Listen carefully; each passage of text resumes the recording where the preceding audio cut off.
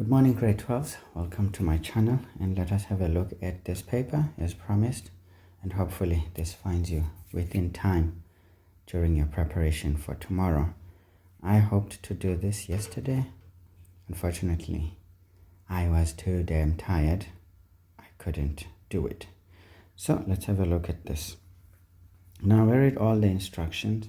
Most important is to present our answers according to the instructions in each question. Very important. Okay, and then we are told here all calculations must be rounded off to 2 decimal places. This is if we end up where we need to do that. Okay, of course, please read all and make sure you understand them. Now, section A, it's usually the section where it's much easier to score some marks. Of course, some questions demand a little bit of application of the knowledge and concepts, but usually it's more recall type of questions, so fairly easy to navigate. Now let's look at the instructions locally. Of course, here this emphasis or emphasizes the fact that there's only one answer for each sub-question here. All right, so please find yourself choosing only one, not more. Okay, the key below shows the main components of a DNA molecule. Okay, nice. And the strength of the bonds that hold them together. Great. Now, we're told this is a weak bond. That would be a strong bond. That's a sugar, phosphate, and a nitrogenous base. Now, which one of the following diagrams shows the correct combination of the components of a DNA molecule? Now, obviously, we know that these sugar phosphate bonds are actually strong covalent bonds, right? Right. So they cannot be weak as suggested here. And secondly, we also know that these bonds between the two nitrogenous bases can also not be strong covalent bonds, but these are hydrogen bonds, which is intermolecular forces.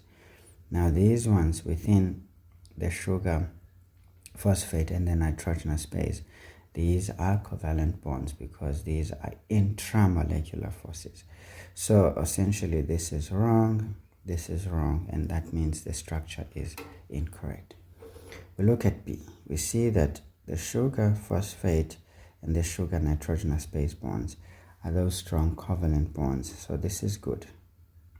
This is good. All right. This is good. So we can see that literally that is correct, and that is correct. Okay. Now, the intermolecular force, remember hydrogen bonds are intermolecular forces, not intra, so they are weaker than the intramolecular forces. So this is true because our hydrogen bonds are weaker than these bonds between the sugar and the phosphate. Remember, this is the unit of DNA. This is the unit. Okay, we can look at this as a unit of DNA. Right, or the building block of DNA. Nice. And this is termed the monomers or the nucleotide. So this is the nucleotide.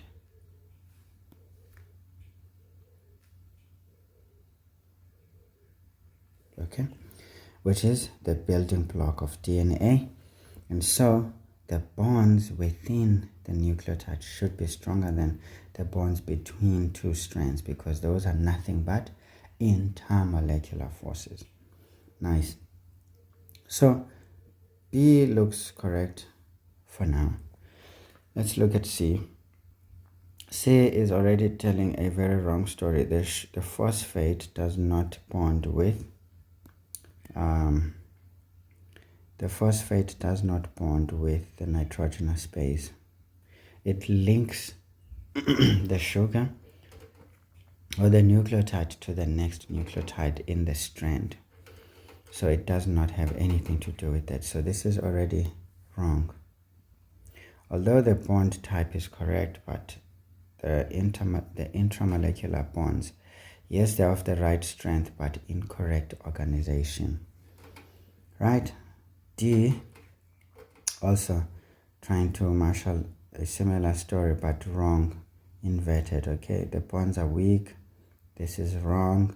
This is wrong. So everything in D is wrong. So B takes the crown. Okay. So be able to see this and eliminate as much as you can, of course, depending on what you know. Now, we move on to the next question. Next question says, Lamarck's laws of use and disuse and inheritance of acquired characteristics. And in fact, these are the two laws that are central to his theory, inheritance of acquired characteristics. Okay? Are rejected because only characteristics. They are rejected because only characteristics that benefit offspring can be inherited. But how would you know these would benefit? Of course, this is trying to speak about natural selection, where the favorable traits get passed on to the offspring.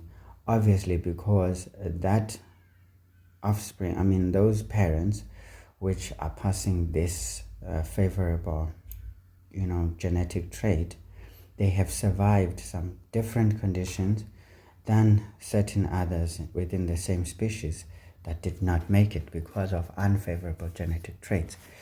So this is technically not correct. Because obviously you wouldn't know if this is going to benefit, but once it is there, then it does benefit, because those that get past such genetic traits will survive longer. So this is more of natural selection theory. So we do not accept this. Not rejected because evidence shows that acquired characteristics can be inherited.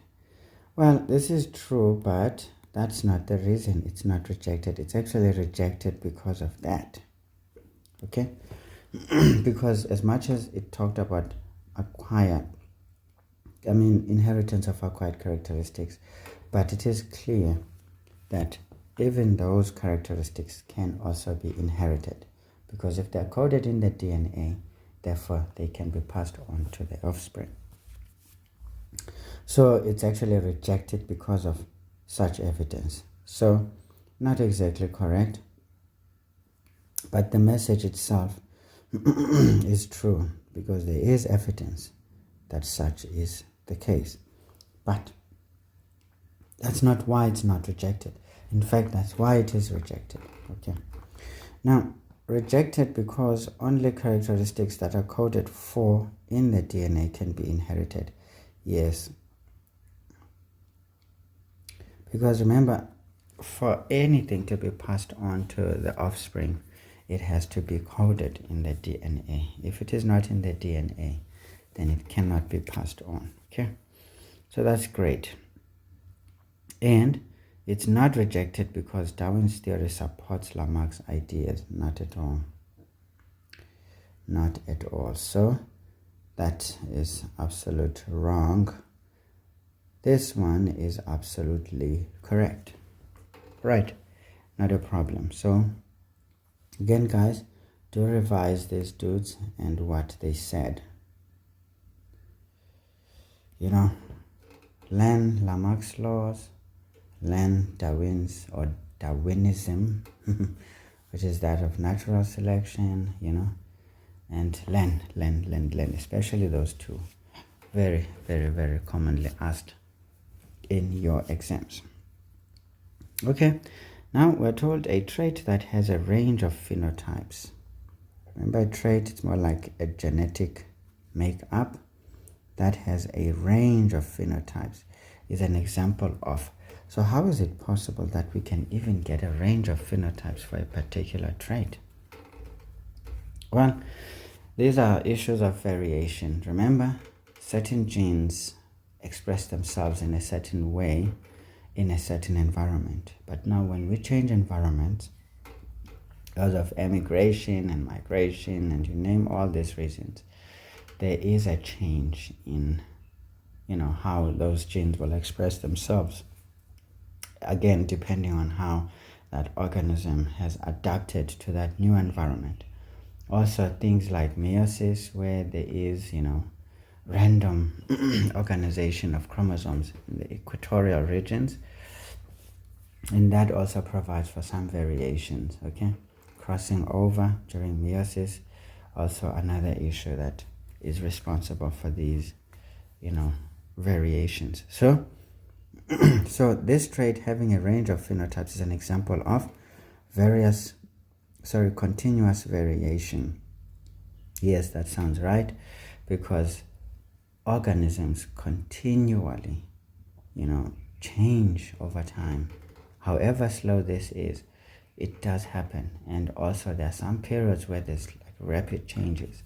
And if you look at the genetic makeup, it's not that different, but the way these genes are expressed somehow are somewhat different. It's all because of these variations. So there is indeed continuous variation.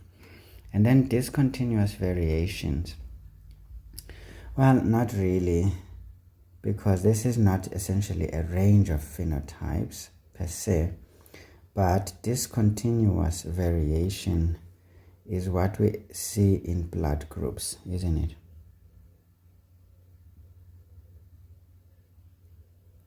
This is what we see in blood groups essentially, or more specifically. So if you see something like that, think of blood groups, So it's not the one, because these ones do not have really a range, do they? No. Okay, complete dominance. Now, complete dominance would mean we would see the same phenotype throughout different states and conditions and what. So no, that's not true. Codominance, this is getting a bit of an in-between type of thing.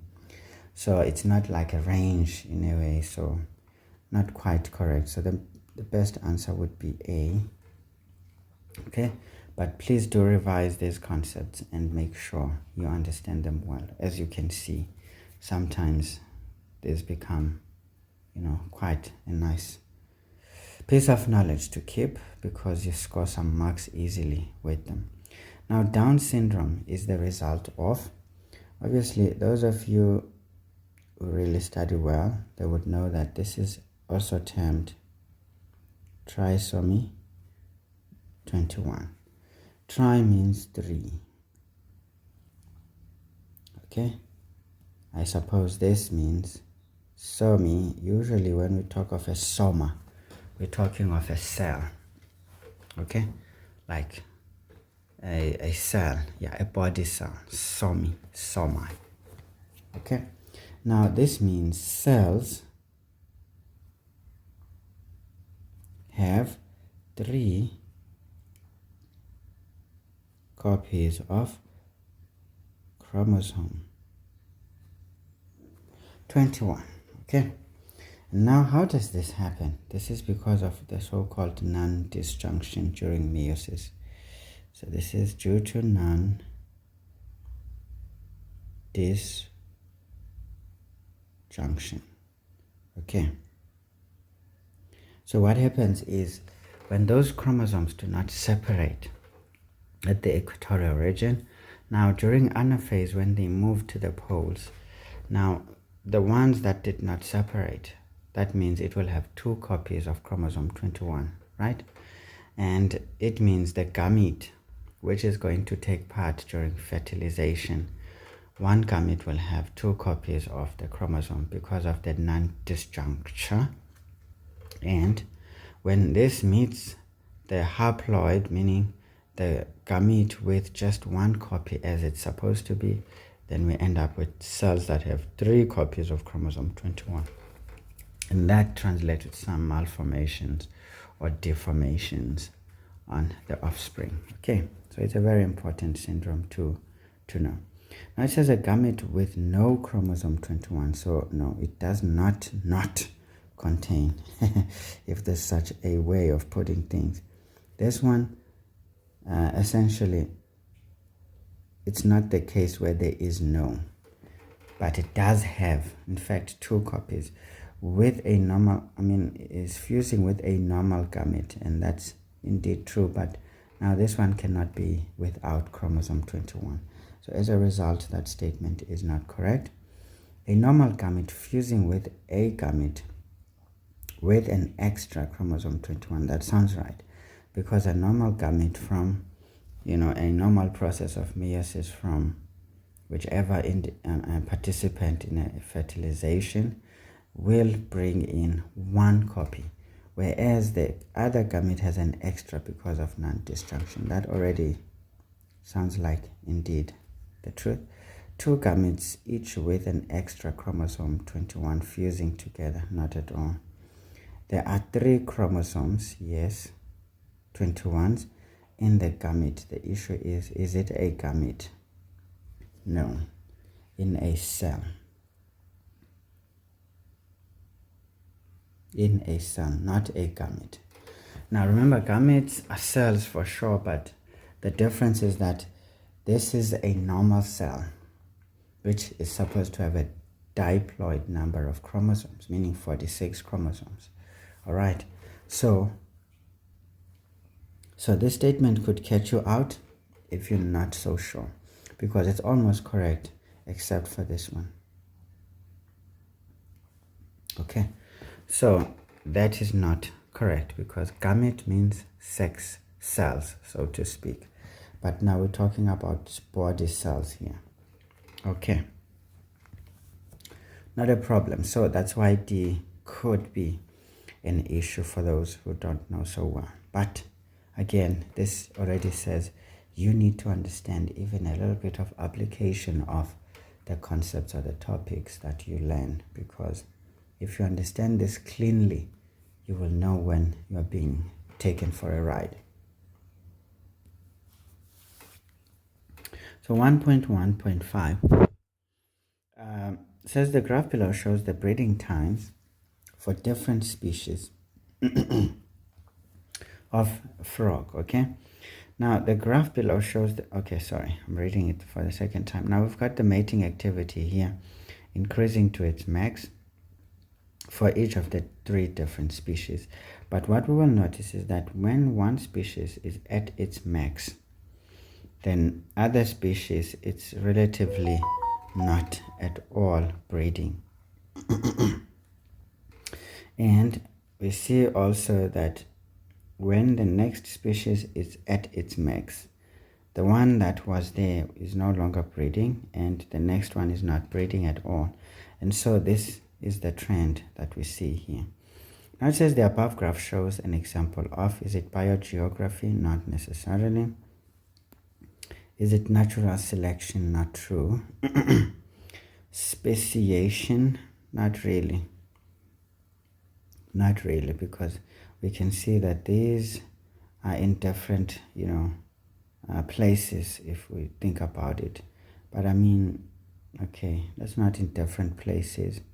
Wood and forest and tree sounds like it's the same place, isn't it? But hey, yeah, sometimes these things can be quite challenging, but it's not really speciation. It's when a species breaks into 2 and then they live in slightly different environments, and then those that adapt to a new environment will eventually end up looking different from, the species they broke away from.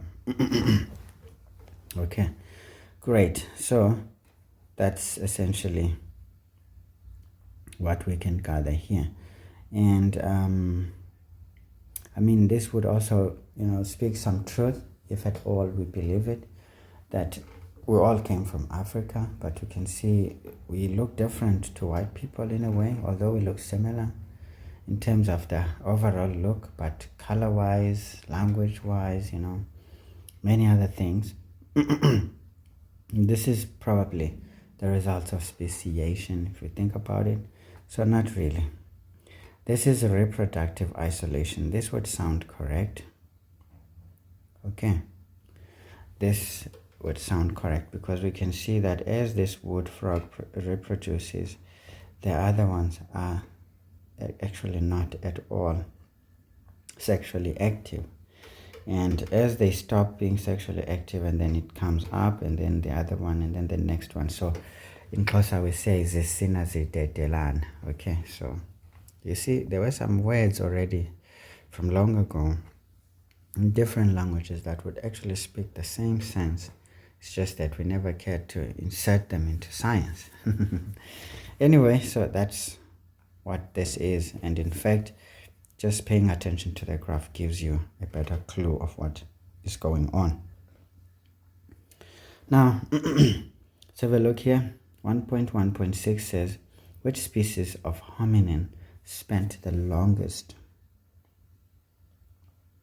time on Earth according to the timeline below? Okay, so time, this is probably many years ago, is it? Many years ago. I'm not so sure, guys, what that is, but you probably know. Anyway, so we've got Australopithecus afarensis, and we've got Ardipithecus ramidus, we've got Homo habilis, we've got Homo erectus, and Homo sapiens. This is the likes of us, the human beings, okay? And of course, the Homo erectus are the closest relatives to us, okay? Maybe things like dinosaurs, is it? I don't know, but yeah, sometimes, you know, my knowledge of evolution and all these things, guys, is as old as 2006, okay? When I was doing biology 1 at university. So it's a bit crusty. It's a bit crusty, guys. So of course I'll do better next year for those who would be doing these subjects in the next year, because I think for physics and maths I've done quite a lot, which the resource in the channel already is good enough for those who want to practice those nicely. Yeah, of course I can add here and there and answer some questions, but as for life science, I may concentrate on it a bit more because I haven't done this. And also trying to be particular to your program, because sometimes my mind just goes haywire when it gets to this. Yeah, kabalag, yeah, because there's some little bit more I know, although it may not be exact in your curriculum, okay? So I will try to avoid, you know, being all over the place. Anyway, so we've got all these guys here, right here.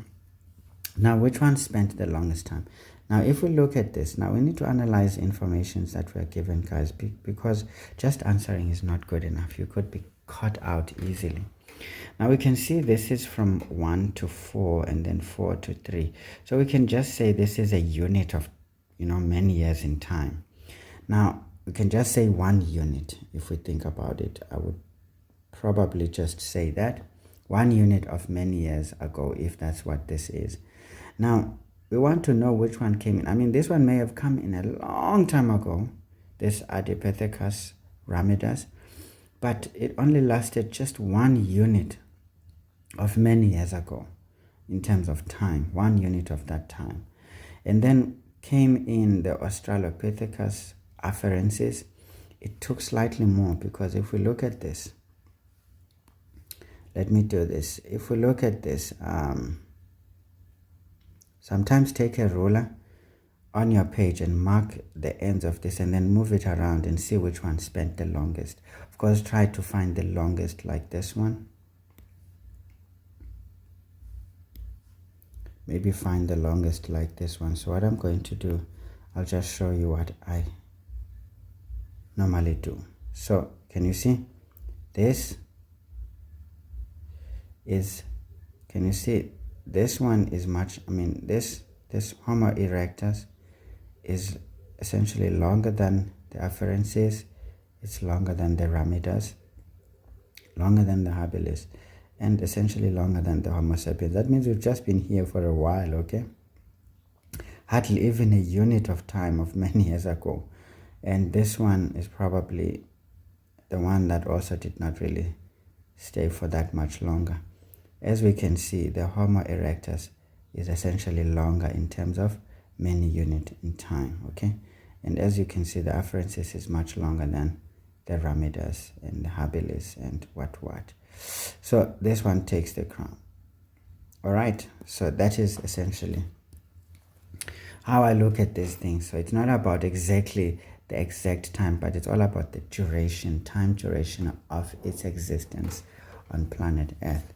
And we can see that this one may be closer to us, but it definitely did spend a very long time in existence compared to the others. So the question said, which species of hominin spent the longest time on Earth according to the timeline below? That would be the Homo erectus. Again, guys, if you analyzed that piece of information given, this would be easy to pick up. Otherwise, it's easy to lose your head running around, not knowing which one. But of course, if you just take your page, you just mark the ends of what you think is the longest, and then you move it along, and you will see that the longer one should be the one that spent the longest time. Even though it's not so long ago in terms of time, but it actually, in terms of duration of its existence, it spent a bit more time than the rest. Okay, let's leave that. In mice, brown fur is dominant over white fur.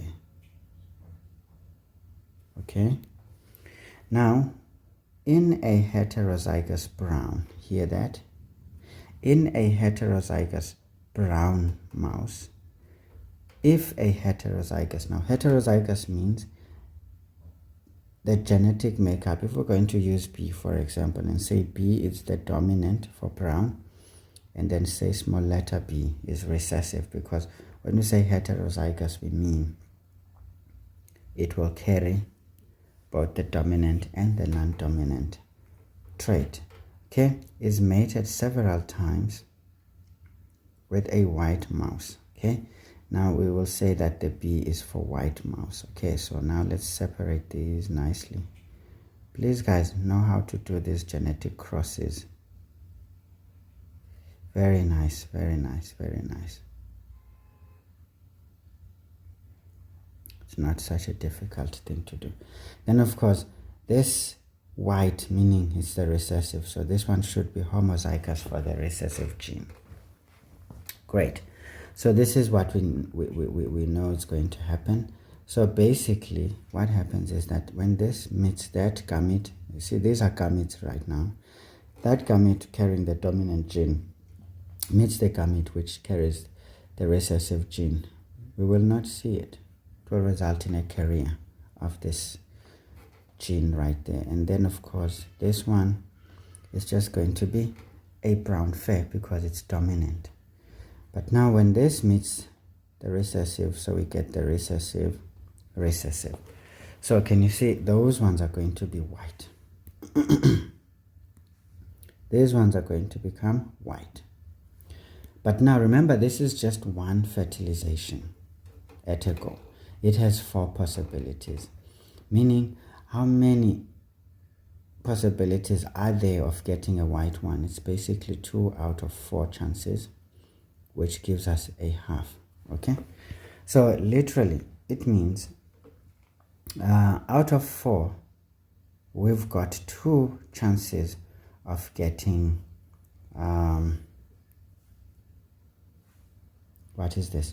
of getting a white mouse. But remember, this would represent 1 fertilization, not 4 fertilizations. This is just 1 fertilization with those chances. So now guys, remember, we've got 80 offsprings. That means 80 chances like this. Now 80 chances, out of 80 chances, the question says how many would be expected to be white? Okay, great. So now each chance has 4 possibilities. Think about the denominator. Each chance has 4 possibilities. So we're going to say 80 divided by 4. That gives us 20. Okay, now in each of these, essentially, remember this several times needed us to be sure of what we are dealing with. Okay, so we know that out of all these 80 times, we had 4 possibilities for each Okay, now we are saying we wanted a white one, so there were two possibilities for each chance. All right, two possibilities, and now we can simply say, well, therefore this is going to be 20 by 2, which gives us 40. So that should be the answer. Again, here, this is one of those questions where I would say maybe higher grade-ish, higher order, because you've got to apply your knowledge and try to understand what you're dealing with. Of course, if you don't know how to do these genetic crosses, then this can become a bit strange. As you can see, that it's not that easy. Again, folks, what you could easily do, I mean, I'm doing too much. You could actually take half of 80 if you think about it, because out of 80 chances, we only got half a chance of getting a white one. So you can just say 80 by half, it gives us 40. Or you can decide that you can say 80 divided by 4, and then you multiply by 2, isn't it? So that's another way of looking at it. All right. Okay. All right. So this is not too technical. So let's leave this without messing it up. Of course, this is very nice because it's very interesting, actually. This is the fun part of genetics. All right. Let me sip a bit on my thingies.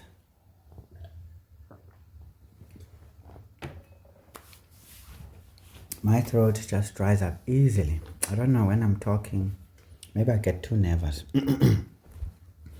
And this creates the moment.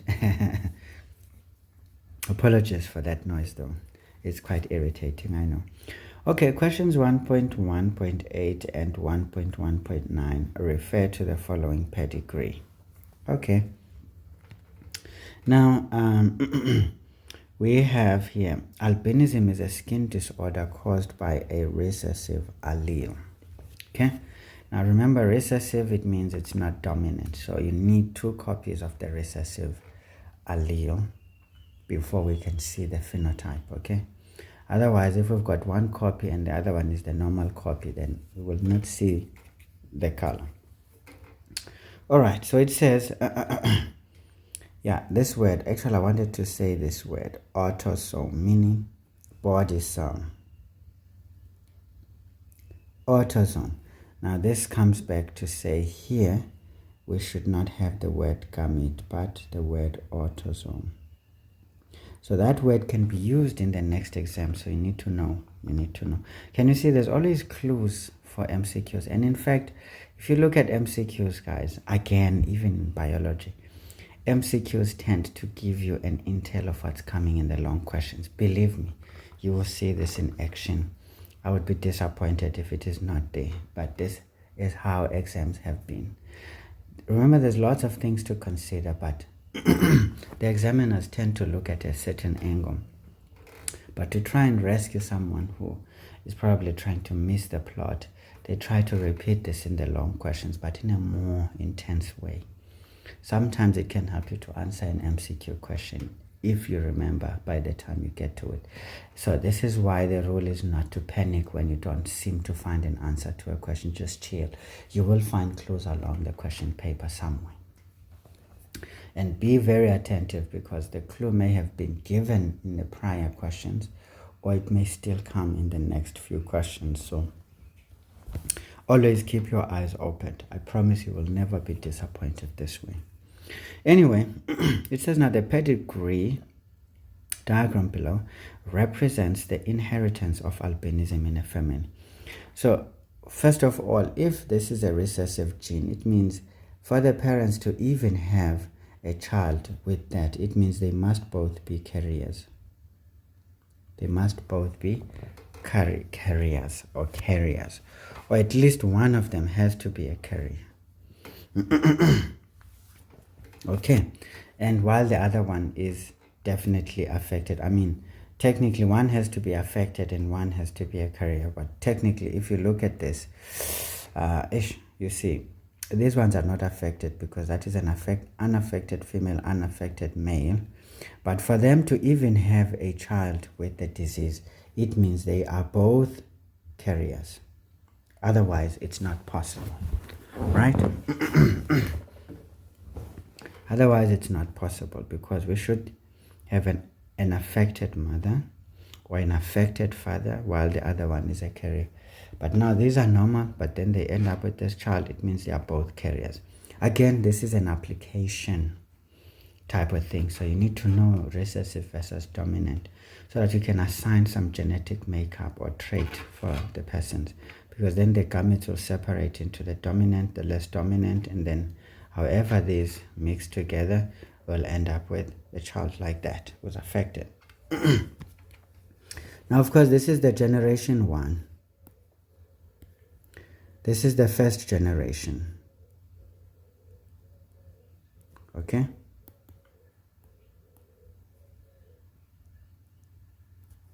Right. And then they give off their own offspring. That makes the second generation. Right?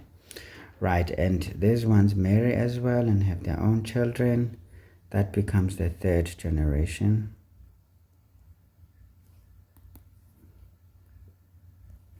And then that one also finds a wife, and then they have a child. That gives us the fourth generation. So these ones are easy. The generations increase as we go down the tree. Okay, all right, okay.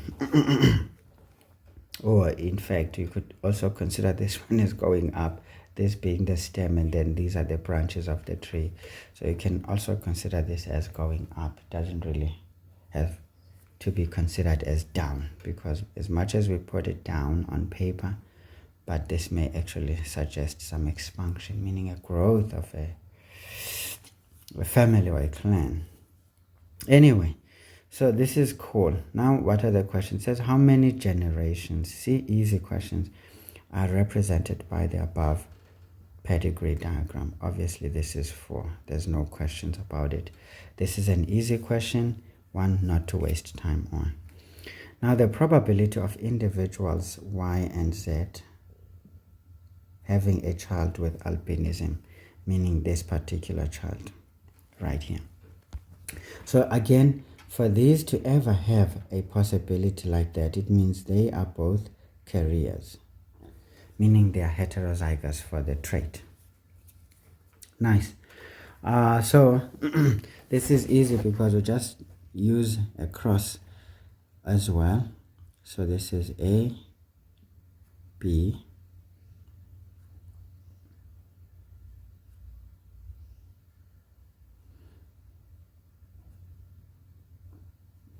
okay, so that one is also like that. So what do we get?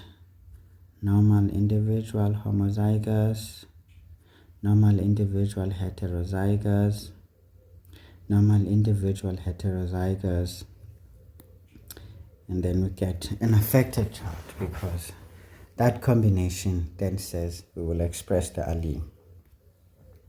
Now this is the only one out of 4 possibilities. So this is a quarter, 1 out of 4 of the chances. So we multiply this one by 100. So this is 25%. Easy. So this is A. Again, you needed to know how to apply the knowledge of dominance versus, all these other things. And also know how to do the genetic crosses using the gametes, okay? Because meiosis will separate these either into cells that have this, cells that have that. So depending on which cells are going to take part in the fertilization process, then it will determine exactly what we are going to get. All right, okay, all right. So those are very nice questions, guys. Again, you can't guess these numbers. You need to know how to do this.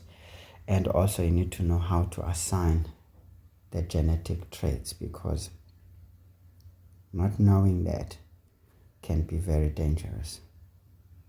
And you would end up losing easy marks because of not knowing enough, okay? Now we're told here homologous structures. Homo usually means, same sort of.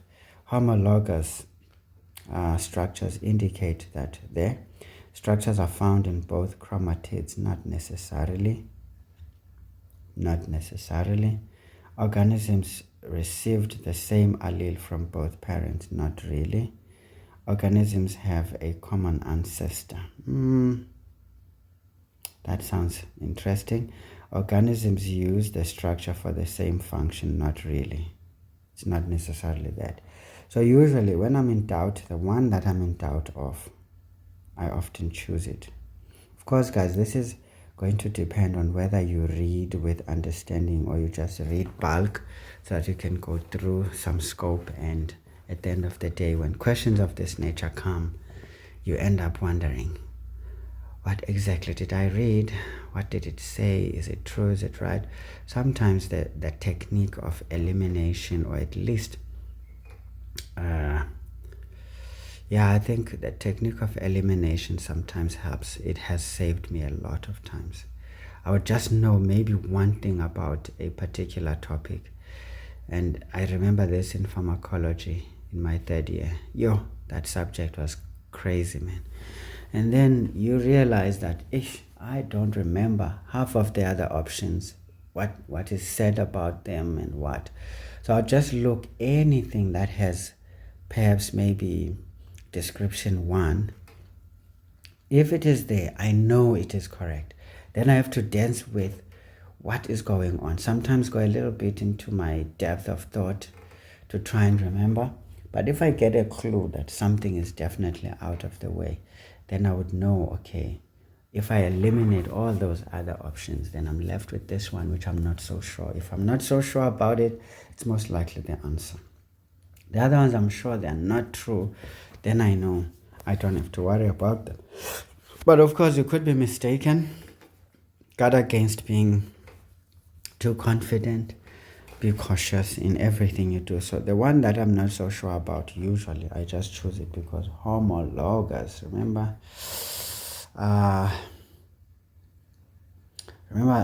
homologous series in chemistry.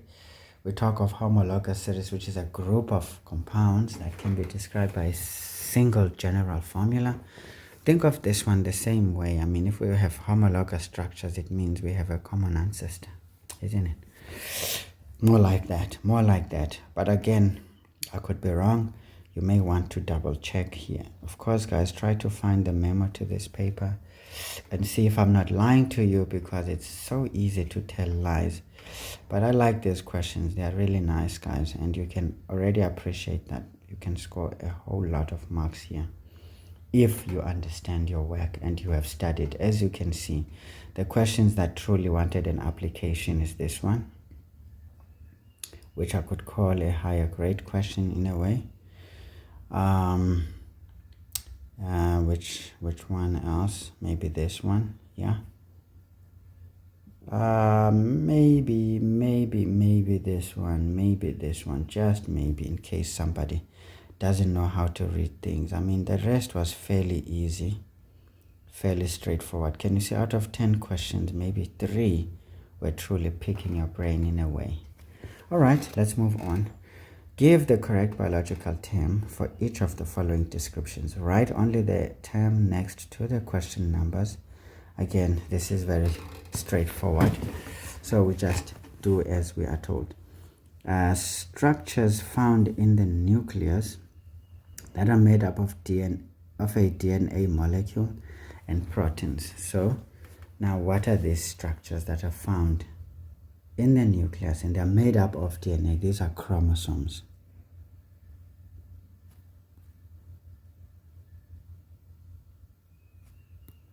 Chromosomes. Okay, nice. Now, if you ask me, where did this word come from? Remember when they stained structures that they found in the nucleus, these things tended to be colored with different bars and stuff. Chromo means color. Okay, and then soma means body. So these were colored bodies essentially, because when they applied some stains, these ones took different tinges of color and stuff. So soma comes from the word soma, which means body. Whatever the body is, could be a cell, it could be anything. So basically chromosomes are just colored bodies, because when they put stains in there, you started to see, different colors, and of those different colors there were some, bands and stuff that you could appreciate. Hence we knew within a chromosome lies certain genes, because when they focused on those bands, then they started to sequence those, and they could see, a pattern that says, okay, there's a coding for certain traits and proteins of different functions and stuff. So a lot of work has been done, guys. So please do not play around here. Now it says, goodness, why is it moving now? Heaven. It says here, a section of DNA molecule. Remember, now we're talking about a section of a DNA molecule that codes for a specific characteristic. I don't know, this thing is moving itself. Now that would be a gene, isn't it?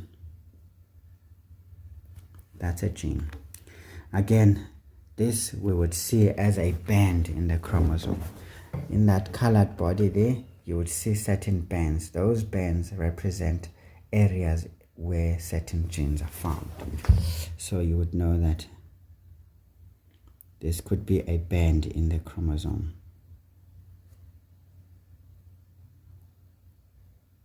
Okay, good.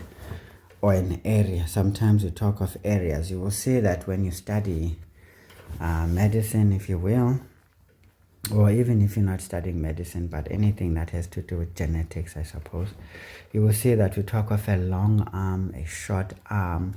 In the short arm, there's a specific area and a particular band in which a particular gene that is responsible for some disease that you may be studying is implicated. Okay, so that could show up as a band in a chromosome or an area in a particular chromosome. All right.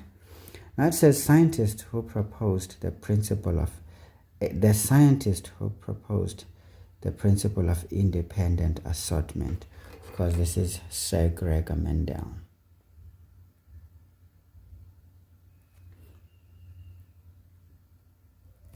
Okay, that's the one. In fact, that's how we learned how to do the genetic crosses, because we're doing the Mendelian, way of things. Okay.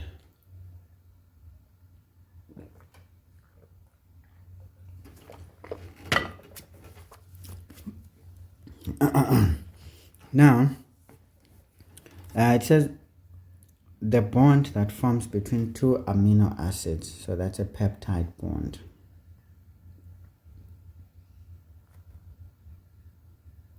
Okay, peptide bond. Now the building blocks, monomers of DNA, these are nucleotides. Can you see, guys, all of these were there in the MCQs, was it not? First question was all about the DNA strand, nucleotides. Of course, you needed to remember that, right? Right, and then, yeah, man, yeah. We did, crosses and stuff. That is gametes there, okay? And it has something to do with genes, can you see? And we're even talking about the scientist who brought forth this idea of genetic crossings and stuff. Interesting. And then, of course, some more detail like peptide bonds, between amino acids, and then the building blocks of DNA. We did speak about it, the nucleotides and how they're organized. Can you see? If you remember this already, that means you're cruising for the next few questions. Or at least it can help one to answer questions that they previously could not. So this is why I'm saying to you guys, if you get a question that you cannot answer, don't stress about it. There are clues within the paper, whether they are still to come or they have come before.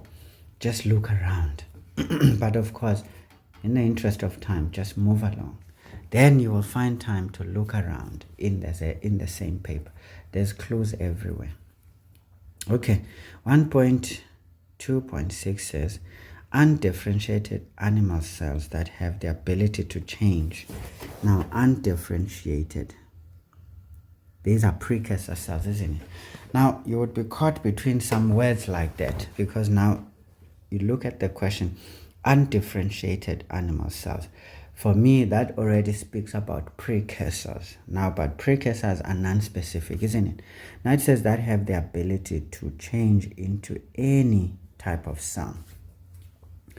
You know, precursor cells tend to do that. Now, I don't know what do you do, because if we are specific in saying animal cells, because when you say precursor cells, we're probably not specifically applying this to animals or to plants per se, but we're just simply saying these are undifferentiated cells that can, you know, form or change into any other cell type. So this brings forth the word stem cells, okay? But I don't know what happens if you write the word precursor cells. What can we say if we say precursor? Let me write it nicely.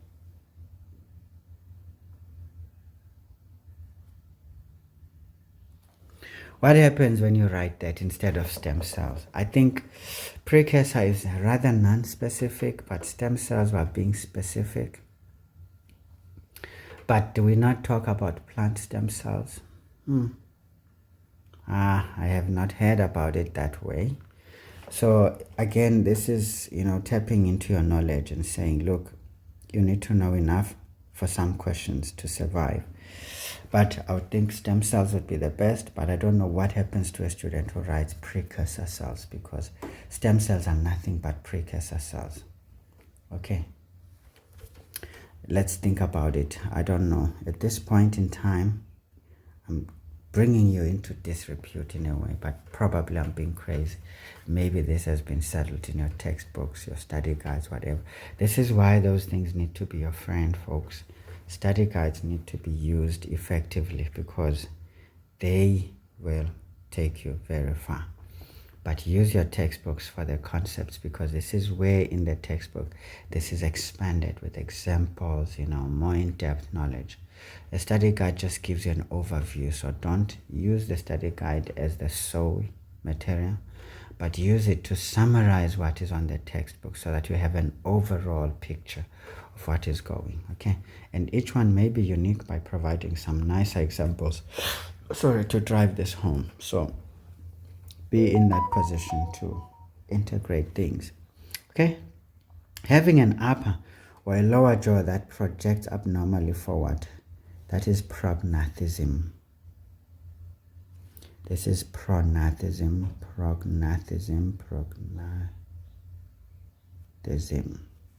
Okay? Having an upper, that is prognathism, and yeah, that is it. So it basically says something is just, you know, projecting far forward in a way.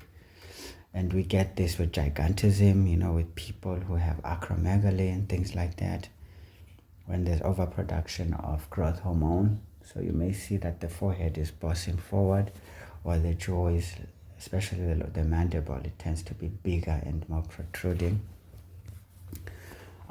So yeah, that is essentially prognathism. It's either you remember or you don't remember. That is it. So this one is a matter of do you know or do you not. Now it says the explanation that species experience long periods, see, long periods without physical change, and then short periods with a rapid physical change.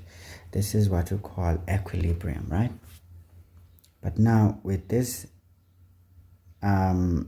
interface where there's long and short, that's what we call a punctuation. So this is called punctuated. Punctuated, I don't even know if I'm writing it correctly, equilibrium. Okay, this is what is called punctuated, but please do check my spelling there, it could be wrong.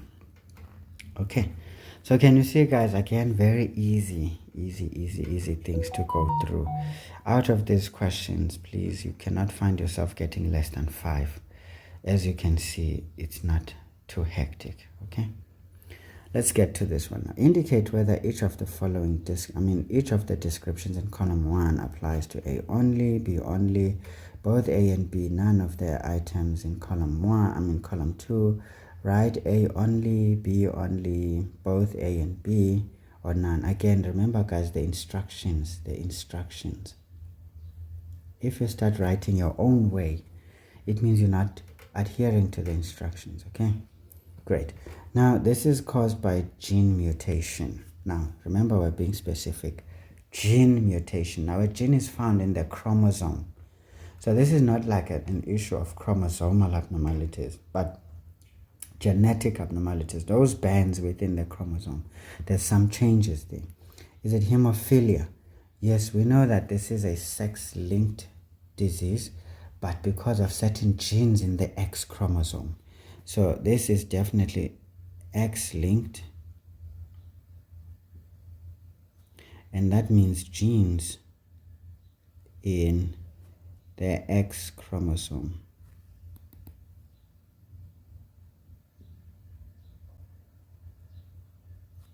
Okay, are abnormal. I'll just say abnormal. Okay, so that is true. Down syndrome, it's not necessarily the gene, but it's the whole chromosome, because there's an extra. Here we have an extra chromosome. Okay, I'll just write extra. You'd understand what that extra means. There is an extra chromosome there. So basically this should be A only, because this one is all about gene mutation. Now there's a gene mutation in the X chromosome for hemophilia. It's X-linked, as we say, but Down syndrome, it's nothing but an extra number of copies of chromosomes rather than a particular gene. Now a somatic cell, it can be haploid, it can be a skin cell. Now these are gametes. This applies to gametes only. Okay, now a skin cell, yes, it's a somatic cell, so that is an example of a somatic cell. So this would be B only.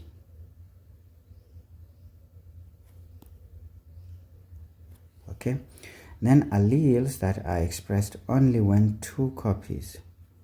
Alleles that are expressed when only 2 copies, key is 2 copies, are present. This is a recessive gene.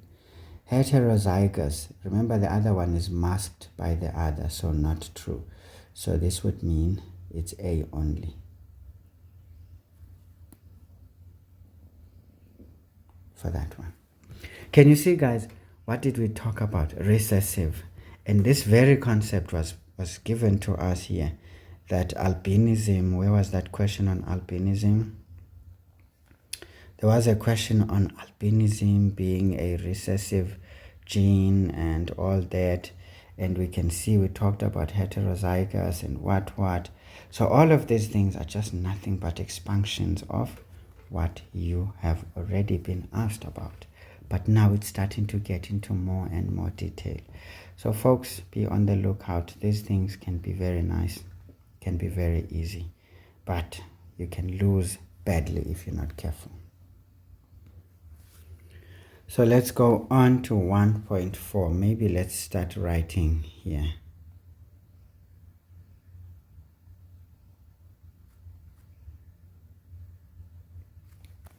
Because I already squashed myself here. Maybe it would be nicer to write on the page from 1.2, but I've already written on the question paper, so I'm just going to start with 1.3. Okay, so we've got 1.3.1. We said A only. 1.3.2, we chose B only. 1.3.3, we chose A only. Okay. So that's easy. And then we're going to go for 1.4. Now 1.4 says, study the diagram of 2 chromosomes below. Okay, so what is cooking here? Crossing over is taking place. Okay, this is happening at the equator, so already this is something about meiosis, isn't it? Yes, and when do we get crossing over? In prophase 1. Right, now just something you need to know. This portion of the chromosome, we call it the short arm. And it is usually denoted by the letter P. Okay, small letter P. So whenever you see a chromosome like chromosome 21, you will see 21P, for example. This means the short arm of chromosome 21. Okay, and then of course this other part is the long arm. And then it's denoted with the letter Q. Sometimes you may see chromosome 12Q. This is the long arm of chromosome 12. Okay. Sometimes you will see Q1, say 2, something like that. What does that mean? Now this means it's chromosome 12 long arm area 1. Remember, this is divided into areas, and then this would be band 2. This is for those, of course. This is for those who are already in university. So this can be very important because there's a certain area which we talked about and the bands which speak about particular genes. So this is basically trying to locate the gene in the chromosome that is responsible for the problems. So this is just an example. It's nothing really big. Okay, not a problem. Yeah, my throat is just doing its own things now. I don't know why. Anyway, let's see. What is the story now? So we can clearly see this is just meiosis. Don't. It says now name the process taking place in the diagram. Obviously, guys, we know that this is crossing over. So 1.4.1.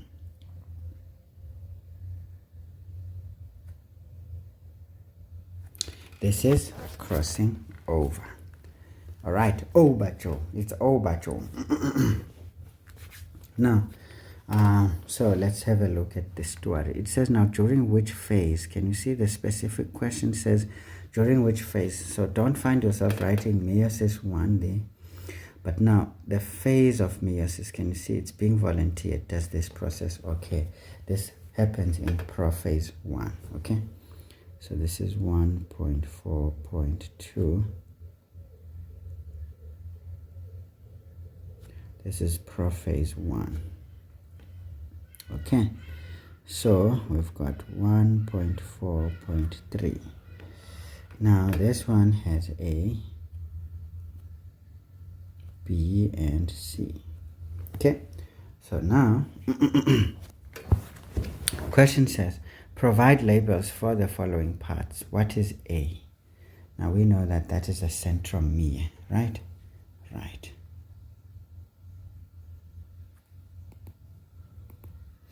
Centromere. Okay, centromere. Okay, it doesn't want to write nicely. There's nothing I can do about it. Okay, now the next one says B. If we look at B, this is nothing but, now would you say the long arm? I don't know if you guys go to that much detail, so I think it would be safe to just say this is the actual chromosome, isn't it? Because that's the chromosome. But now remember, the chromosome has 2 alleles, so to speak. It has 2 alleles. Okay, this one and that one. So when we split it in half into just one strand or something like that, we call it a chromatid, because the whole thing is a chromosome like that when it has both alleles. But now when we just split it into half on its own, we call it a chromatid. So I would say B is what represents a chromatid.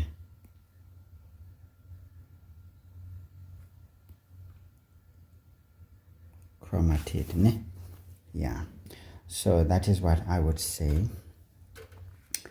Again, guys, the way it's put, it may be quite a nightmare, but I do believe you should be in a position to get it right. And then the next one says C.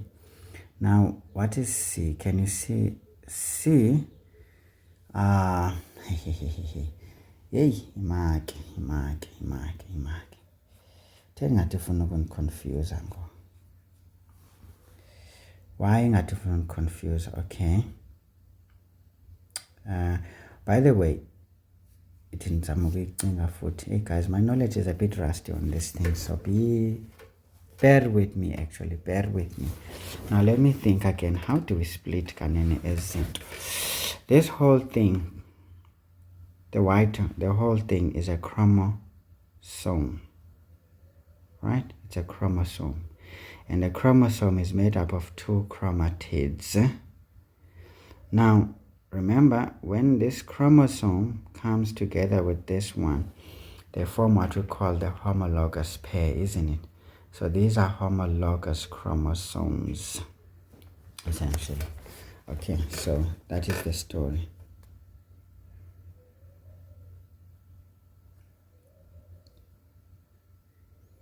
Homologous. Ubhala kanjani logous kanini? Ubhala kanje? Think so. Homologous chromosomes. Okay, because these would have, the same origin, so to speak. Homologous, meaning coming from the same gene or same genera. I don't know, I think so, but I'm not so sure about the logous part. Is it genera? I think so, from the same genera, meaning family, something like that, because we always have genera and species. Hey, yeah, you guys are making me recall things now. You're making me recall things. It likes to do its own super things there, things that I didn't teach it to do. Okay, so let's qhubeka, guys. What are we qhubeking on? It says now we need to draw.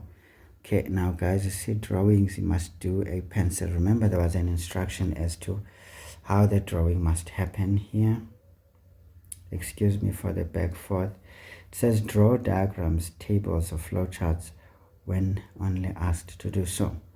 And it says all drawings must be done in pencil and labeled in blue ink. So make sure that instruction is applicable. And if you've forgotten, please read it again, because if you find yourself drawing the diagram with a pen and then labeling with a pencil, you're already undoing the law provided for you. Okay, so we have got 1.4.4.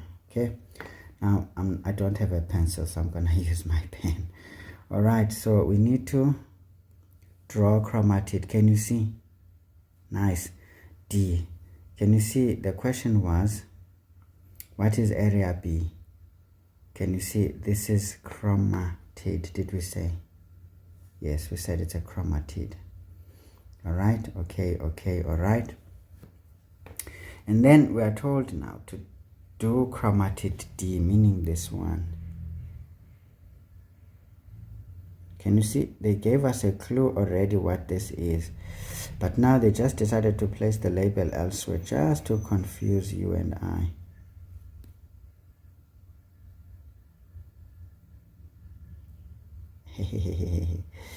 So we want to draw this chromatid D after crossing over has taken place.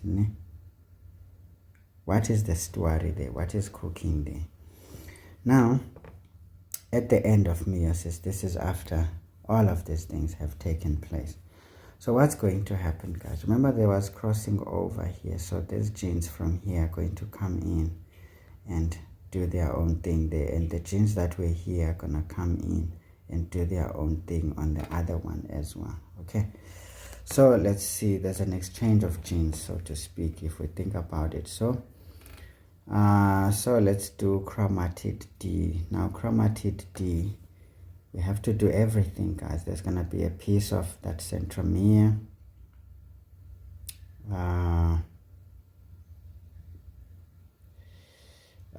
So this is what is going to happen.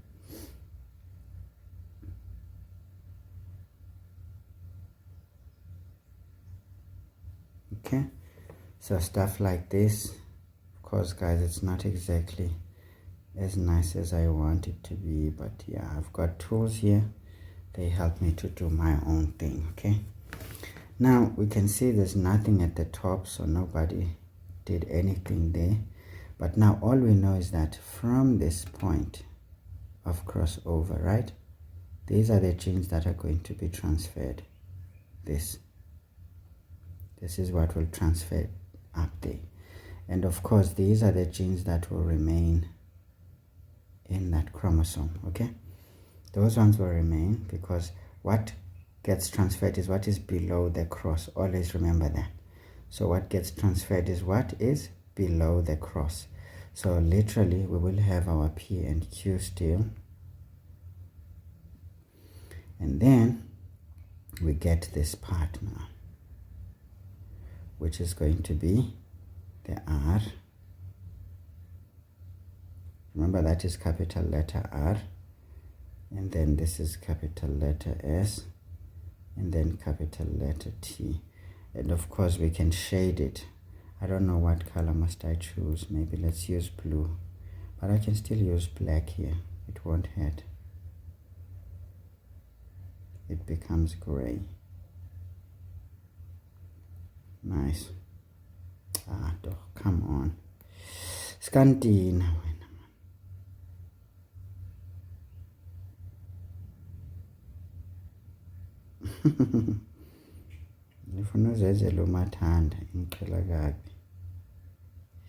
Okay, guys, so this is more like it, ne?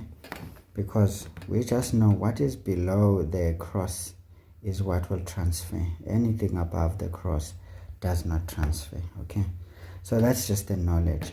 So I can just say here NB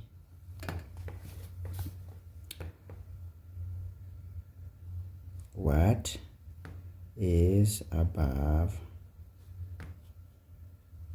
the cross does not transfer.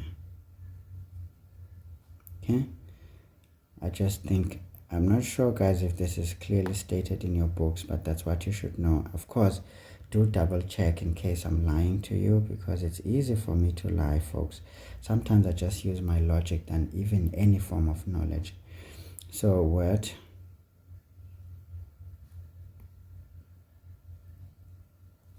is below the cross. In fact, be very careful what I mean by the cross. During crossing over, does transfer. Does transfer. Or we can say exchange.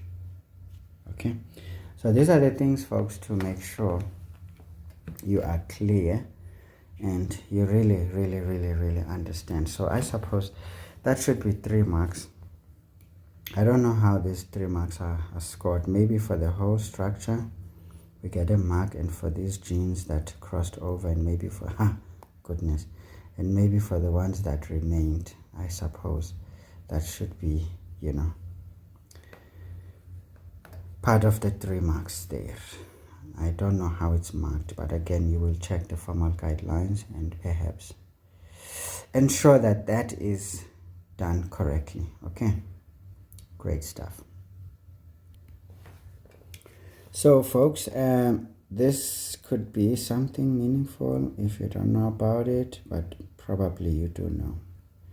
You probably do know. I don't even remember if this is the other way around or not, but I think it should be this way. What is below, we accept it as what crosses over. All right, let's not spend too much time on that. So we're getting to 1.5.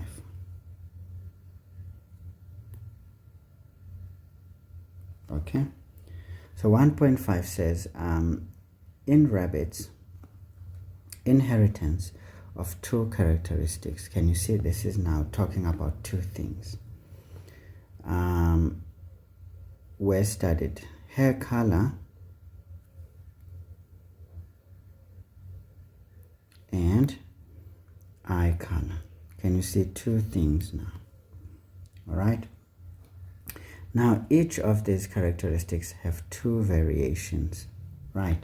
And we know there's dominant and recessive, isn't it? Yes, there's going to be dominant and recessive. So it says now hair may be gray or white, and eyes may be black or red. Now the symbols for G, okay, now we can see this is the dominant and recessive on the gray color. Okay, so this is gray versus white, and then the color symbols for the variation in eye color is the letter B, okay, and the small letter B. Okay, not a problem. I used for the two variations. Okay, not a problem. So basically we've got G, G, we've got B and B. Okay, that is what we have to consider. That is what we have to consider.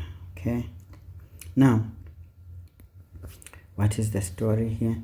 It says now when two rabbits that were heterozygous for hair color, heterozygous, remember that? That means for hair color. What was the hair color? G and G. Heterozygous is like that. And eye color, see, as well as the eye color. So this is stuff like this. So both of those, you know, genetic traits or genotype, if you think about it, this is the genotype we need to consider, were crossed. The following results were obtained. Okay, gray hair and black eyes, characteristic 9, and then of course the number of offspring. Goodness, what is this now? I think the characteristic was supposed to be here, meaning gray hair and black eye, because that's the characteristic, and the number of offspring should be these ones. Something was not right here. Anyway, so this is what we see, folks. Not a big deal. Now it says state the term for a genetic cross that involves two characteristics. Remember, we often did one at a go above. When we're doing our things in the MCQs, it was more like one thing. Now, when we're doing these ones, remember when it was just one trait or one characteristic, we call it a monohybrid cross, isn't it? So please know that as well. Now, when we are doing two characteristics, that is called a dihybrid cross. 1.5.1. So this is what we call a dihybrid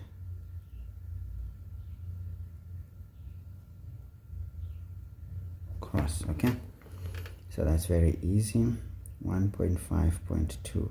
Can you see a little bit of recall is helping here? Easy marks. Give all the possible gametes. See, gametes of the parents. Now we need to think about all possible gametes of the parents. Ne?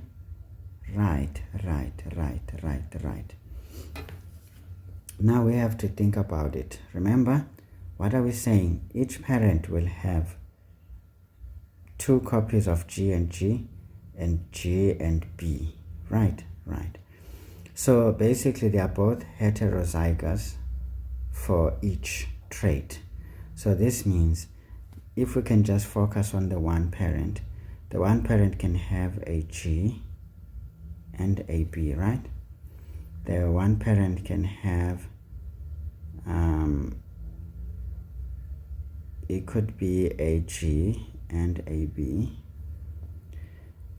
the one parent could have a G and a B, right?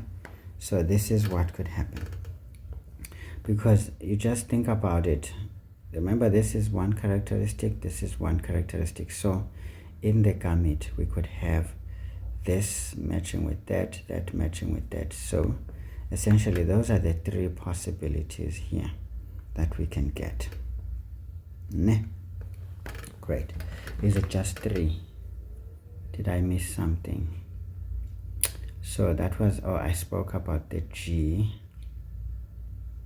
Yeah. Oh yeah, we could have, oh, that's it.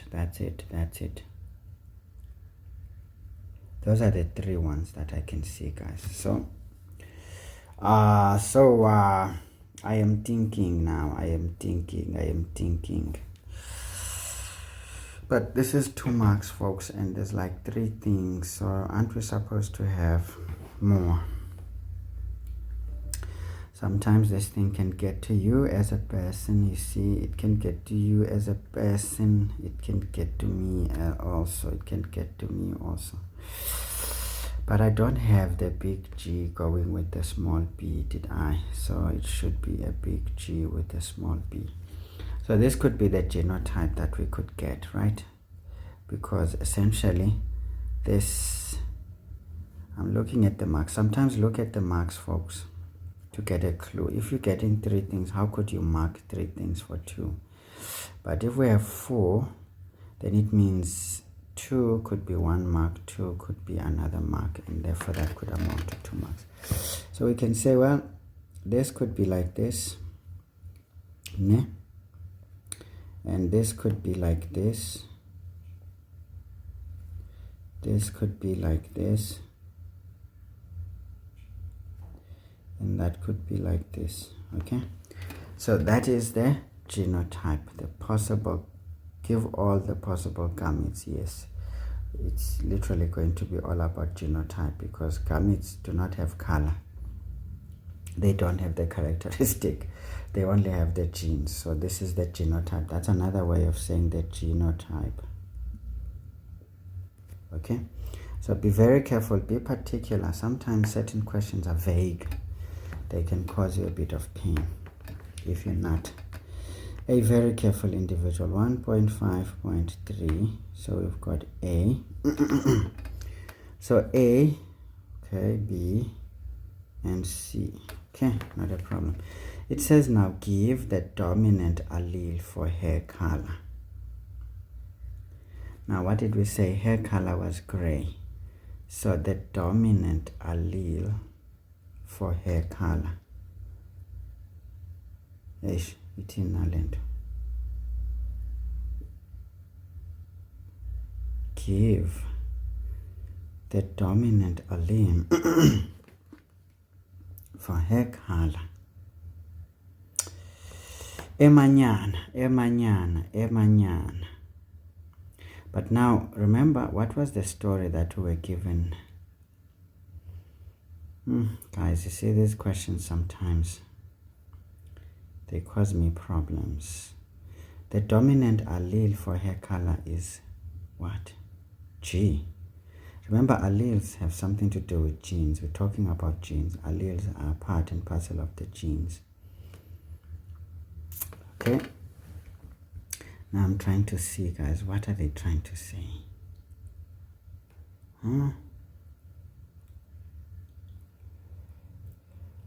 What are they trying to say, these guys?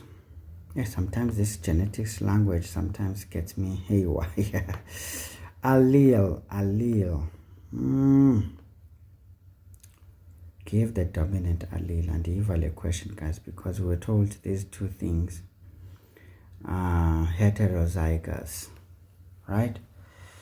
If they're heterozygous for the dominant hair color, I would write something like this. Hair color is G.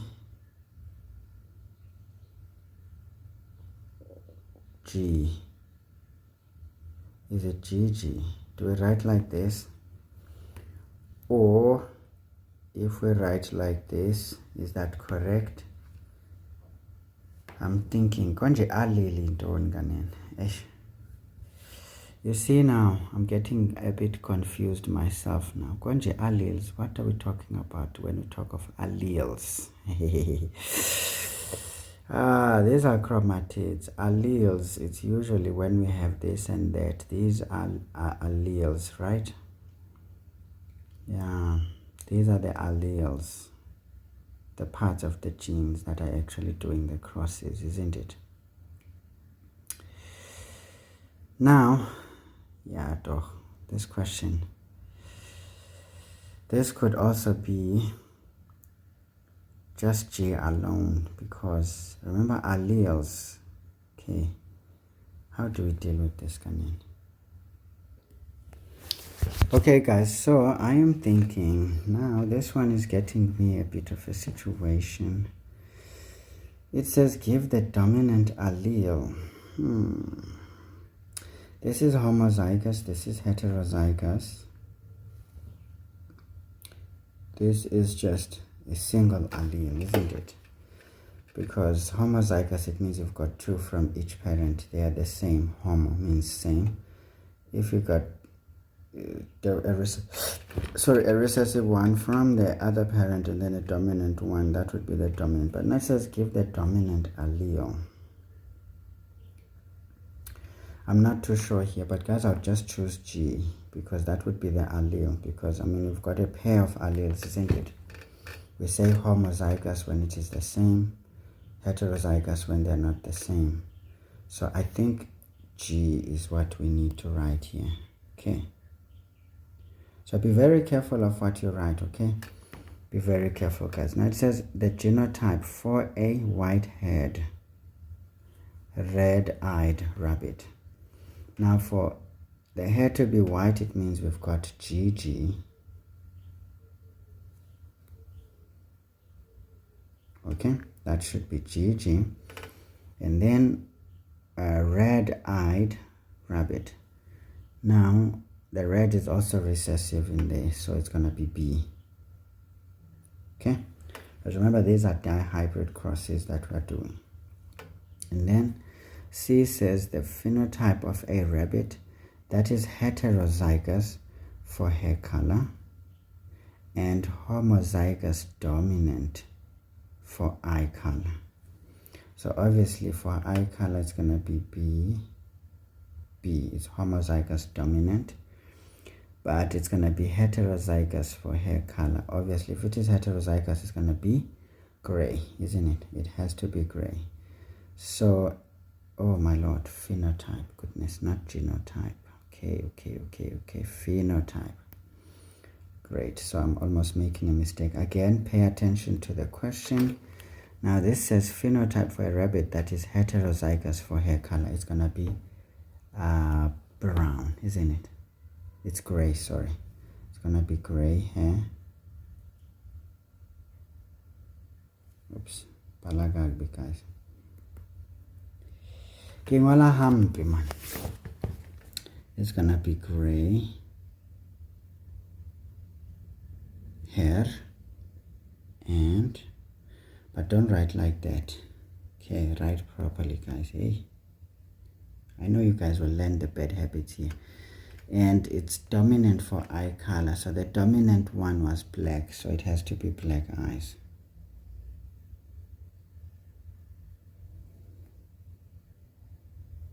Okay, so that ends section A, folks, with some 50 marks, and you can see these were not too difficult.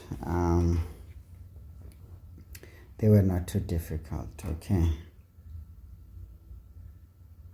they were not too difficult. I think I need to chow something. Let me just chow something, and then we'll go through section 2.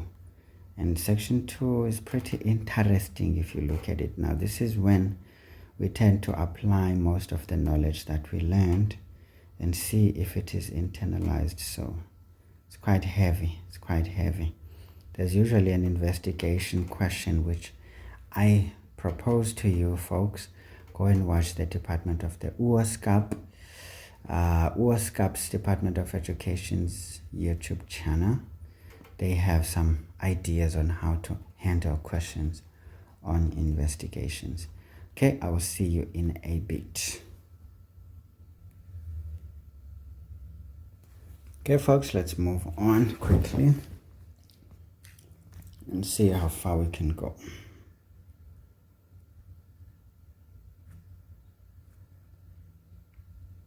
So question 2, what do we have there? Now, we are given that the diagram below shows part of the process involved in making a protein. So this is nothing but protein synthesis. And of course, we've got molecule 1 with T, G, C, C, A, C, A, C, C. So once we've got thymine, we know this is DNA. This is a strand of DNA. And then we've got molecule 2, which is A, and then things are missing. And then we've got C there.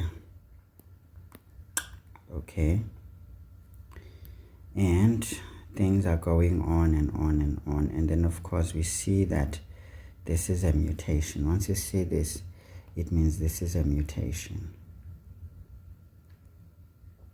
Meaning C is not supposed to be there.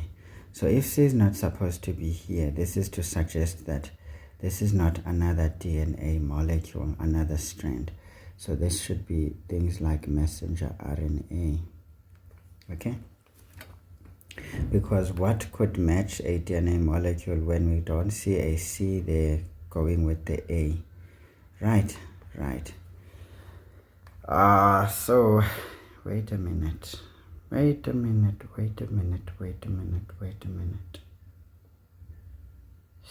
Yeah. It was supposed to be T, right? Because A goes with T. Now A went with the C. So this is suggesting this is not true. It's not supposed to be this way. It's a mutation. And normally A, if this is not a T, and it's definitely a C, which is also saying it's a mutation, we should be thinking of some messenger RNA. This is just the thought process that needs to come in. Okay, and then let's go on. Of course, this would be transcription, isn't it? We're taking a transcript here from the DNA and we're going to translate it into some proteins. So these people are obsessed with writing because this is more writing heavy. So when you write it, do a transcript and then it gets translated to different languages and then it gets published. Okay, all right, okay. So now it says provide the name of molecule 1. And of course, just that T gives us that should be a DNA strand. Okay, so that would be 2.1.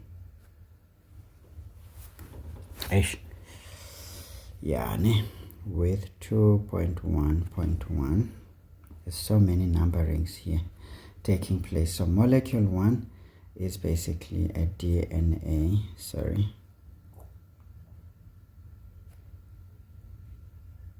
strand. Okay, so B, molecule 2, it should be messenger RNA strand. Okay,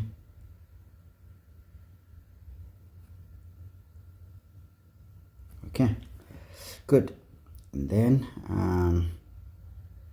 2.1.2 says name the process shown in the diagram. That is the process of transcription.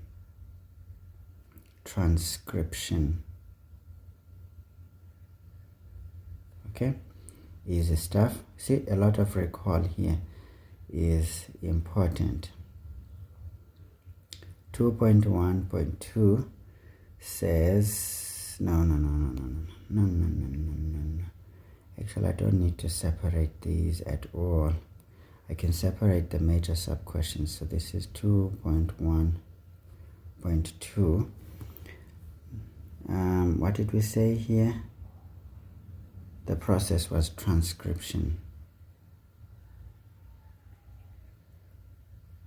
2.1.3. question says, in which organelle in the cell does the process mentioned take place? We know that this happens in the nucleus. Easy stuff. 2.1.4. Now, we are told here that give the nucleotide sequence. Give the nucleotide sequence for molecule 2. It says write out the complete sequence from left to right, starting with the given base A.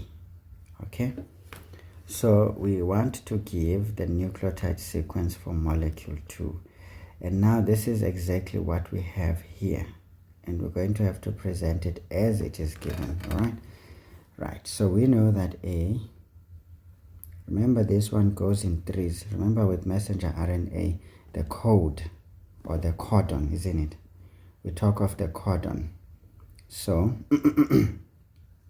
so the codon is going to be in the manner that it should be. So there's three of these nitrogenous bases that we need to consider. So G goes with C, isn't it? So it's going to be A, C, and then C goes with G, right? Right. And then of course this can go on to, I don't know if you have to form these links, but that would be the sequence, and then it goes to, again it starts with a G on the third one, so it's going to be G. And then of course they have given us a C, which was a mutation, but we have to keep it right, and then C goes with G again. And then we go to the last one. It's going to be A. Remember A, normally if we're saying this is messenger RNA, remember that was a mutation. Now here there's no mutation. A goes with uracil. So it's going to be U. I'm good in U, G, G. Wow. Interesting. So that would be the sequence of the nucleotides. Of course, they go in threes because the codon is made up of 3 nucleotides, so to speak. Okay.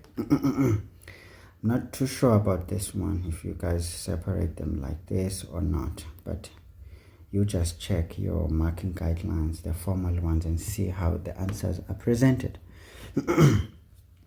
Now that's it for that one. 3 marks, so that means for each one. That's how we score those marks, okay?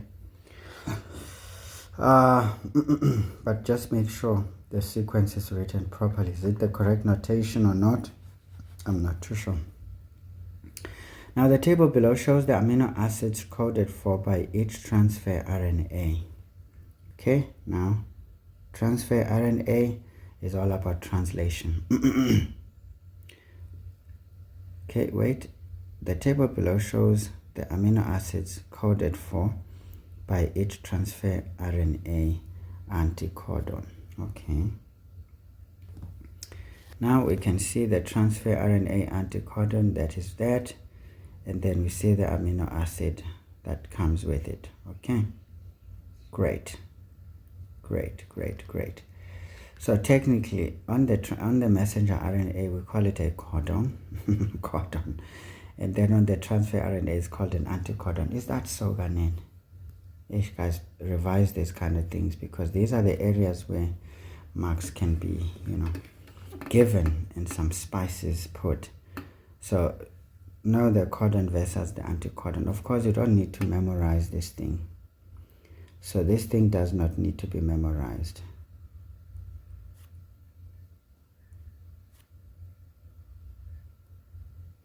Okay, it is usually provided because, trust me, even if you have a good memory, you wouldn't remember these things unless really the examiners are trying to punish you. Even us at university, we were given a table to choose from. Otherwise, it wouldn't be easy to remember this. Okay, it says now use the table to determine the amino acid sequence. So we want the amino acid sequence from left to right, coded for by molecule 1. Okay, coded for. Now remember, folks, here's the thing. When we say it is coded for, it means it has to be in the code that molecule 1 dictates, not the, you will have to exclude the mutation, because we're just dealing with the code. So always pay attention to the question. It says use what? The amino acid sequence. Use the table to determine the amino acid sequence from left to right. Coded for, meaning from the original. Okay, remember that. So we will then replace this one correctly. Okay, remember that. So let's have a look. Now, of course, here you present the answer only, but I'm going to show you your workings. So obviously, the first one is, you see, T goes with A, right? Right. So this is going to be essentially, what is this question again? 2.1.5. 2.1.5. Now our rough work here is going to say we've got A, that would be A, and then G goes with C, and then C goes with G, and then this would go with G, C, sorry, C goes with G, yes. This is going to be G, U, G, G, U, G. Okay, and then this goes with U, G, G. Okay, then we look on the code here, or the anticodon. ACG is what? AGG. We don't have ACG. Wait a minute. This was ACG. ACG. We don't have ACG here.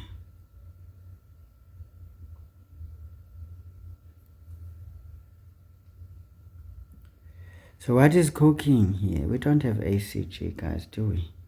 We've got AGG, not ACG. And that's arginine, and then we've got ACC, that's threonine.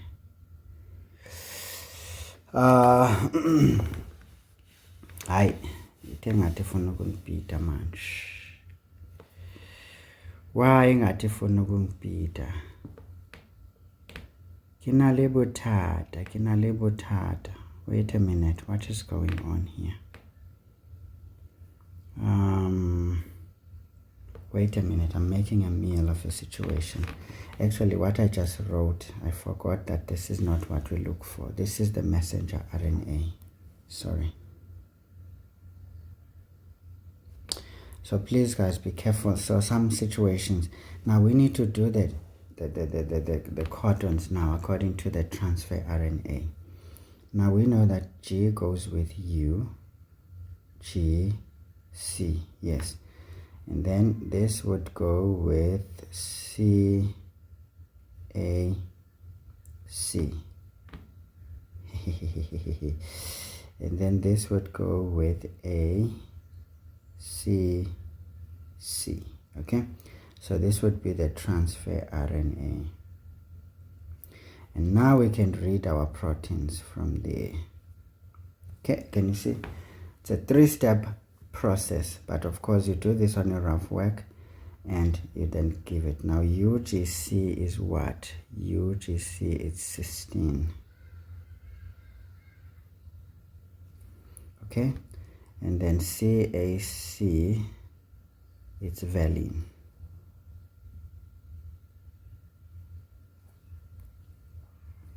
Or maybe I should write the answer properly, folks. This is now the answer. So this is going to be cysteine.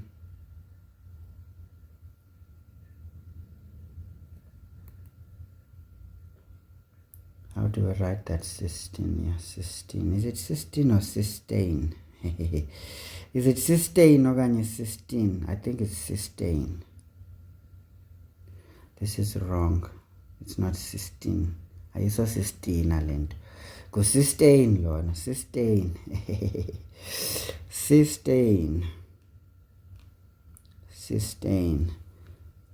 Esifuna ukuhlanjwa nge-jig, ne? CAC is valine. Yeah, this one is good. And then ACC is threonine. Okay, so this is our answer, guys. This is our answer. All of this is the thought process. All of this is the workings that you need to do.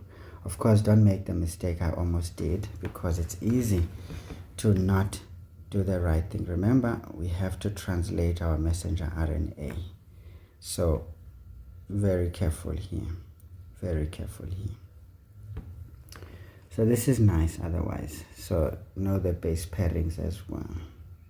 Okay, so 3 marks. So that means for each one, of course, we get our marks. So 2.1.6 says explain how the error in point X on molecule 2 will change the protein that forms. Okay, I mean, there's no need to explain this, to be honest.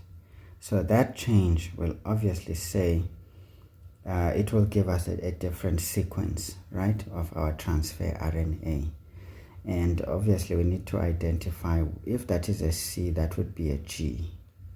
So in our transfer RNA, the rest remains the same, but this one would be G, C, G. Now G, C, G. Wait a minute. So we would have here instead, that one was the second one. 1, 2, 3, 1, 2, 3. So it would be here. Instead of A, we would have a G. So it's going to be CGC. So we would have a G there. So if we've got CGC, this would be alanine. So we would have a different protein, alanine, in there. Okay, so basically we have to, if we see 4 marks there in the explanation, it means we have to explain exactly what would be the codon here. And from that codon, we explain what would be the change in the transfer RNA. And we can say now the protein would be different, okay? And we say exactly how that protein is going to be different. And of course, if the protein is different, the influence would be, it may have a different function. Or if this was for a particular function, then we lose that function if we lose this protein, if it is important, of course. All right. So now this is great. So we just have to go through that process of explaining what is going on here. So we can just say the code on the messenger RNA, okay?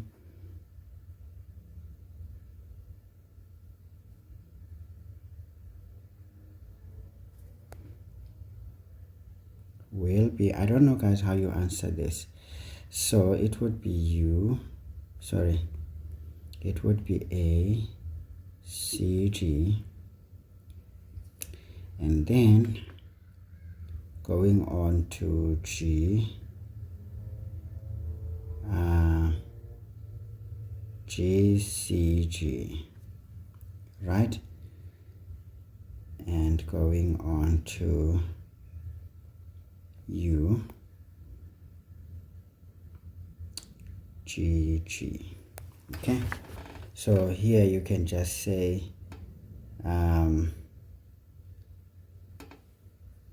the GCG would be in place of GUG. I don't know how you explain this. We can just say GCG would be in place of GUG. Right. So this is what is going to happen, and then we can say is it the anticodons? We call them the anticodons. We can say now the anticodons or the resulting mRNA. I don't know how do you put this one, but I think the transfer RNA anticodons, we can just say the anticodon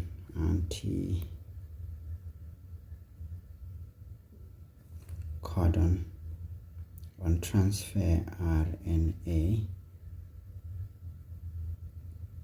would be or will be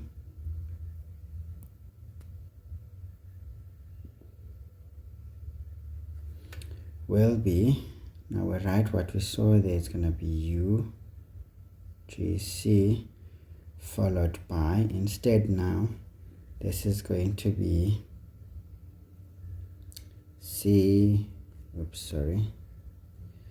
it's going to be basically CGC, and then that one is the same, ACC. Okay, great. Again, you can explain here if you can. I don't know if it is necessary to do it. Now we can just say CGC will replace CAC basically, and then we can say here the sequence, guys, I don't know, the sequence of proteins. Sometimes some questions I don't know how you answer them is going to be, now we know that it's going to be cysteine. All right, now instead of valine we get alanine here, as we saw that code ACC is, CGC is alanine, so that would be alanine, and then threonine, of course.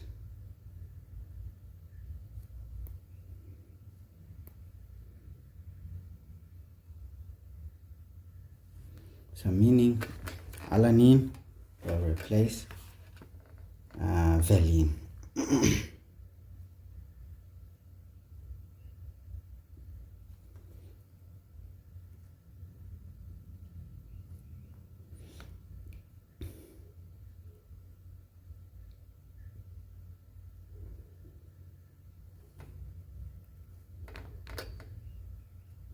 So therefore, a different, again, don't write therefore like this. This is not maths now. This is no longer allowed. You have to write it properly. I'm tired, guys. Therefore, a different protein, because now once we have a different amino acid inserted, it means we're producing a different protein. It likes to do a screenshot. So a different protein will be produced in the ribosomes.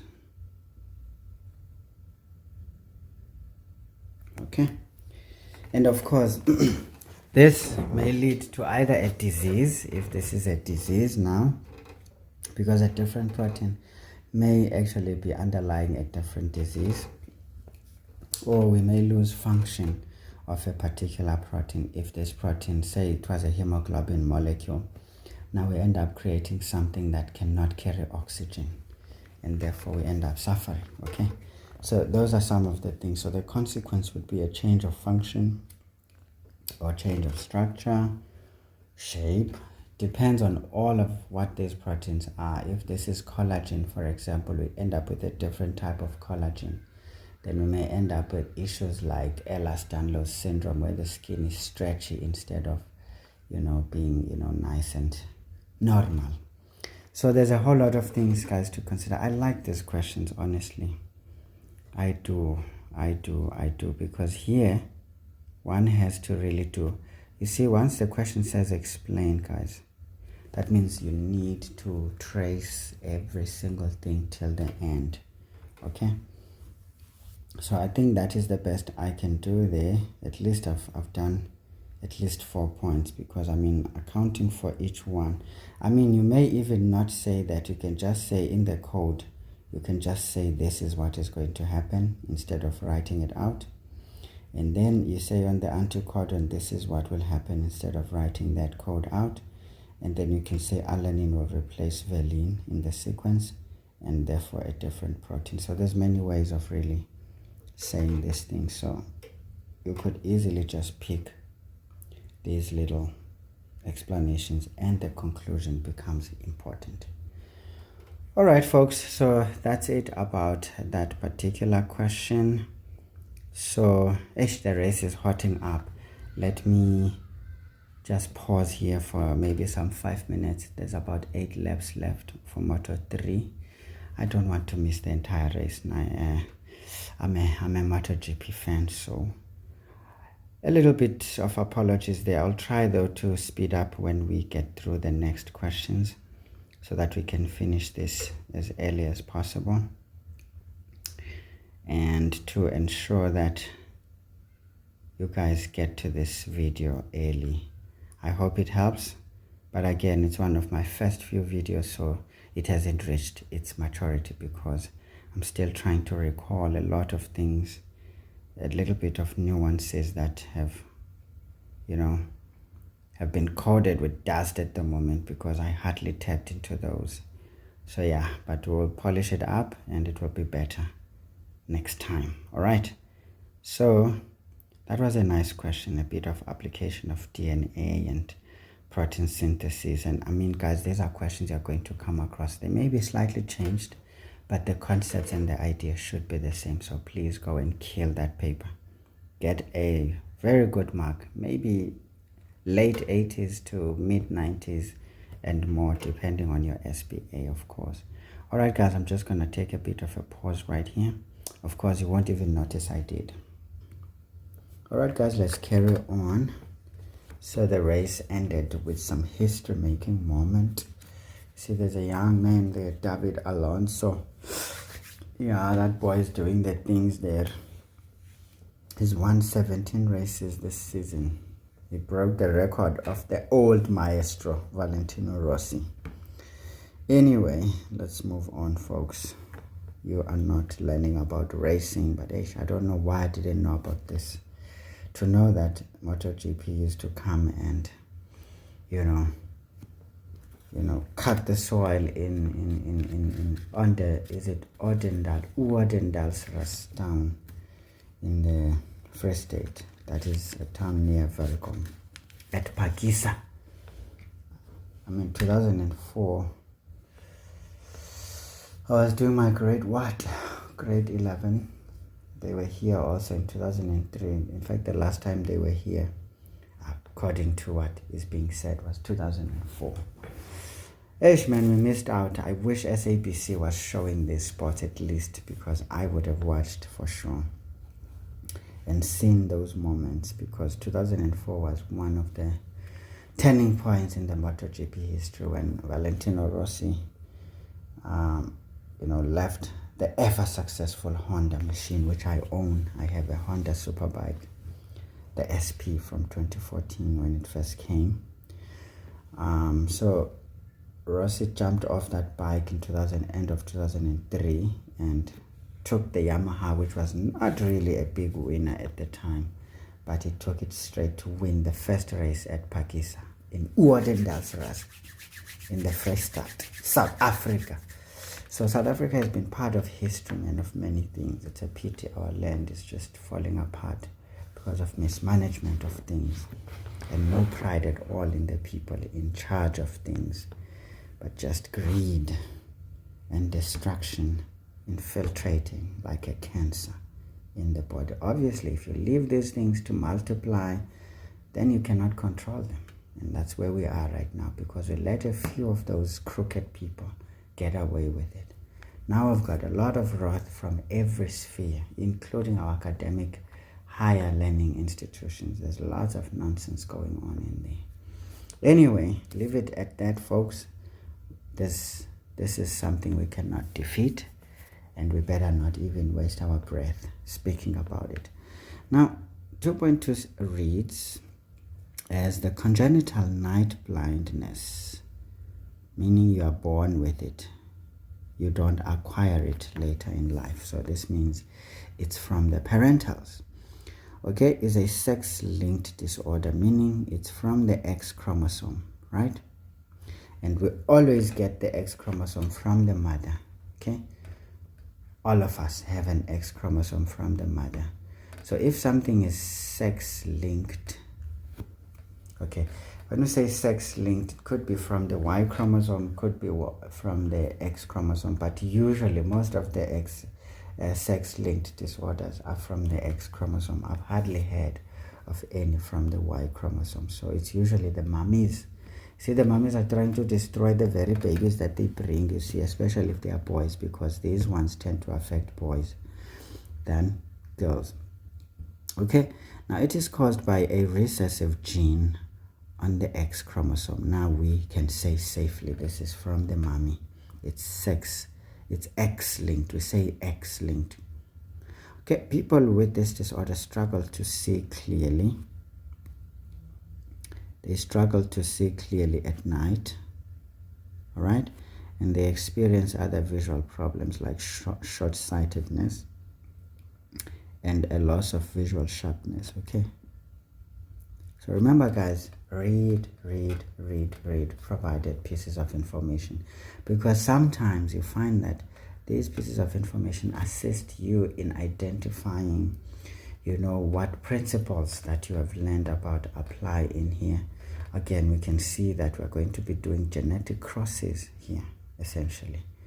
Definitely we should be considering such things.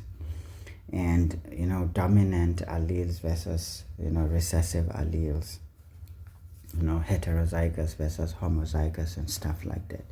So these things are very helpful. Okay, and then of course it says use N. Now this is an instruction that we need to use N for normal night vision and N for congenital night blindness. Can you see? This is already suggesting that we're going to be dealing with those alleles in the gametes as they become transmitted or essentially transferred to the offspring. Okay, now it says state the genotype of the allele that causes congenital night blindness. Of course, genotype, we need to be specific this time around. We can't just write, oops, screenshot. So we need to be specific. What did we say? You see, the statement came in to rescue us. This is on the X chromosome. So whatever we write must include the X chromosome. So let's look at 2.2. Okay, we better start on a new page. 2.2, we've got 2.2.1a. Now we want the genotype, so we have to write the X chromosome, right? Right. But now we normally use superscripts in biology rather than subscripts, okay? So we need to superscript. It says the allele that causes congenital blindness, so that is going to be N, small letter N, okay? So superscripts. Now can you see this question right here is a clue on how to answer that question that said here, give the allele. There was a question on that. Give, where was it? The dominant allele for hair color. Since this is somatic cells, we don't really care much about it. We just jump in. So this confirms that we needed to just write the capital letter G. That was all. Can you see, as I said to you guys, if you could not answer there, like you could see I'm struggling, now you get the clue as to what is going on. And then of course, being specific and particular to a question given to you, then you can start to realize, oh my Lord, okay, this is what I needed to do there. So like I said to you, do not panic, just move along. You will find clues along the way if they have not been provided even prior to that particular question that probably gave you some challenge. Now we need the genotype of a female with congenital night blindness. Can you see? Now we want a female. Now a female means it has to be homozygous for this thing, because heterozygous means if this is recessive, it would mean someone who's heterozygous for this trait will be normal. So now we want a female that is not normal, because remember, a male will never have this, isn't it? Because now if this is recessive and it's X-linked, it means it only affects females. Boys will not be affected. Why? Because they get the other copy from the father. So the father does not give the X chromosome to boys. He gives the Y chromosome. So that means boys will not be affected. Hence, females will be affected here. Okay, I thought it was going to be about conditions that will affect boys, because for it to be recessive first and it's X-linked, it tends to affect boys. Hear me? It tends to affect boys because boys get the X chromosome from the mother. So if they get the recessive one, then they already will have the disease because they don't have another X chromosome to balance that out. But as you can see now, this kind of condition will affect girls in that girls will get an X chromosome from the mother. So now for them to be affected, it means the father must also have that defective X chromosome from his own mother. Although he would look normal, he's a carrier. All right. Yo, this is getting nice, man. I mean, your life science guys, your biology is far more interesting. It's like proper first year biology at some university, because this is what we did there. In fact, even genetics, we did them in detail in third year actually as a separate subject. So this is really interesting to see you guys at metric level. You're already at that height, which means, yay, you guys are going to be the sharpshooters, né? You're going to be the sharpshooters. Okay, now I want the genotype. So guys, it's going to be the X like this, X like this, because a female will have two X chromosomes and they have to be both recessive, meaning the mother is giving this one, but it means the father is also a carrier, or a carrier, not carrier, carrier. Yes, there's a difference in how you pronounce these words. You can't say carrier. This is not like a carrier, it's a carrier. Yes. Yeah, wena. Yey, ngumphathi lento lena. Ayo lento nifundayo nithi is carriers, whatever. Anyway, folks, that is easy stuff. So you get 2 marks for those two, meaning we have to get this. This person has to be homozygous for a recessive gene to express, isn't it? Yes, 2.2.2 says give 2 reasons why people with this disease may not be able to get a driver's license.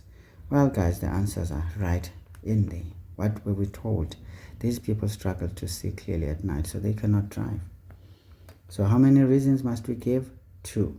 So we can say they cannot see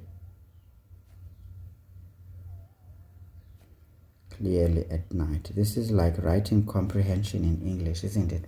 All the answers are in the paragraph.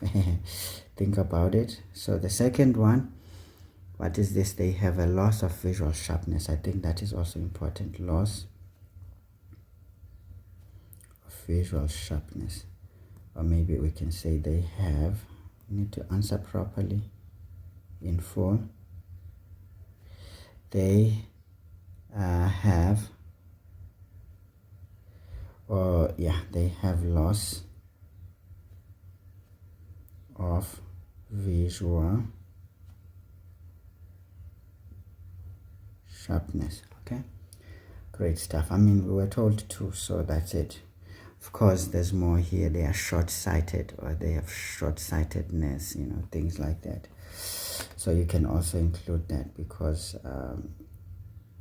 this means short-sightedness, meaning you just see things when they are closer, isn't it? When it is a bit far, you can't see. That means you can easily cause collisions, you see.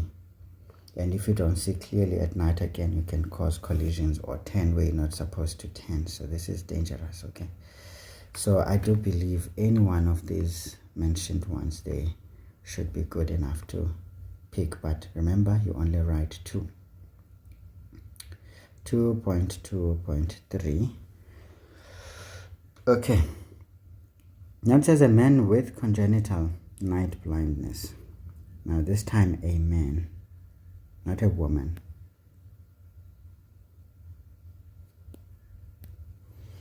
Okay, a man with congenital night blindness. Now remember, did I say a man would be normal? I didn't hear myself. The man is automatically gonna be blind, right? Because we only have one copy of the X chromosome. So there's no man who's a carrier here. Because remember, the Y chromosome has nothing to do with this. Yeah. Okay, a point of correction there. I may have misled you guys by saying a man is a carrier. No, a man is already going to be affected. A female may not if they have the dominant gene. So that means all boys will have a problem. But some girls may have a problem depending on whether the mother is a carrier, as well as the father being affected actually. Yeah. So I'm glad that, again, can you see even some misconceptions that can creep in? Some pieces of information along the question. Do clarify the mess. Okay, now a man with congenital night blindness has a son with a woman who does not carry the allele. Okay, now give the genotype of their son. All right, son. So folks, this question is trying to say certain things, It says give the genotype. Remember guys, genotype versus phenotype. What is the story? Of course, this son will always be normal, okay? So as far as I know, the genotype is that this man has this thing. But if the woman is homozygous for normal, meaning the father is like this, has this abnormal X and Y, and then the mommy has normal. Okay, so can you see all their children actually will not be affected because the X gene or the X allele here is normal from the mother, and the father is actually affected. So that means now when it says the genotype, guys, some questions I don't understand why they get asked this way. Did we have a question like this before? Excuse me guys, I'm gonna be doing this back and forth a bit with you because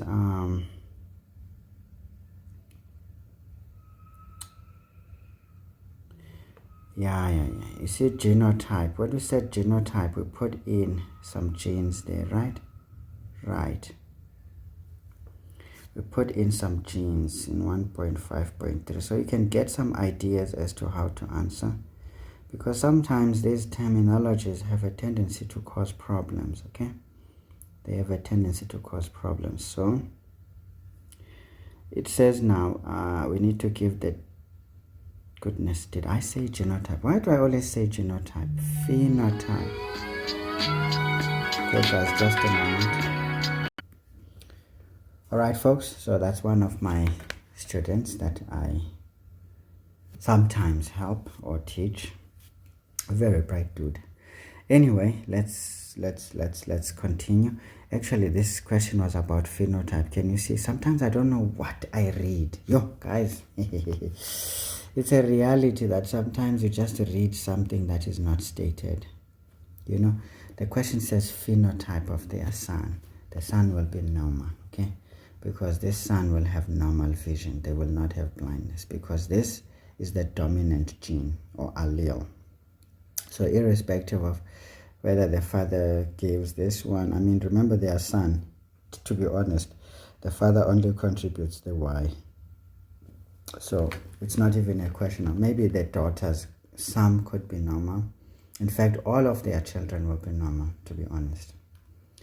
But now a son is going to be definitely normal because they will carry the normal gene. So we can just say the child will have normal night vision. I suppose that is the description. Normal night vision, because this was about congenital night blindness. Okay, although there are other associates like short-sightedness, loss of visual sharpness and stuff, but this was about night blindness. So Now this one is going to have a normal night vision. B says now explain your answer in A. So this is very interesting, is it not? Yes, because technically now we just have to say, basically, for us to have this, since this is a recessive thing, it means we must have a homozygote, essentially, for congenital night blindness. Now, literally, what we can say here is that, essentially, this mother has dominant genes because we're told this mother does not carry the allele. If the mother does not carry the allele, it means the allele is essentially going to be normal. All right.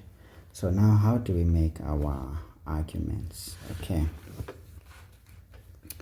Remember, this is 3 marks, so we need to say some 3 points here. We can say the mother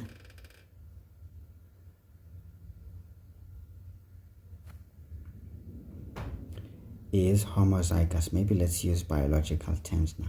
The mother is homozygous for normal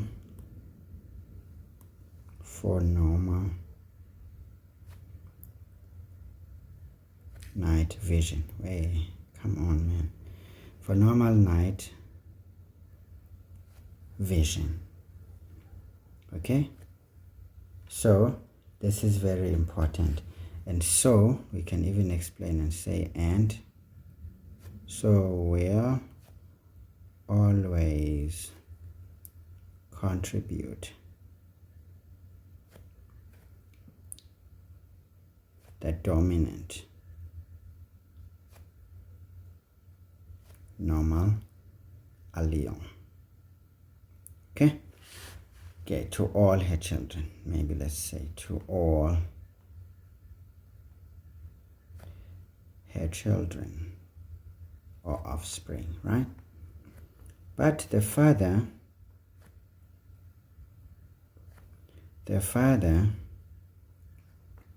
has the recessive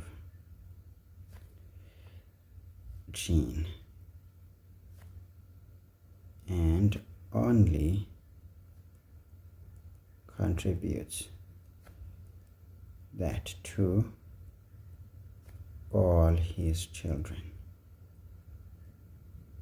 Okay, so basically the father has the recessive gene and he contributes that gene to all his children. But now we can say because of the dominant gene, okay, wait a minute, all his children except males, all his children except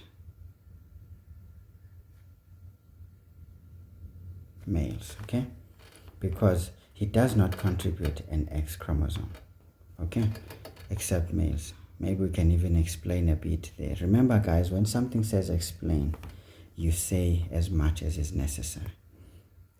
Okay? Except males, because he only gives the Y chromosome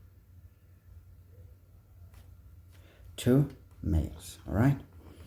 Right. Now, as a result, all his sons will have normal night vision. You can say therefore, you can say therefore all his sons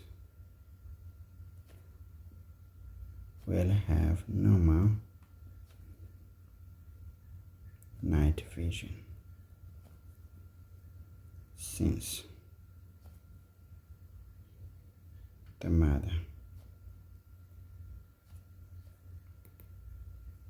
mother always contributes the dominant allele.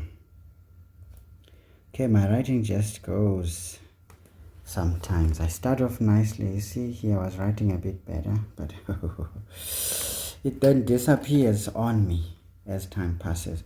So guys, it can be quite cumbersome, right? It can be quite cumbersome. So that's the thing. All right. So all his sons will have normal night vision, since the mother always contributes the dominant allele, and they don't get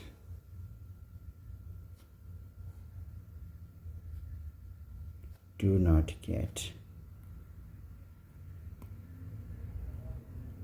any of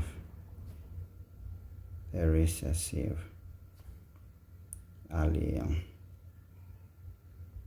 from their father. Okay, obviously guys, be very short, try to summarize certain things, but yeah, your experience with the subject and how they want the answers would also direct you on how to do it. You can check also on the formal guidelines to see how best to put your arguments, but you should be circulating around the same idea to suggest that the dominant will express, because even his daughters, they may be carriers, but they will not be affected, okay? Because none of them are going to be affected, because the mother has both the genes. So it's very nice to make sure it's clear what is cooking there. All right, now let's get to question 2.3. Motto 2 is about to begin, folks. Motto 2 is about to start, and that one is more interesting. There's a South African there, Darren Binder. It's not really doing well, but yeah, we have to support our own, isn't it? Definitely. So okay, let's have a look at this now, guys. There's always a question on DNA profile or profiling, because remember, when we have culprits in a crime situation and they leave some DNA, especially in rape cases, we can actually profile those pretty crazy individuals, especially when there is a serious situation. Maybe the first time I may struggle to find out who that person is, but as long as that database is stored in the system somewhere for the crime intelligence and stuff, then we can easily identify this individual later on. Fingerprints are specific to an individual. They almost work like a DNA code. Again, if we start to find these fingerprints in different areas of crime, that could also be another way. But now DNA profiling helps us, especially with cases of rape and stuff. Okay, and also paternity, things like that. They can help us to decide who is the father, who is the mother. All right, okay, all right. Now, it says a woman identified 2 possible men. This one is one of those women, one of those ones, the brave ones. Okay, this brave woman has 2 possible men that could be the father of a child. Okay, all right. Now, below are the results of a DNA profile or paternity test. Okay, DNA profile, paternity test. Why do I have so many marks? DNA profile, paternity test, and the blood. Remember, the blood can also help us to identify, at least eliminate the person who is not the father, because the blood, remember, a lot of people can have similar blood groups, even though they are not related per se. So, but when there's a question, the one who is not likely to be the father is easy to tell, but you can only eliminate someone from the possibilities rather than confirm using a blood test. So be very careful. So of any one of these ones, this one cannot confirm a person as the father, but it can eliminate. So I think that is key. It's noteworthy to know that this cannot not for confirming, okay, but for eliminating a possibility. Okay, so I don't know, guys, you will write it nicely. You see, my writing just dies on me at times and I don't get it. Why does it do the things that it does? All right, so let's have a look, folks. Who could be the father here? Now we've got the baby and we've got the mommy. So this is mommy. Maybe let's put a green because you know what? This is the one. This is the one we prefer over the rest. Now we've got these culprits. These are the dangerous ones. I'm gonna mark them red. They are all equally dangerous because they can run away from their offspring and leave this woman alone as if she started this whole situation alone. Men can be cruel sometimes. And then come later when this poor woman has raised this child alone and paid a lot of money, lost a lot of chances with other men because of this child. Then the bastard comes back and then he says, I'm the father.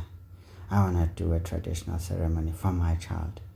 Poor woman would allow this because she knows it's important, and then the bastard cannot continue to do what he's supposed to do. You find the child returning now with a lot of attitude, because once a child gets rejected by one of their parents, like physically or live, if we were to put it that way, that child becomes destroyed. Even though they have had the best love from the mother and the best support, and maybe they continue to still enjoy that, but they tend to be destroyed emotionally and mentally. And it usually is the reasons we have some bitter individuals in society, because they were raised with love but then got to experience a lot of rejection from where they thought, because they always feel, I don't know why children are this stupid anyway, because for me it's a stupidity in a way. You have someone who loves you, who's your parent, biological parent, and looks after you. Then you have this longing for the love of a bastard who was not there. And then when the bastard fails, and then you become destroyed. Like, why? Because you should know this is not the person you needed in the first place.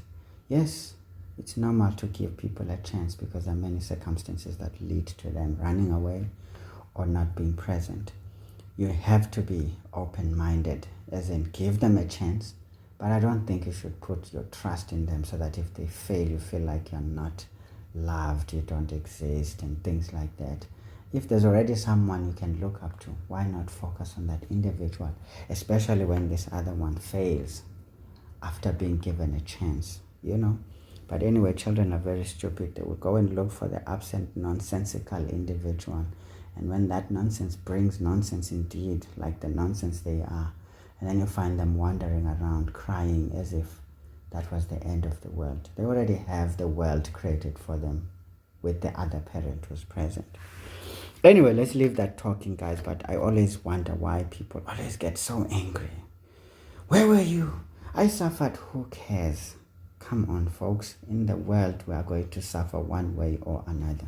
Even if you're raised by your parents, they love you, they give you everything. Trust me, as an adult, you're going to experience suffering. You're going to experience rejection one way or another, and it's going to take a toll on you. So if you don't already have a basis, meaning one parent who gave you a proper love, then you are really in trouble, because honestly, when the world roughs you up, it's always going to do it. You will not find a way of surviving, okay?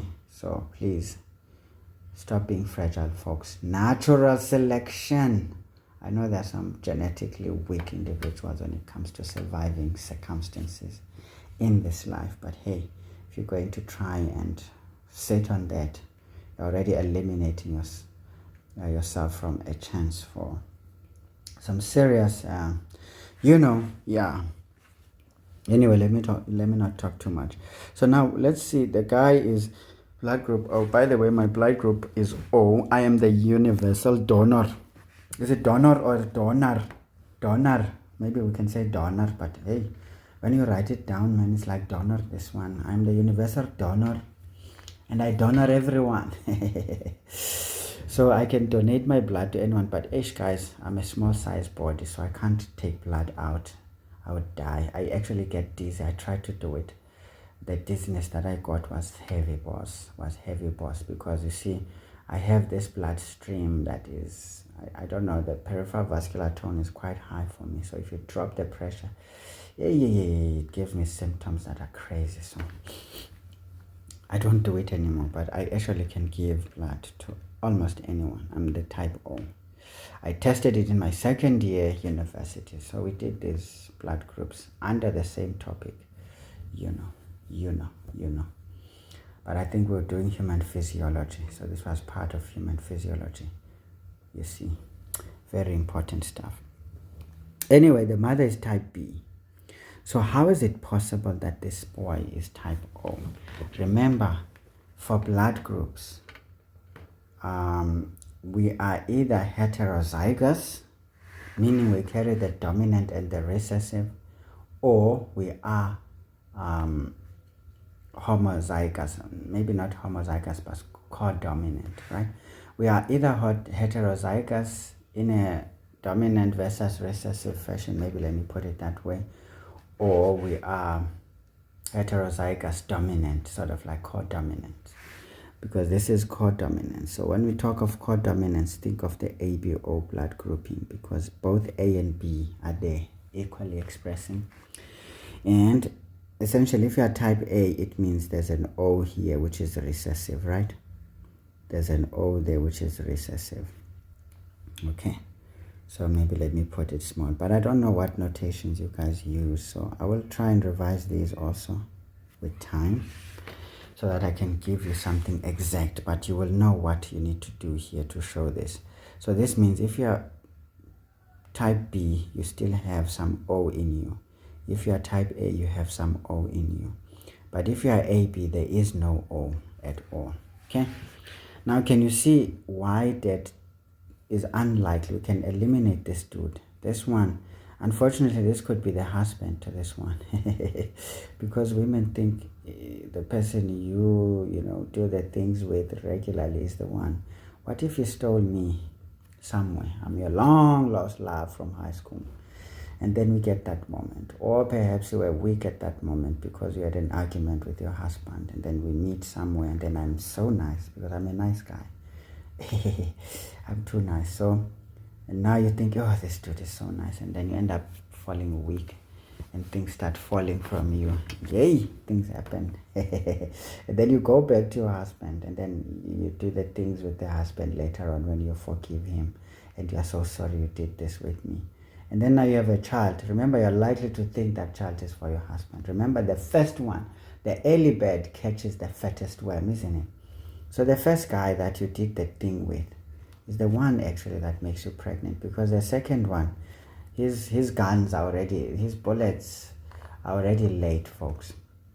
So when they're already late, it means essentially the one sperm that is going to fuse with the ovum is the one that was already up there, provided they are mobile and they are capable of surviving, of course, and provided the woman was fertile around that time when this happened. Maybe there was ovulation soon, because remember, sperm can stay 10 days inside a woman's body, alive, kicking and screaming, ready to shoot whatever target it can find. Okay, so if this is within 10 days and you ovulate, hey, you're gonna fall pregnant for me, not your husband. Okay, careful. So don't do things with other people, no matter what. You will be in trouble. You will have a child, you don't know who's the father, because you may try and say this one is this one's, and then the child just grows up and shows you, hey, this ain't my father, because the behavior will tell you, hey, I've got a set of genes, man, that are just, something else. Okay, guys, enough of the nonsense. So this can be useful, though, in eliminating. Already dead one is going away, because there's no way an AB can, because these are codominant, isn't it? So there's no recessive here. So we can't have type O from this at all. Now, so this is already suggesting that dead 2 is probably the one. And this is the guy you would want to ignore as the father, and because dead 1 is most likely the husband. Hey, anyway, guys, don't do the cheating things. So this is already suggesting this is the puppy. This is the puppy. Yeah. And then we'll look at this DNA profile. So of course they use these bars here to show. Now can you see, if we look, now we need to look for similarities. Can you see this one is similar to this one. The mother has that. But dead one, for that one is, okay, maybe let's not say there's nothing for dead one and dead two. And then there is another one here. Can you see? This one is for dead one, for the baby, for the mother, for the dead one. There's nothing for dead two. So what does that mean? Already the blood group eliminated dead one. So this means this is something common in the species. Maybe it's a species thing that we will find everywhere where we have a human species.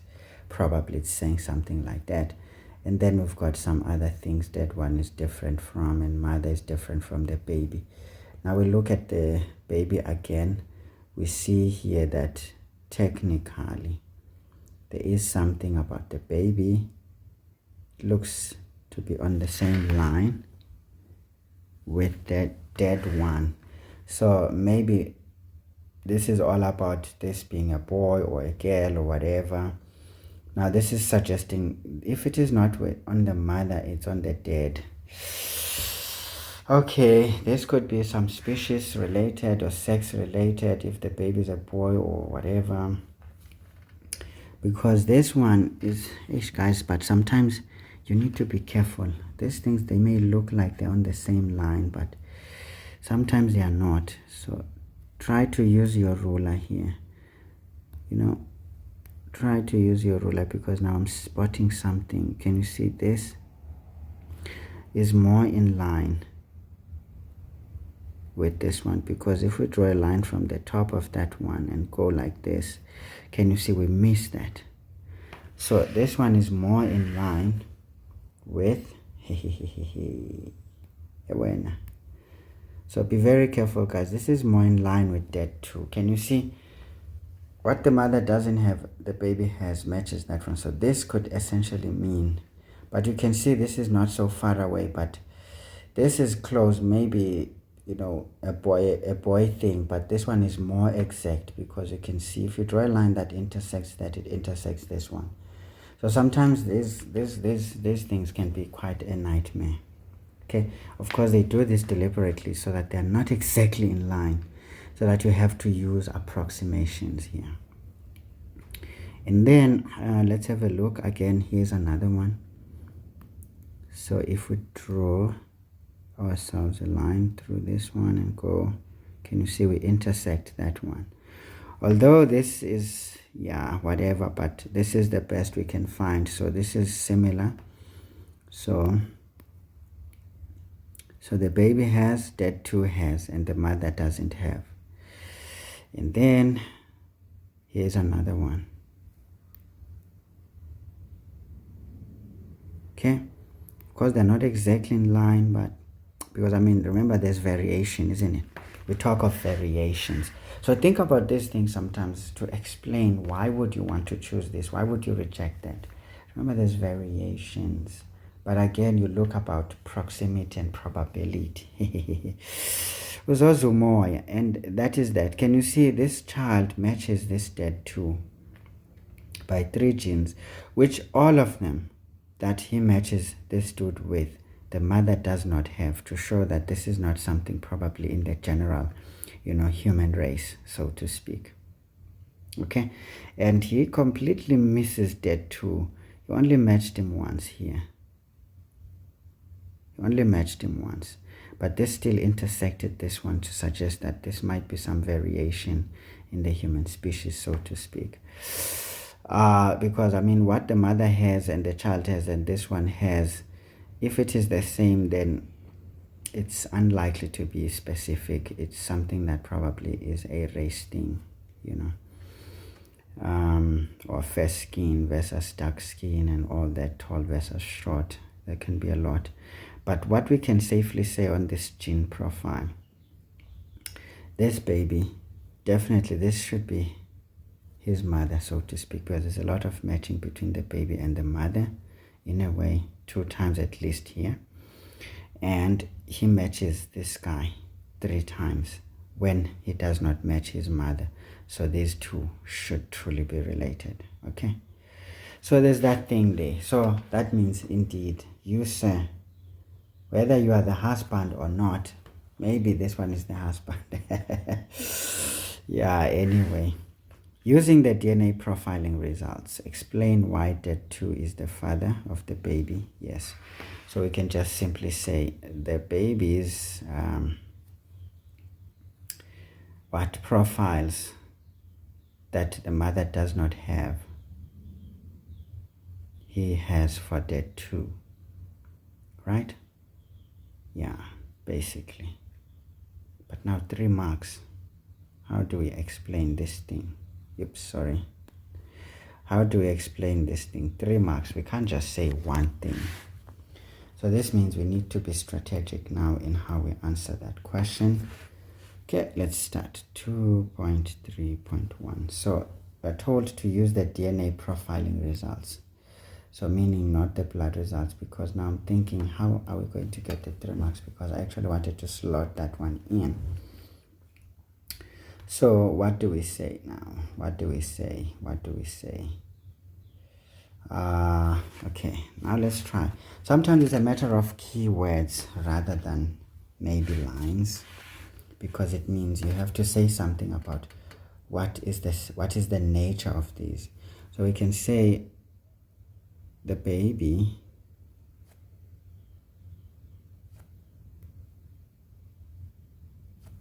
matches the Dad2 with profiles. I don't know what this thing is called. Profiles that do not match with the mother. Okay?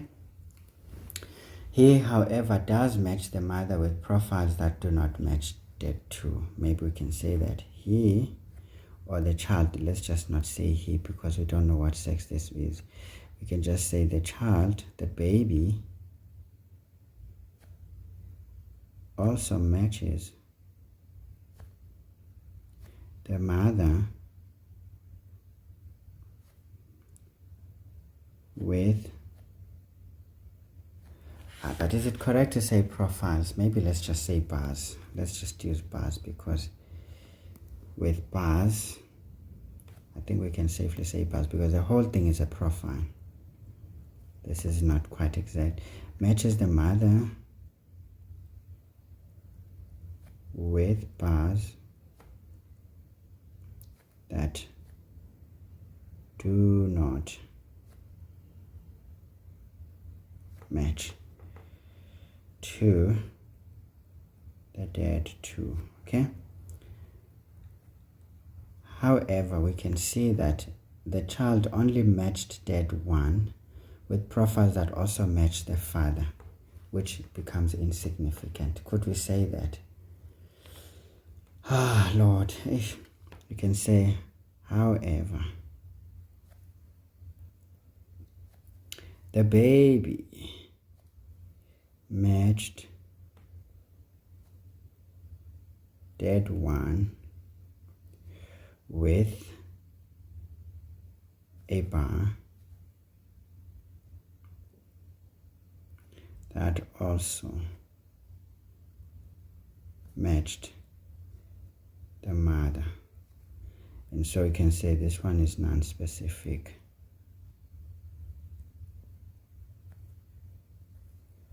For this purpose. This is non-specific for this purpose, because we're trying to find who is the father, basically.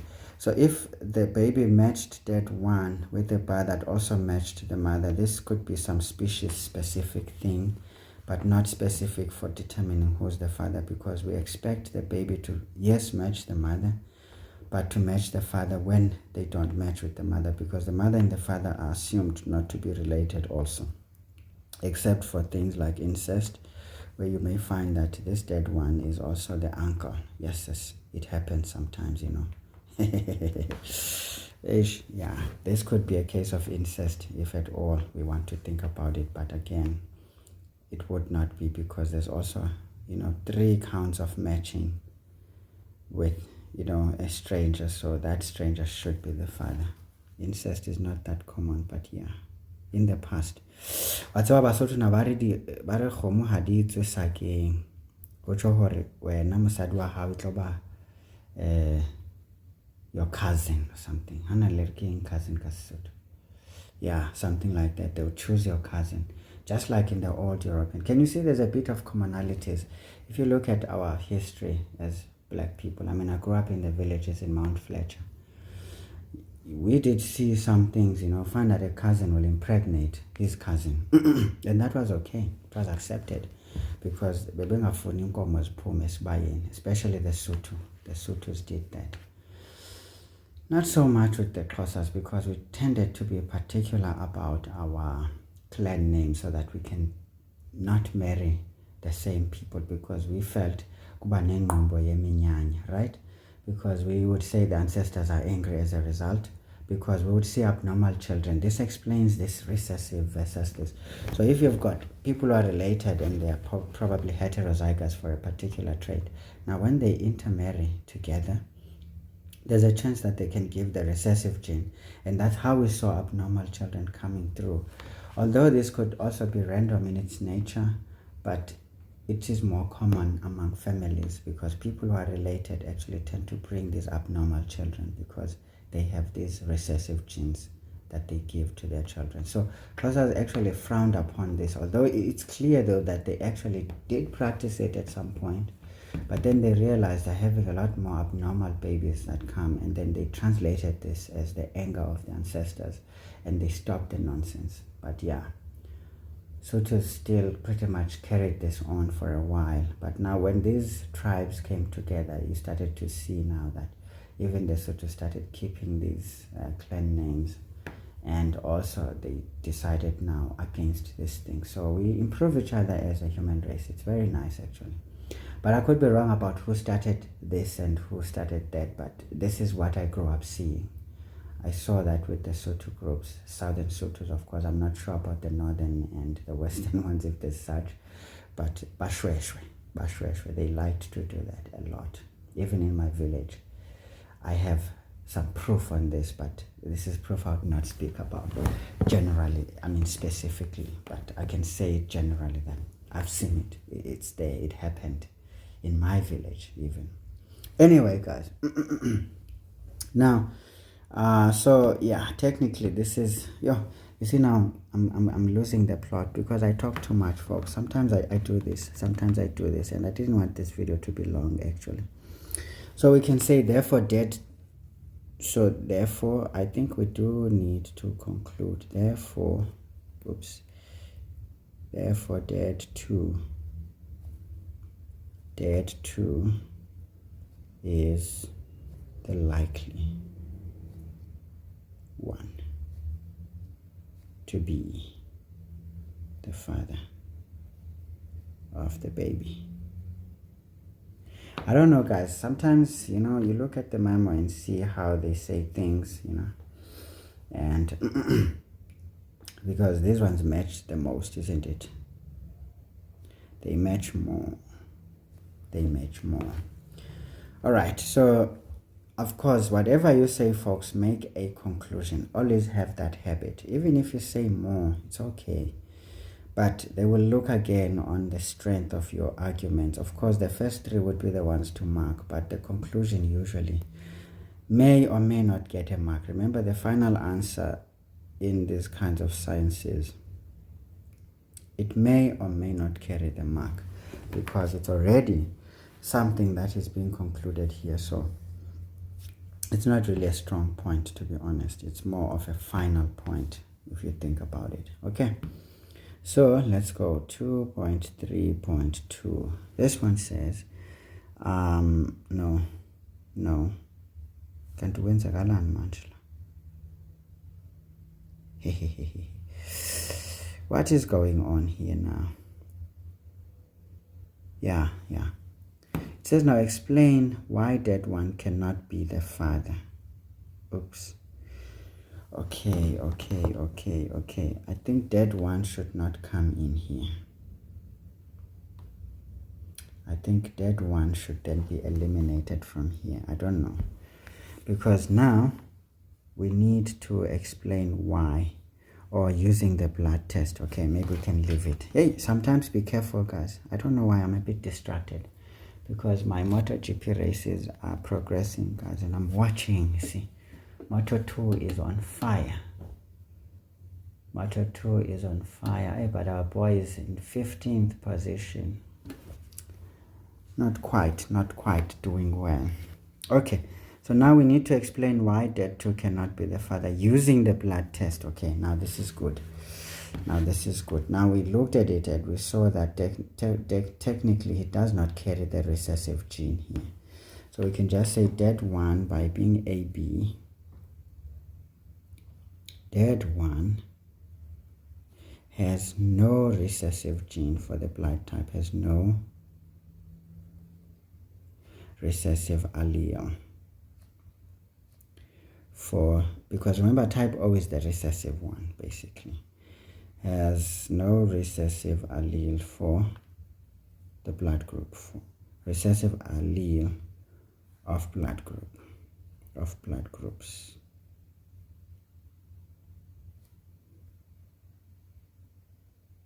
Okay, because the type O is the recessive, right?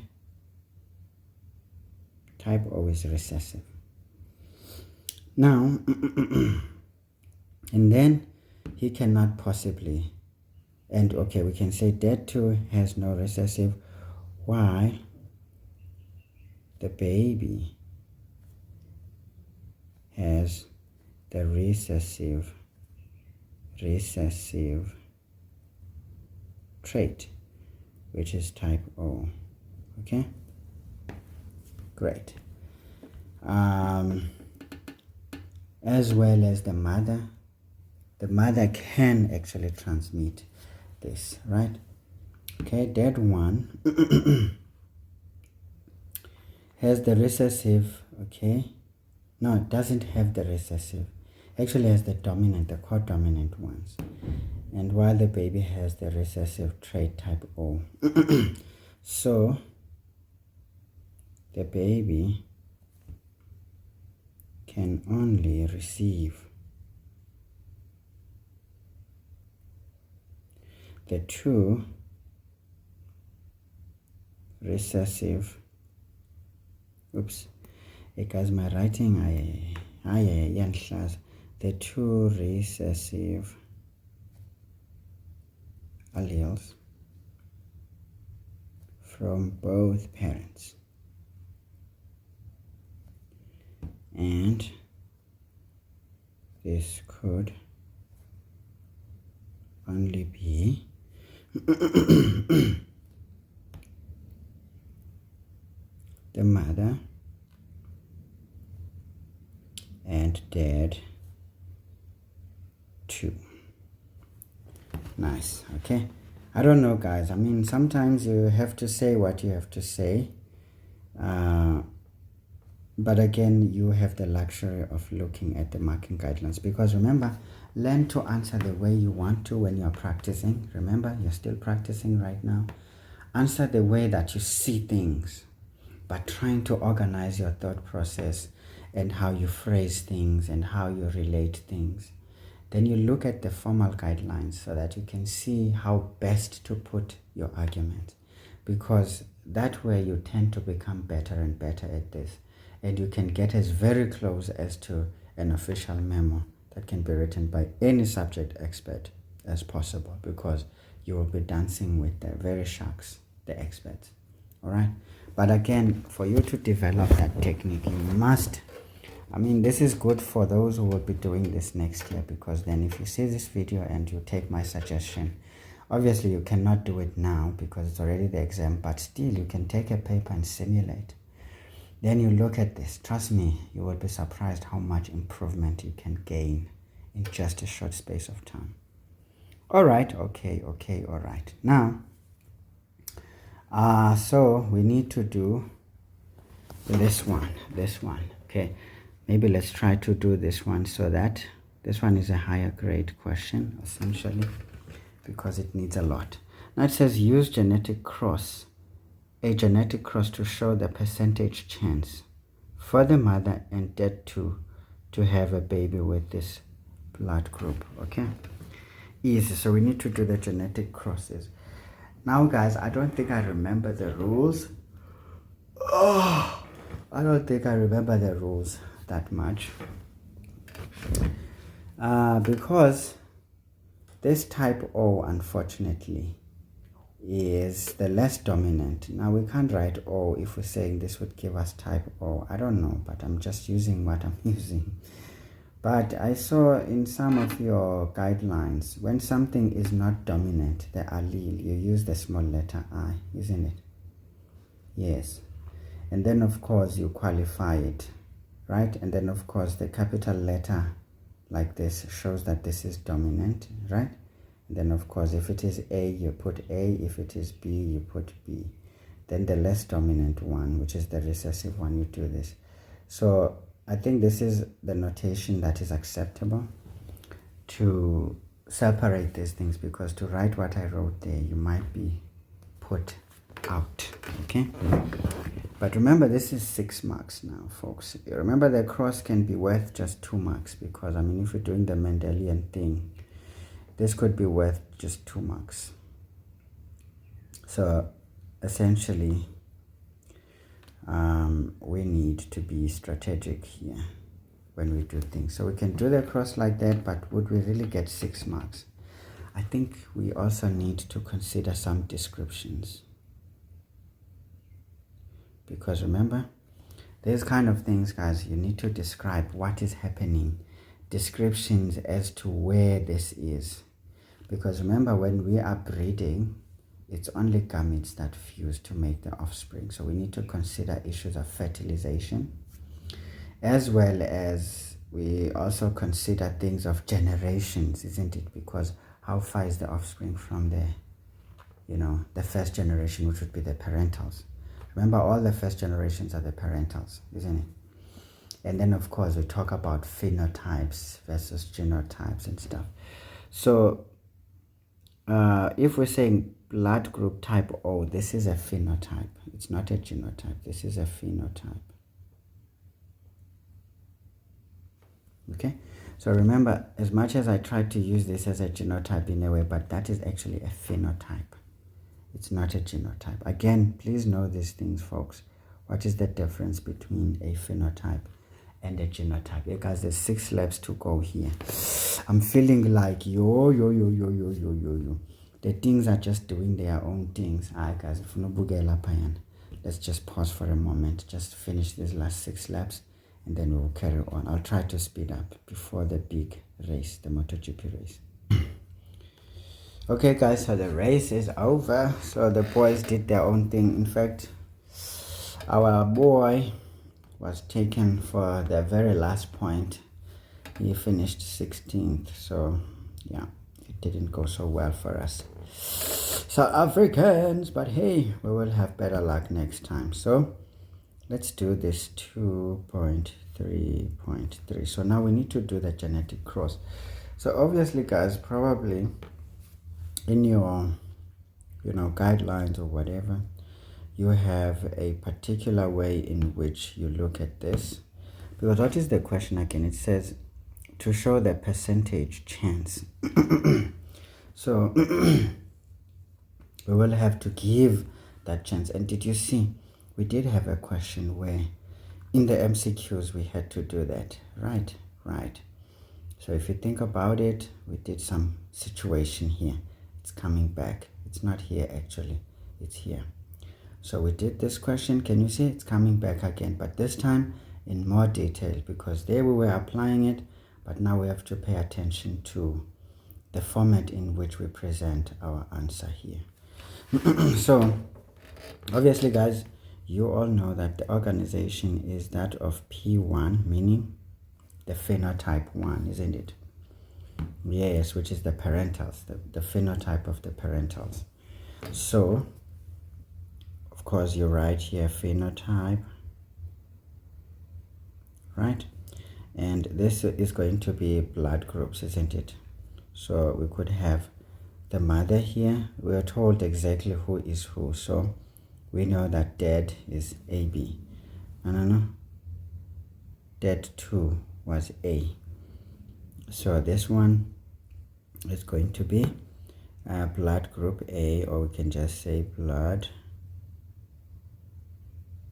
Oops. We can just say here, what am I gonna write? Oops, ish guys, don't know, my space is a bit silly now. Let me try to move things a bit. So we're going to have blood type A. Maybe let's just say blood type A. That would be the phenotype, isn't it? Yeah, and then we're crossing this with the mother, who is type B. So we usually put the dad this side, okay? I don't know if you are told otherwise. So this is going to be also blood type B for the mother.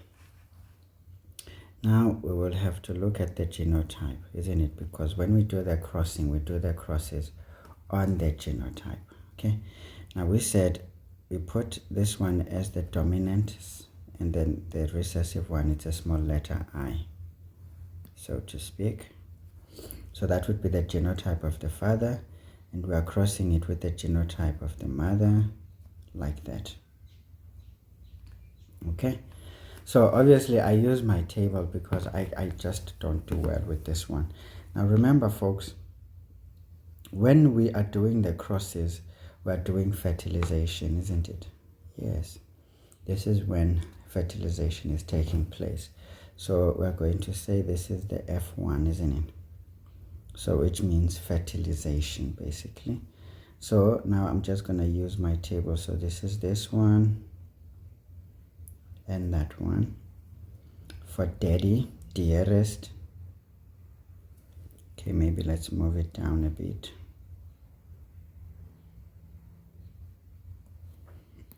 Okay, and then we've got mommy, dearest here.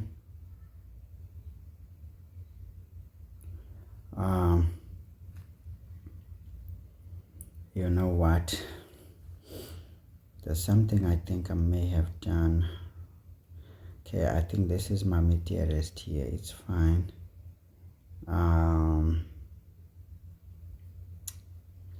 Mommy, dearest is going to have these ones. Okay. All right, okay. Now remember, fertilization takes place after meiosis, isn't it? So I'm not too sure because these are gametes that are taking place in F1. But I think this is it, guys. F1, I don't know. You will check also again how this thing should be organized, isn't it? But do make sure that you speak about the phenotype, genotype. This is in the somatic cells, right? But I do believe we do have to think about meiosis in terms of gametes. Maybe let's insert it here and say there would be meiosis here.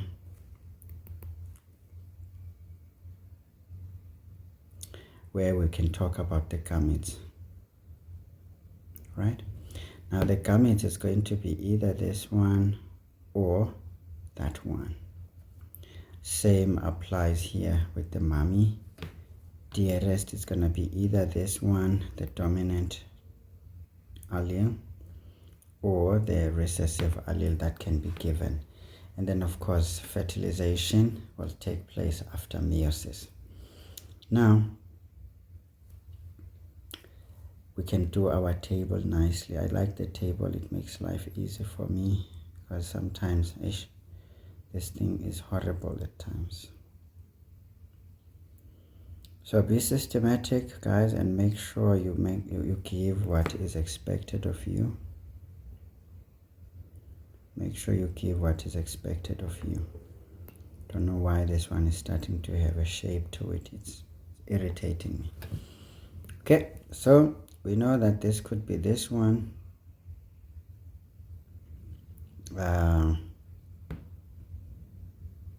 So that would be type AB, isn't it? Yes. So they can have an AB. Good, if the child was AB. And then this one could be type A because the other one is recessive. And then we could have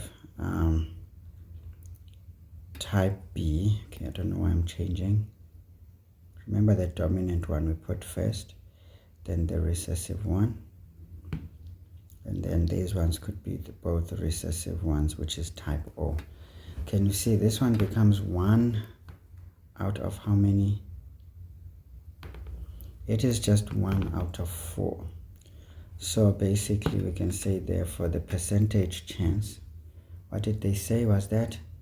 Yeah, the percentage chance, I'll just write it like that, is going to be 1 possibility out of 4 possibilities of 100%. This is going to be 25%. Okay, that's it, guys. So again, we didn't have decimals, so we don't have to so we didn't have to do the things, you see. We didn't have to do the things. So this is more a detailed way of answering this question, but I'm not too sure about the marks per se, folks. I won't even attempt to.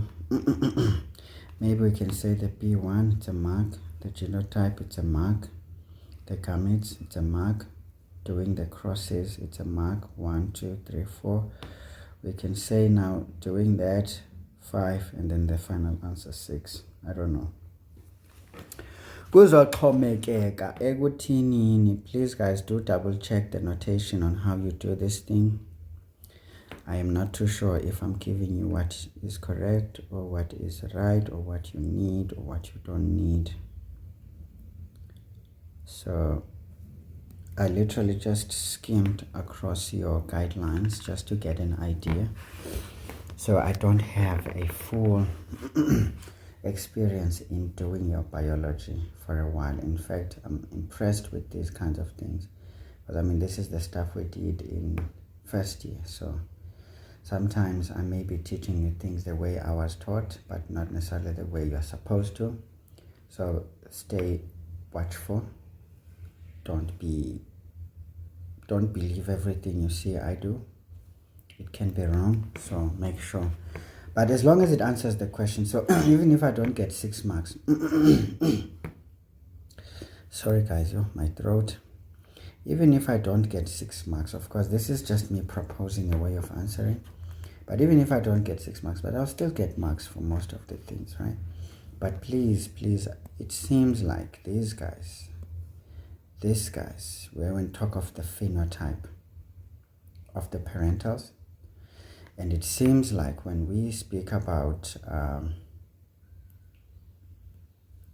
meiosis, specifically telling each other about the gametes, is important to show exactly those possibilities. I'm not sure though, but this is what I seem to gather.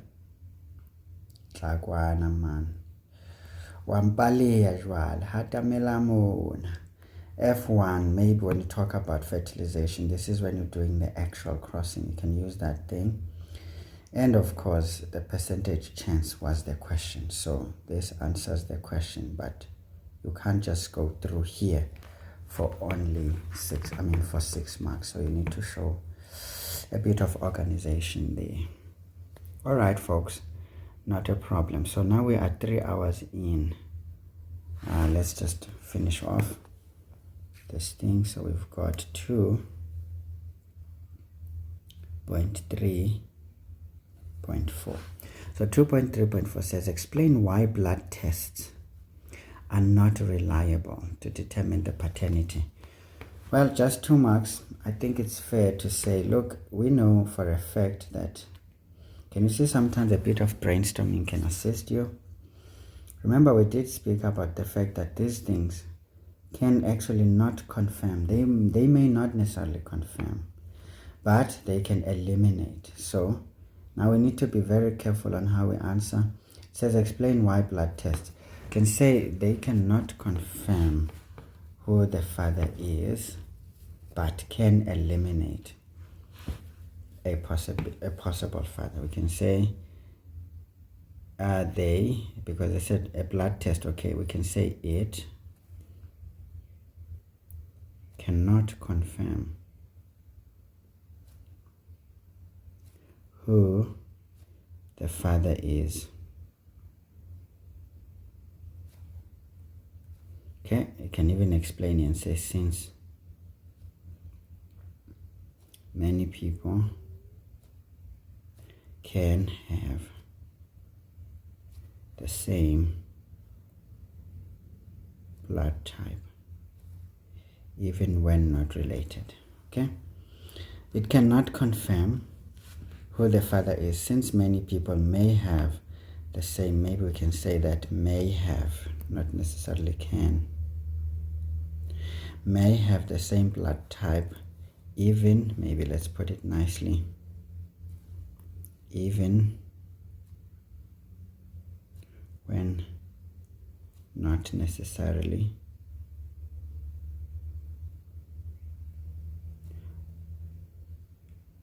related. Okay, as we know, these blood tests they constitute what we call discontinuous variability, so to speak. And then we can say, if this is the case, what can they do? However,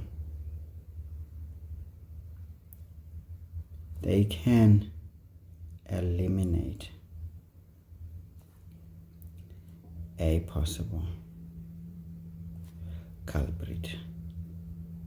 I don't know if that is that. It can exclude, because as we could see here, this was clearly depicted here, that we could exclude AB in a way. We can be sure that if the baby is type O and this man is AB and the mother was B, there's no way that that child could have the recessive, because this would dominate the recessive in a way.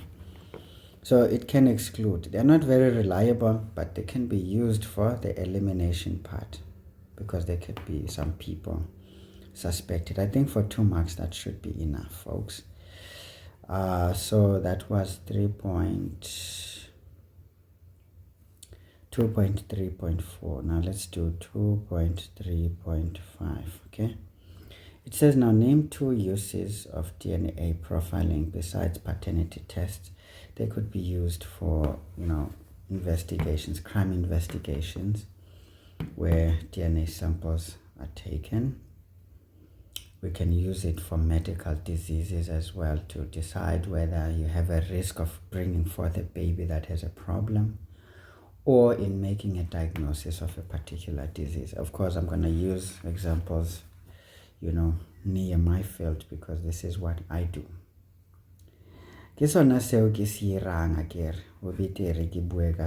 Okay, so we can just say this one, it could be used for crime investigations, okay, to decide who the culprit is, isn't it? In fact, you can even say forensics or forensic medicine, or forensic sciences, right? Or forensic investigation. Maybe let's put that way, investigations, because if you are looking for evidence, you can use these ones in crime investigations. You can use them in medical. So what can we say in diagnosis of diseases?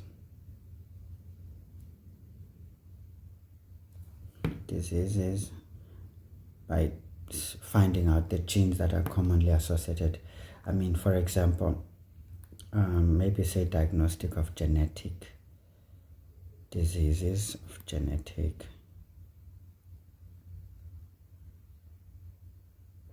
But even other diseases, though, we tend to see certain genes being affected than others. For example, you can think of trisomy 21.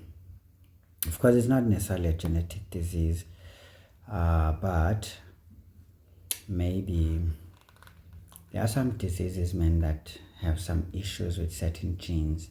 Things like hydrocephalus, maybe. Hydrocephalus can be congenital because of certain genes that are associated with this, maybe. But I mean, you wouldn't know anything about congenital hydrocephalus, right? But let me just stretch your brain now. Say, e.g., congenital hydrocephalus, meaning water in the brain. Or genetic disease or genetically caused diseases, maybe. Let's just say in the diagnosis of genetic diseases, okay? Also, this can help also to, do genetic counseling.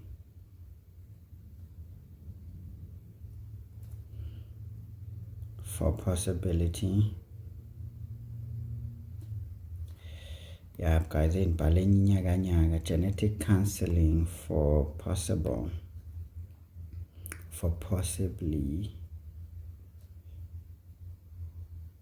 affected offsprings. And this can also help for mothers who we know there's this chance of carrying a baby like this from amniocentesis. We can do amniocentesis, and if we find that there's, for example, trisomy 21, and when we look at the baby through the ultrasound, we see that the baby is deformed or has a chance for this, especially babies that will have hydrocephalus.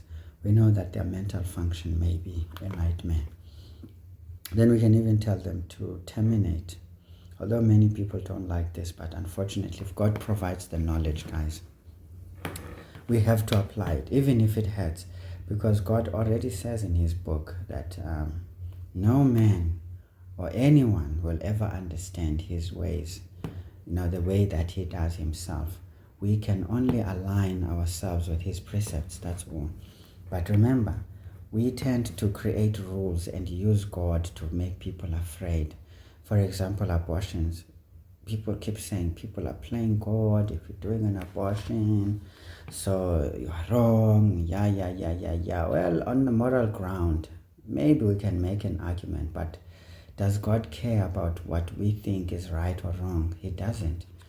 But he says himself through his children that we actually perish because of lack of knowledge. Because remember, if now you are a single parent, for example, let's say you have this job, and your job is probably one that you get paid on commissions, right?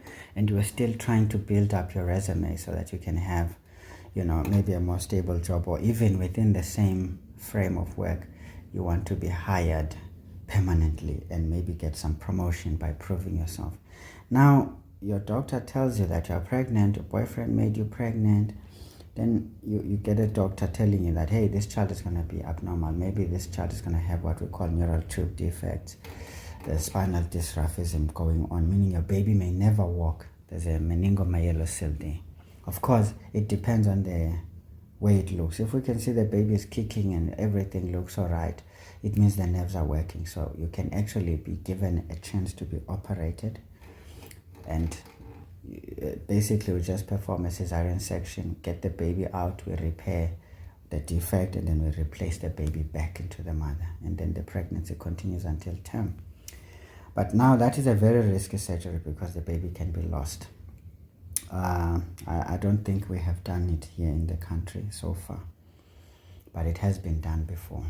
So that is one of the things. Now, let's say you refuse these kind of things. You don't want your baby to, be lost or whatever. And then you have this baby who has hydrocephalus and this meningomyelocele. We basically call it a Chiari type 2 malformation. It's one of the groups of the neural tube defects that we see. Now, here's what happens. Your baby is sick, needs a ventricular peritoneal shunt, gets shunted, and then the shunt catches an infection. Then you have to sit in the hospital because of an external ventricular drain put, and then maybe the shunt works and then it doesn't work again because these valves can actually not work. Now you're in and out of hospital. Guess what? You lose your job. Then you suffer together with your baby. So guys, don't be stupid. Don't let Christians fool you. They have a tendency to think they are the only correct individuals when it comes to religion. That's absolute nonsense. Don't do these kind of things. If you are provided knowledge that is clean, that is not harmful, knowledge that actually corrects a problem. Because remember, when we abort for these reasons, it's not aborting because you don't want the baby. Because I mean, morally that would be wrong. But we have a duty to ensure that if you are going to bring forth an offspring, that offspring must be correct. You know, we have a sense of duty in this regard. We have to do it even if you don't want it. Sometimes if you are someone who cannot really decide on this, we actually decide for you. But of course, with consultations with the right individual so that this whole thing is legal. Because we know it's going to hurt you and even hurt the child. Imagine the child seeing other children jumping around, playing, and this child cannot walk, is seated in the wheelchair.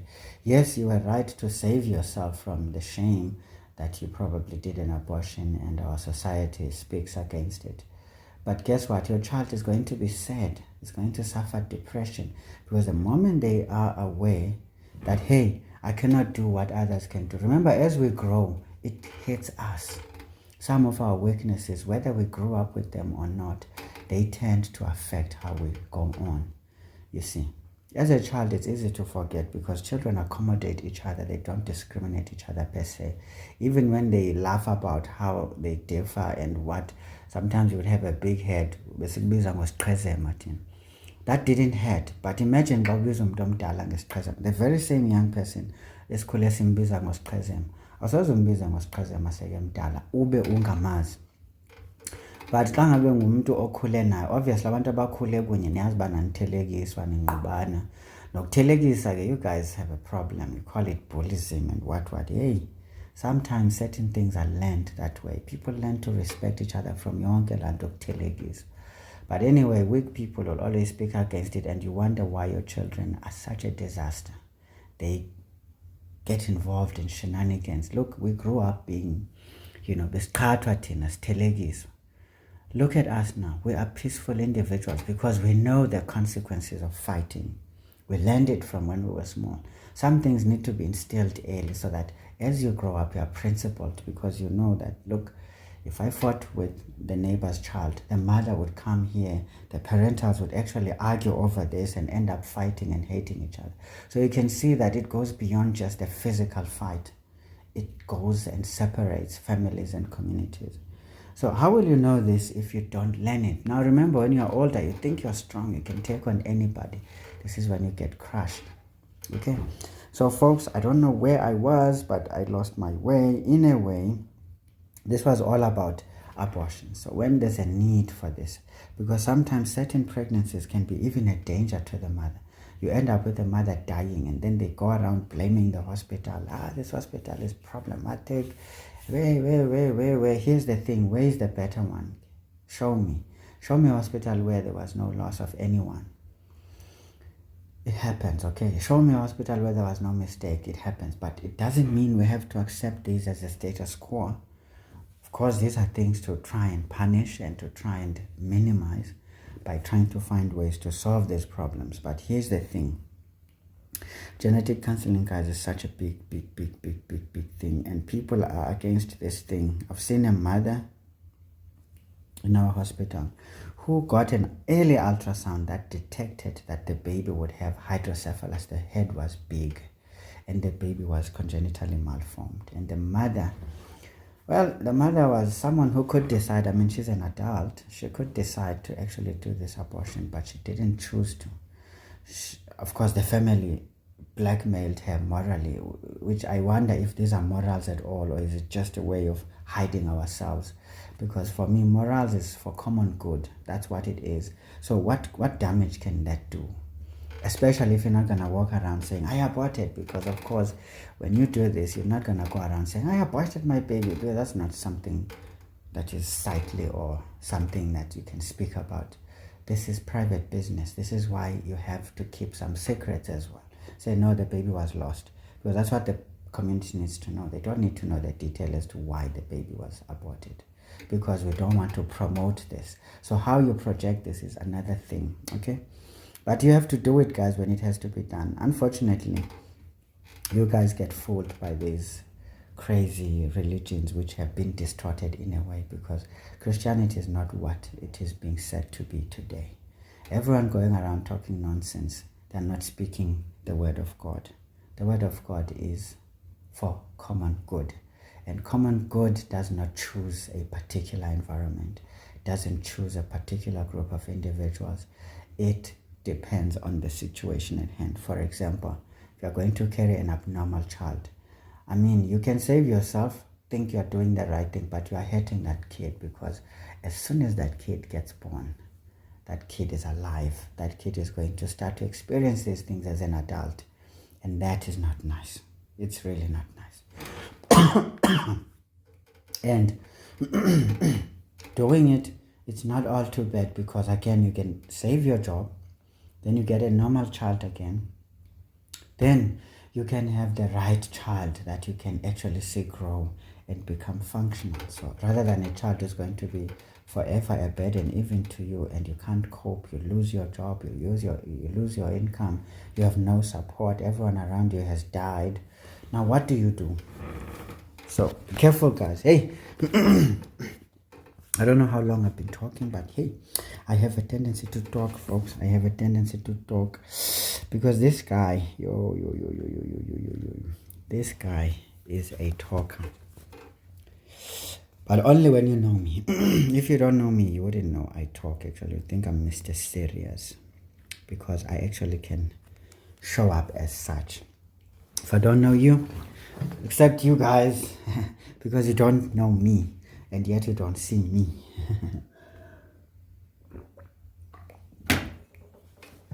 I can talk with you. Because also for me, it depends on how you are as people. If I sense some negativity, or I see some silliness, I'm not going to show who I am to you, folks. Those are the things I don't bend for. Okay, folks, not a problem. Can you see? Didn't we see this question on the MCQs? We definitely did. Now it says the diagram below shows a cell undergoing meiosis. So there will always be a question on meiosis. Okay, it's not meiosis, okay? Don't say meiosis. It's meiosis. Meiosis. It's meiosis. Meiosis or meiosis. Some syllables, of course, you know, they're quiet, like in the French vocabulary or so. I don't know French, of course, but I'm just silly. And I will still project my silliness forward. Okay, guys, let's answer the question. We can see this is a cell in anaphase. In anaphase, but what happened here? Can you see this? That exchanged DNA. So this only happens with meiosis. Okay, of course, sometimes I would rather they don't show you this thing and say what process is going on. Is it mitosis versus meiosis? Interesting. Now, guys. Now, what is the story here? Well, we need to label these things, obviously. So we've got cell 1. When these ones divide, eventually there's going to split over there into two daughter cells. Now what happens is, can you see this one is this variation already being created by the crossing over? But look at what is cooking in here. Is the dangerous thing. The dangerous thing. Can you see?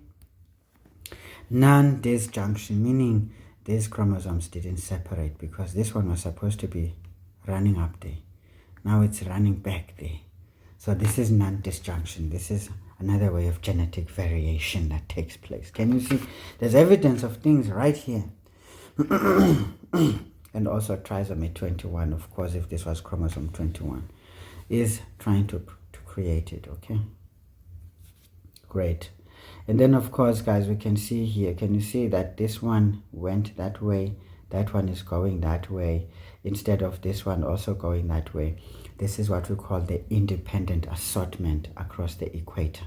This is what came from Sir Gregor Mendel, that there's an independent assortment of these chromosomes at the equator or equatorial regions during cell division.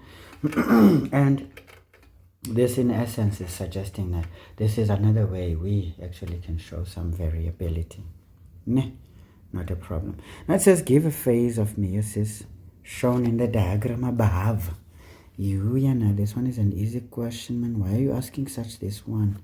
Don't ask this one. This one is, remember when these align themselves on the equator, that is prophase 1. So guys, note things, please. Sorry. No, not prophase 1. Remember, there's already movement. This is anaphase 1. Sorry. This is not aligning. This is now moving away. So once you see these strands and then these ones are trying to do the things, that's anaphase, okay? Sorry. Anaphase, I'm too excited. You know, guys, I'm seeing things that, you know what, I studied heavily, you know, at university. This is why I'm so excited. You guys are doing this in matric. You are the geniuses of this world. Now it says, give one reason for your answer in question 2.1.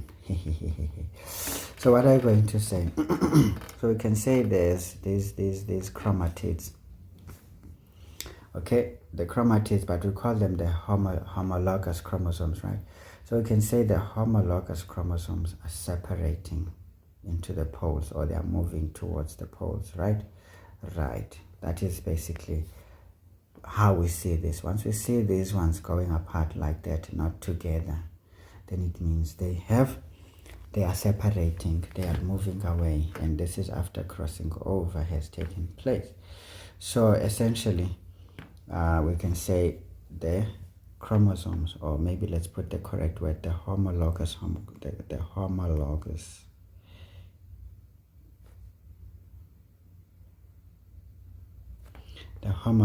chromosomes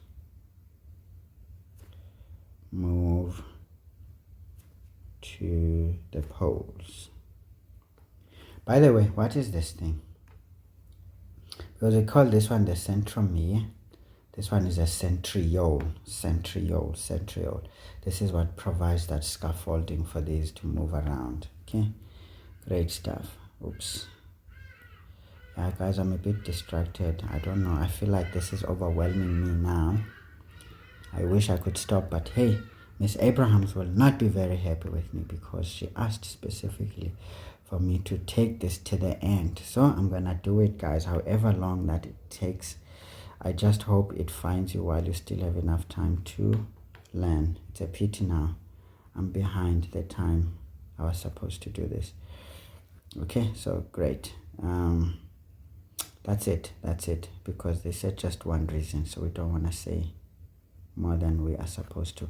In any case, if you say more, the first is the one, so better make sure the first one is the most correct. Then the second one, if you're in doubt, is not so much, so that you can get your mark. So 2.4.3, see, MotoGP is starting, guys, again. So I'm feeling a bit, you know, I'm feeling a bit robbed. Now A, what is A? This is the centriole. Okay, this is a centriole.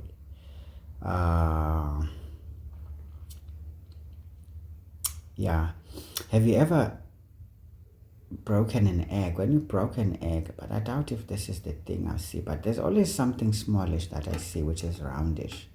It's a bit of a different color. It's darkish in color. I wonder if that is this thing there. But I always, whenever I thought of a centriole, I would think of an egg when I'm frying eggs at home. I would see this dark thing. There's always this darkish thing, you know, and it tends to be in a particular position in the egg, you know. So it's on the egg white, basically. So yeah, but hey, you can think of it that way in case you want to draw some analogy. But if you don't, it's fine. This is centriole, not centromere. Not centromere, centriole. So please make it a point that we are doing it. And then B, what is B? Now, we can see now, this is the spindle, right? We call this thing the spindle. And now B is the spindle fiber. That is the spindle fiber. Wait a minute. Yeah, guys. The function, oh my lord. So this is the centriole. But what does the centriole do? It provides the spindle fibers, okay? So we can just say it provides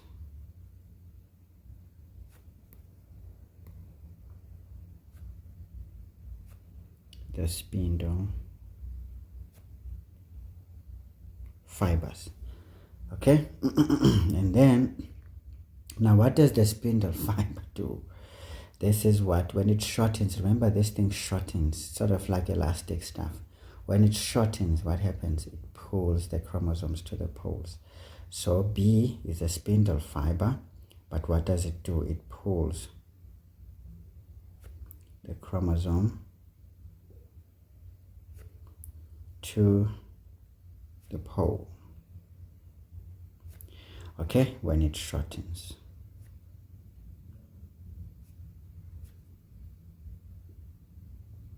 Okay, so guys, be very good at these things. These are very easy marks, as you can see. You see, I was almost making a meal. We're not labeling, but we needed to understand those labels because this is a spindle fiber. This is a centriole.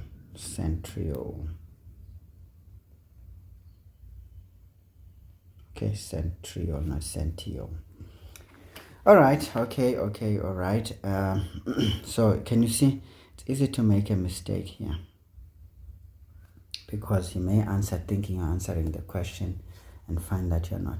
Name the type of chromosomal mutation occurring at X, that is non-disjunction. Non-disjunction. Can you see? We were asked about it as the evidence for trisomy 21. Now we get to pick it out. Can you see? Still easy marks. 2.4.5. Now 2.4.5 says explain two processes shown in the diagram that leads to variation. Sometimes I wonder, explain two processes shown in the diagram that leads to variation in the offspring. Obviously, we can see here that the crossing over was also shown, and then the independent assortment, as you can see, this one carries that, this one carries that. So even this thing leads to variation, isn't it? The non-disjunction. So now this is just a question to say, talk about those topics. So we can say this is independent assortment or random assortment. So let's talk about independent assortment.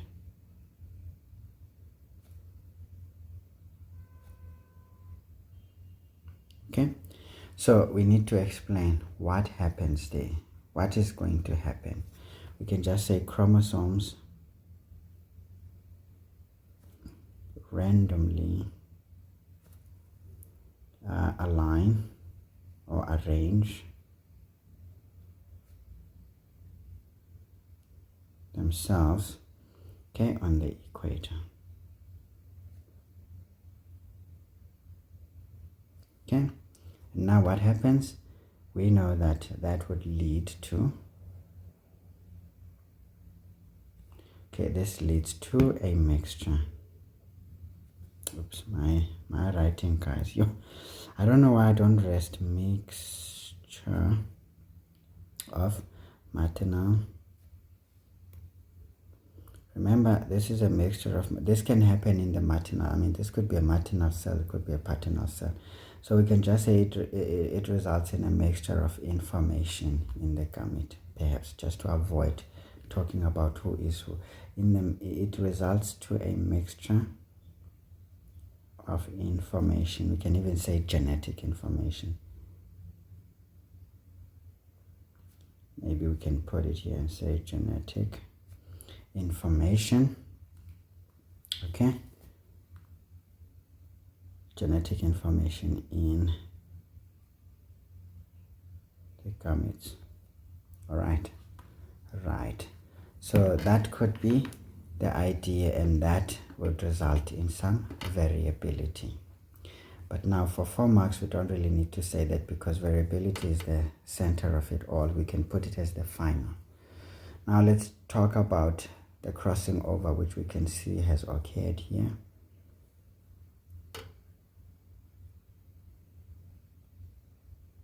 Crossing over has occurred dying. It has occurred. Okay, maybe let's underline these. Crossing over. So we were told to do two processes, so we will do two processes. So crossing over has occurred. It means now there will be a mixture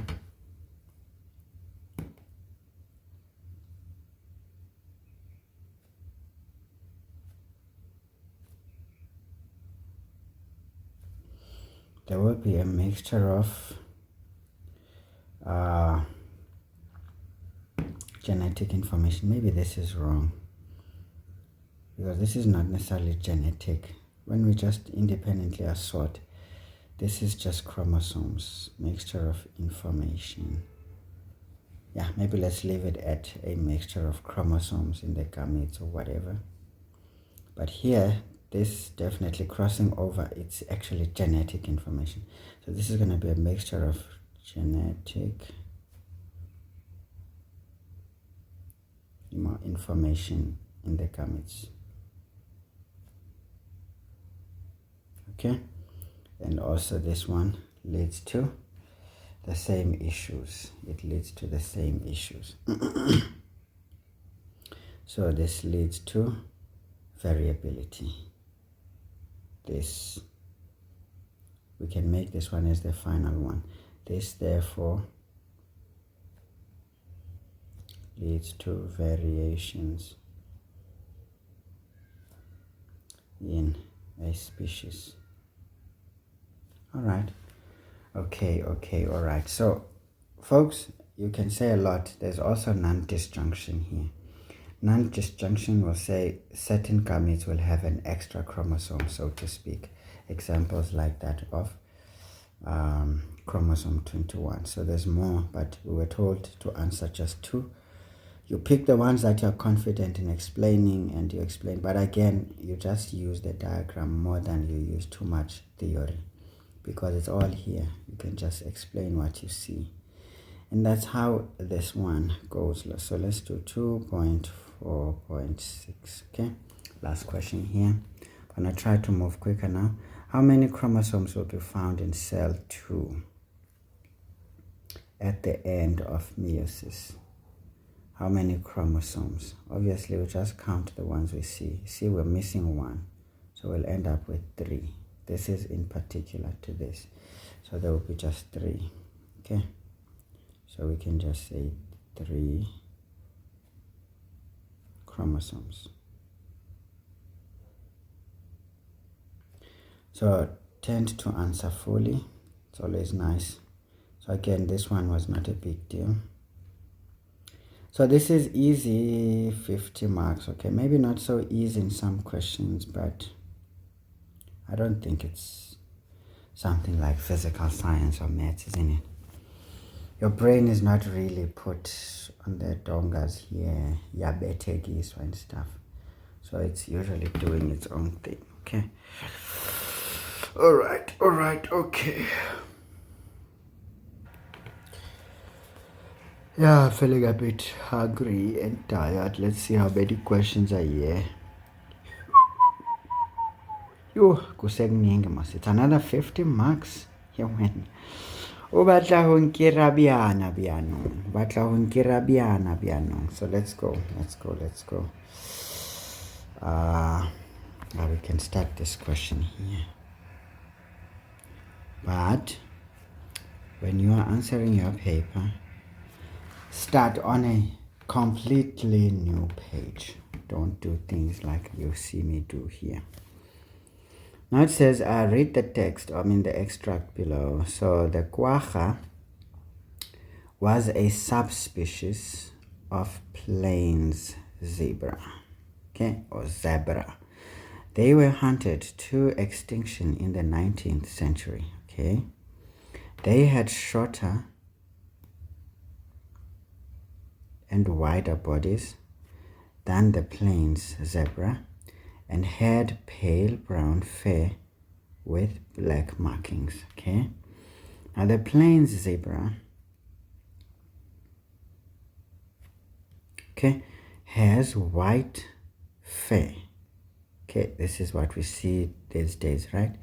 The plain zebra has white fur with black markings across the whole body. Can you see these ones are across the whole body? But how was this quagga one? The quagga one had a pale brown fur instead of white with black markings. This one has white fur with black markings across the whole body. Now the quagga only had stripes. It only had stripes on the front part of their bodies. Can you see? That is specific to the quagga. As you can see, the rest of the body did not have the stripes. Okay. Now scientists have been interbreeding plain zebras with characteristics similar to those of the quagga. Hear that? What are they doing?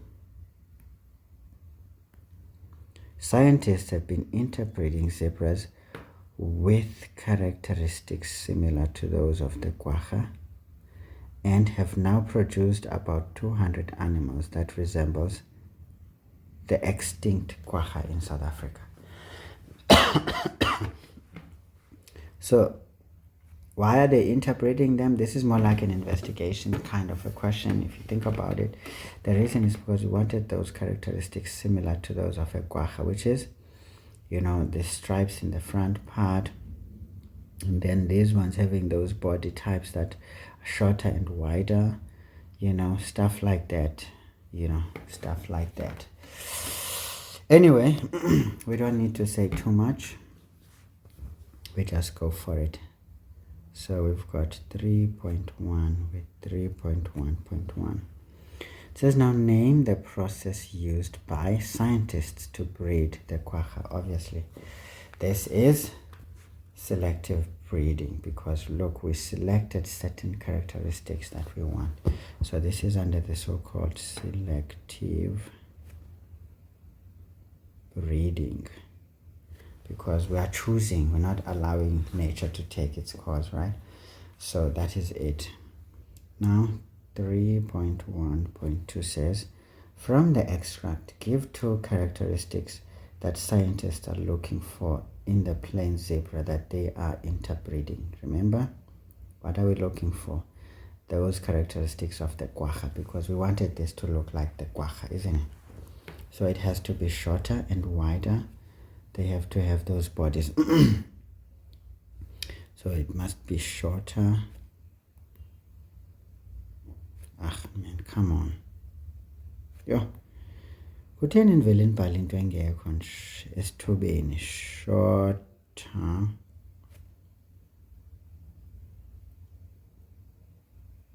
and wider bodies. That's number one. So they needed two. What else was in here? We can say black markings across.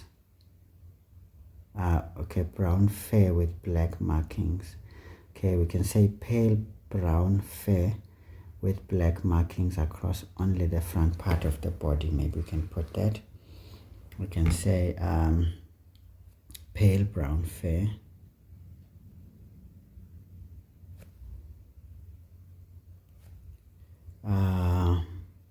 Fewa Morongo.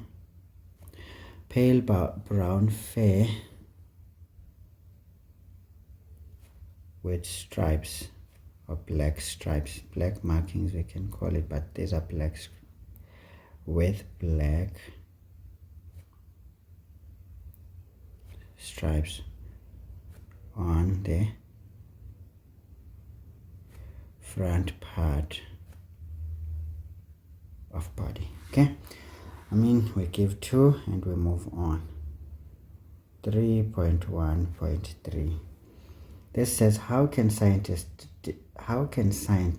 determine if the quagga is still the same species as the plain zebra? How could they know? Well, it says now, how can scientists determine if quagga is still the same species as the plain zebra? Okay. All right. Okay. How will they know? They didn't tell us here. What did they say here? Scientists have been interbreeding plain zebras with characteristics similar to those of the quagga and have now produced about animals that resemble, okay, the extinct quagga.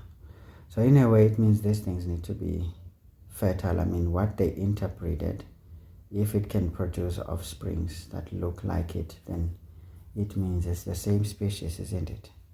Yeah. So I'm not too sure about this question. How can they determine if it is the same species? I'm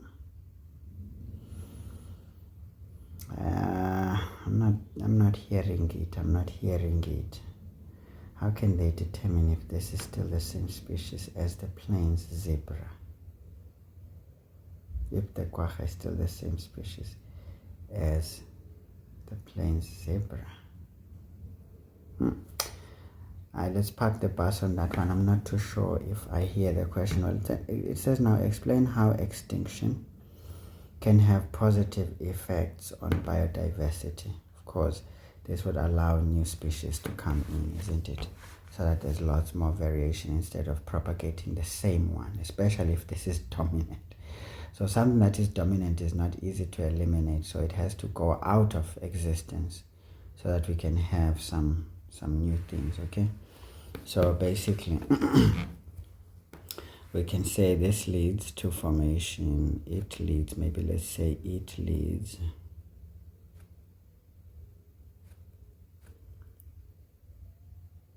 to formation of new species, okay, essentially. And yeah, it can really change our whole ecology, or because I mean, if we have new species, now the ecological, or should we say the relationships or the interrelationships in nature will change, isn't it? And that is good, because sometimes certain conditions are harsher. They don't allow for what was, they allow for what is, So we can say this can change the outlook of our ecological systems as adaptation is necessary. Okay, we can say this can change the whole ecological. When you say ecology, it's all about the study of relationships of species in nature. Okay, ecological. The whole ecological systems in nature. Okay, and this can be useful for adaptation purposes, which can be useful for adaptation purposes. Of course, guys, hey, sometimes I give you what I think, not what probably is advocated in your study guide. Sometimes one lady I worked with, for maths and physics, was also doing this at some point back in 2020. She did mention that it seems there's a way in which you should answer, so pay more attention to those who are familiar with the subject, and the departments of education programs that are on YouTube, and many others who are teachers themselves are probably the best people for questions of this nature, where you can actually pick some marks there. Okay, let's move on. I don't see if I hear this one well. It says, how can scientists determine if the quagga is still the same species as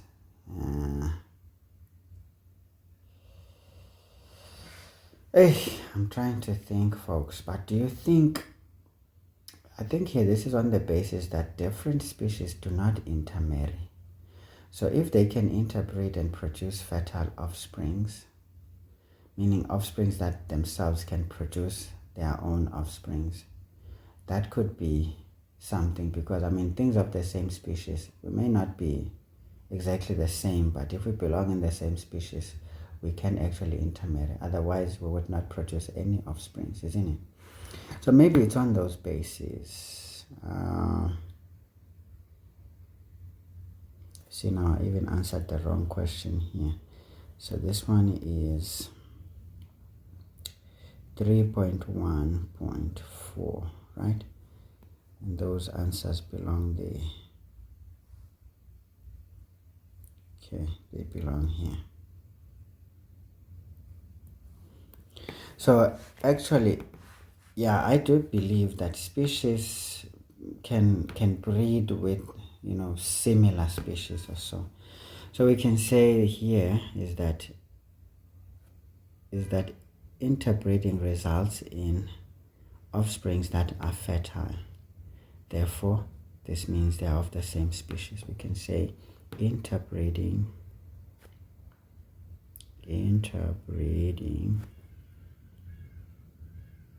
between the guacha and plains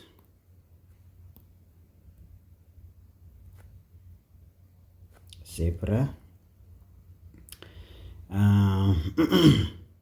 resulted, because they had 200 of them, resulted in offspring that is fertile.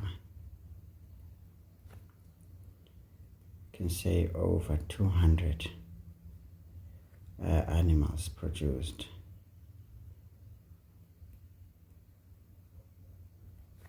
Okay, and if these ones are fertile, it means therefore this would confirm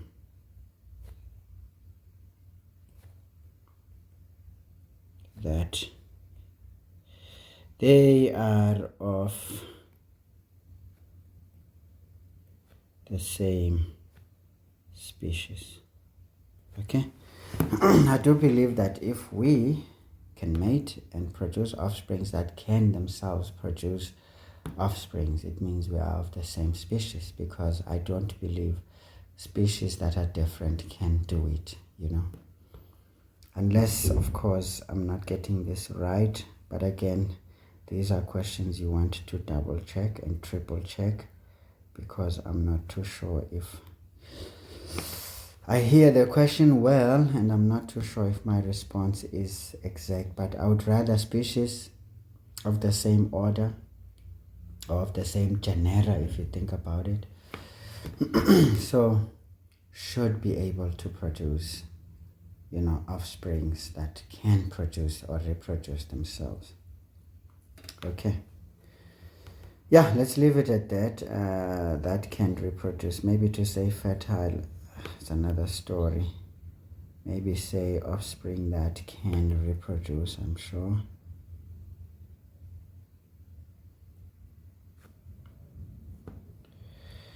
Reproduce themselves.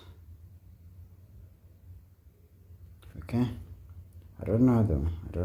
Be careful. It's easy for me to not get it right, because you know what, yeah, I'm taking a chance on this one. I'm taking a chance, but come back next year.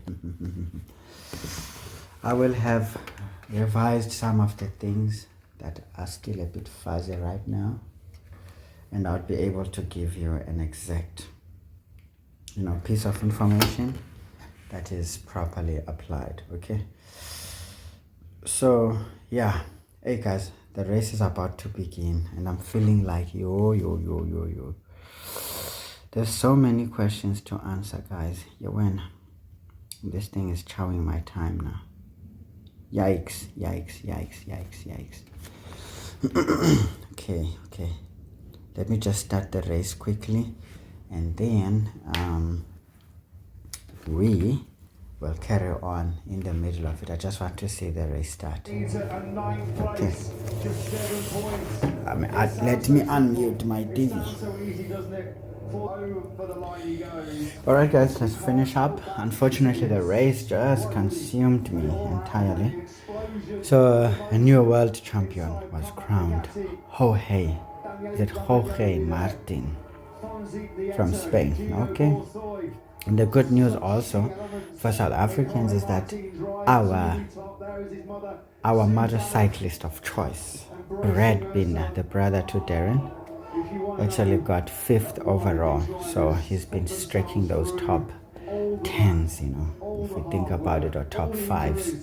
So that's good also because he's going to finish 5th overall, and he's technically the best KTM there is in MotoGP so far. We can only hope he does it in the coming year or in the coming years. But of course, he needs a better machine than he has been on so far.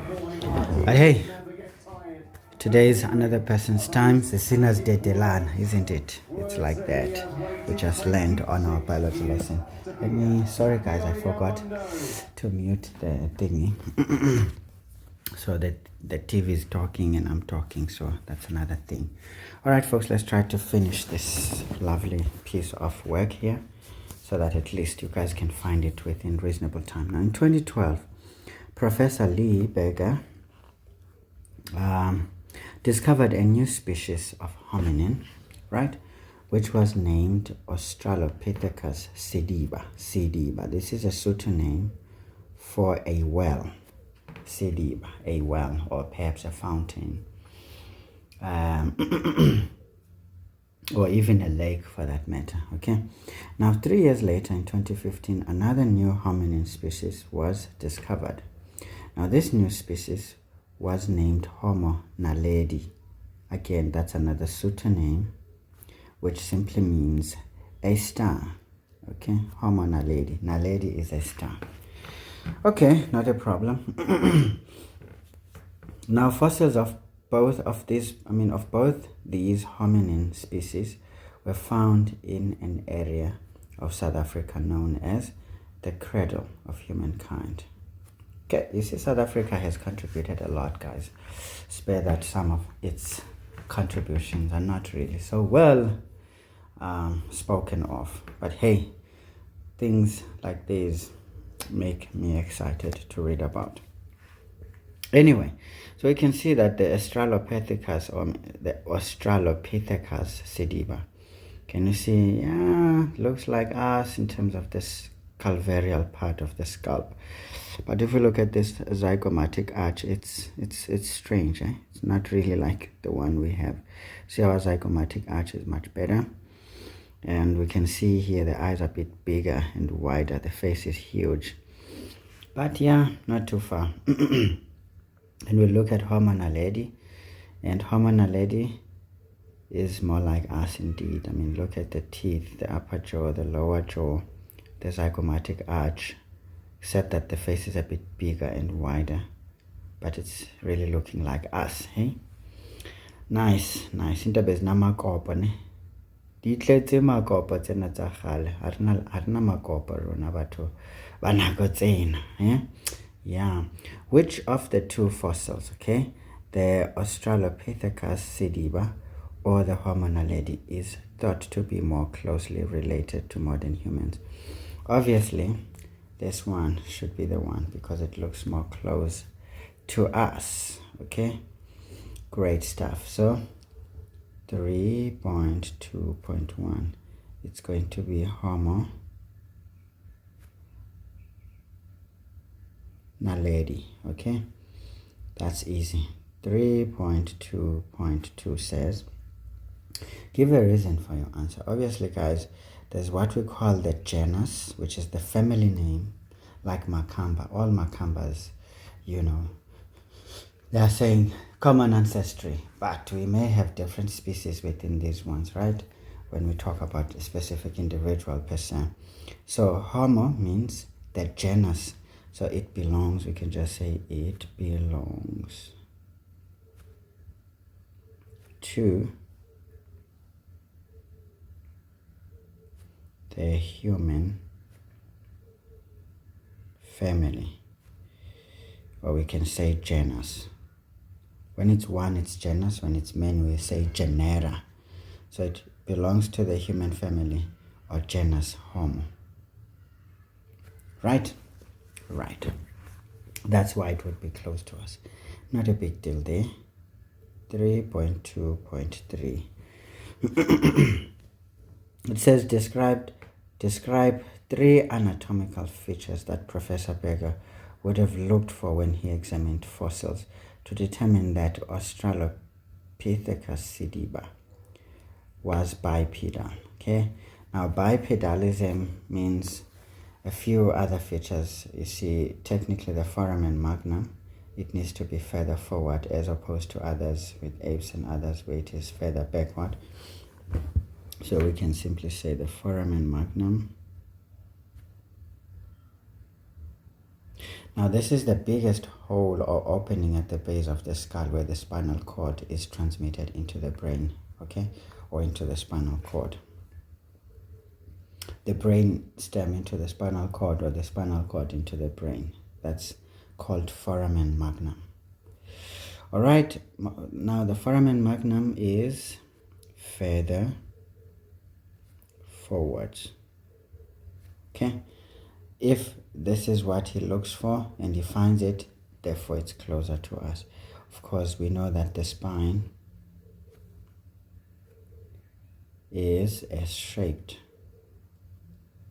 Right? Right, we know that the cervical spine, it's like a letter C backward, and then the thoracic spine is like the letter C forward. Then the lumbar spine is like the cervical spine, so it's like S-shaped, stuff like this. Yeah, not like that actually, it's like this. Thoracic spine is like that, and then the lumbar spine is like that. So it's sigmoid. Maybe we can say sigmoid because it's not truly S-shaped, but sigmoid. I don't know. Or sigmoidal. Anyway, the spine is S-shaped. Well, maybe let's say weather, because this is what he's going to look for. So he would look weather. Maybe let's rephrase this one. Sometimes try to answer appropriately. Don't just answer appropriately. We can say he would look whether he would look for, the English grammar here is wrong, to look for whether. He would look whether, or he would look for features like, you know, there's many ways of saying.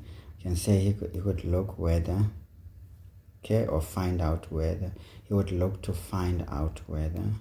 Maybe that would be best. He would look to find out. To find out whether. The foramen magnum is further forward. The spine is S-shaped, and the hips are wider and shorter. Okay, great. Nice. This is hips, not hips. Yeah. So we've got essentially 2 point, oops, number correctly. Come on, when 3.2.4. Actually, I'm a little distracted with the celebrations on TV. I should have just switched it off. Man, I am consumed by MotoGP. I don't know why I like dangerous sports, but that sport gives me peace. Even my bike gives me peace. After this, while I'm letting this one load onto YouTube, I will be on my bike nicely. And in fact, tomorrow I need to ride it to PE. I need some repairs and some service on it. So I'm going to be riding from Umtata to PE. Interesting. Okay. Now it says here, give the scientific name. Now remember, scientific name must have a genus plus species. or species? Is it species or species? Yonale. Technically, like human beings, we call them Homo sapiens. Can you say the Homo is the family name, is the genus name, as it was the reason for us to know that Homo naledi should be closest to us. Those Australopithecus is another story. Okay, all right, okay. Now we need a name. So for this one, it says one hominin. Now you see hominin, species of which fossils were discovered in the cradle of humankind. There's this guy, Australopithecus africanus. See the Australopithecus. Australopithecus, is it Pithecus? Australopithecus africanus, is it Africanus or Africanus or Africanus? But remember this one, his species name must be in a small letter, see? Must not write it in a capital letter. Capital letter is the beginning of the genus name. Africanus, probably. That is the one, guys. So make sure everything is right. So don't start with the capital letter here. That is not the scientific name if you do that. So 3.2.5 says, why is this area named the cradle of humankind? Obviously, it is the only place. It is the only place where fossils, Eman,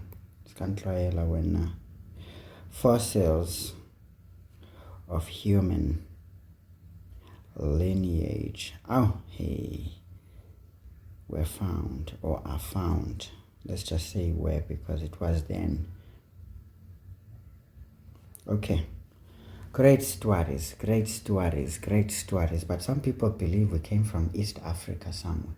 Some even mention a country and say Ethiopia is where we all came from. But if you think about it, it might just be true, because you look at Ethiopians, they carry features of both blacks as we know them and whites as we know them. It's like this one. Anyway, let's move on. Stop talking nonsense there. So this is 3.6.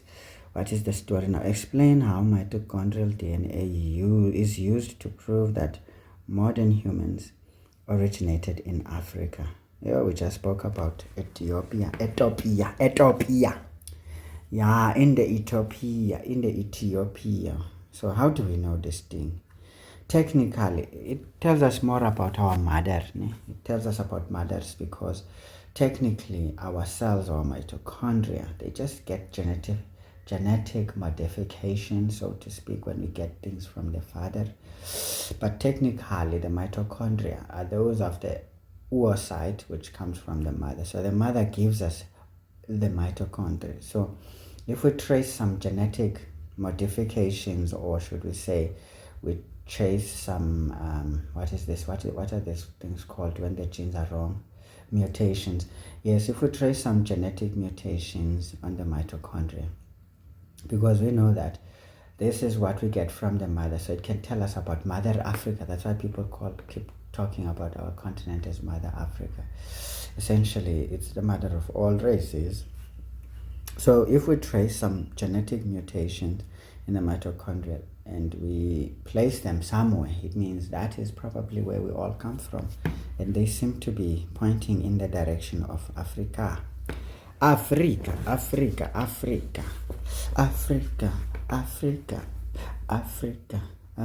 So now we need to explain, folks. What are we going to say? We can say following genetic mutations, okay, on mitochondrial DNA would would essentially lead us to tracing our maternal descent, so to speak, would lead us to tracing our maternal descent. Descent ubhalwa kanjani kanini guys? Descent ubhalwa kanje. Yes, yeah, yona lo ndlela ebhalwa ngayo. It would, following genetic mutations on mitochondrial DNA would lead us to tracing our maternal descent since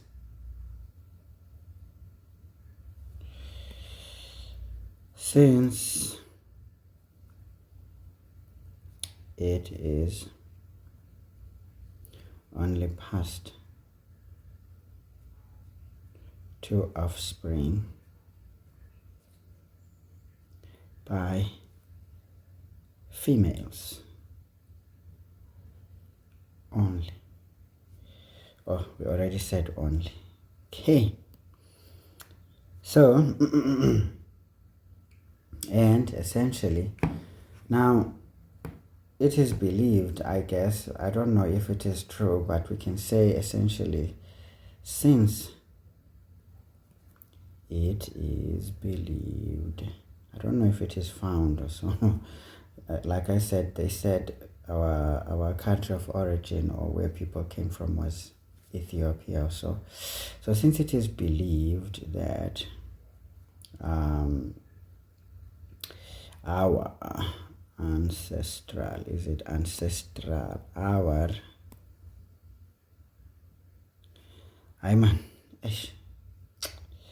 since it is believed that our ancestral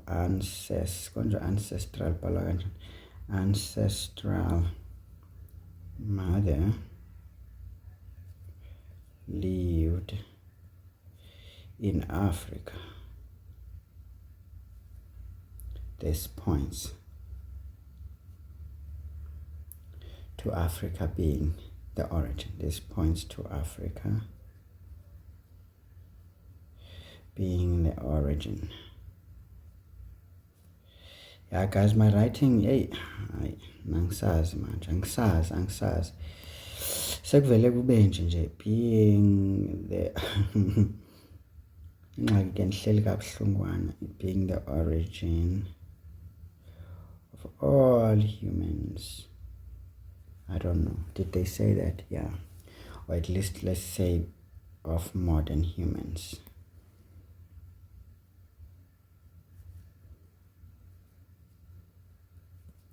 Yona leyo guys. So again, try to find the thingy, try to find the proper marking guidelines for this one. I'm just showing you guys what I would do given a chance, you know. Of course, you can see that some things you need to recall, like that astralo,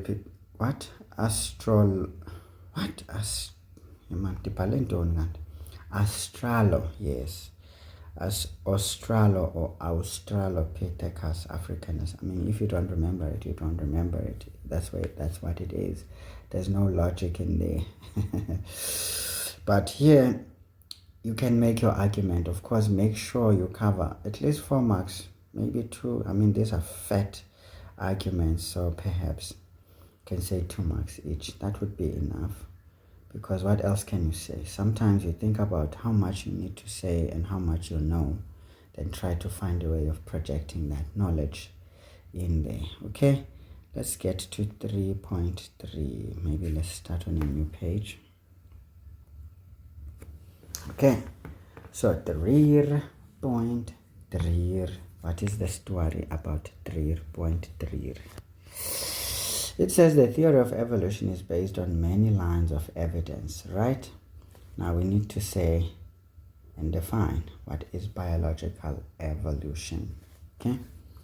So basically, this is nothing but an easy one, 3.3.1. You just have to know your definitions. So we can say it is the change in the characteristics.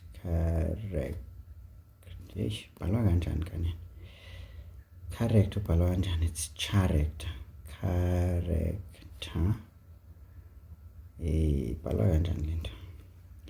Characteristics. It is the change in the characteristics of a species over time, right? Right.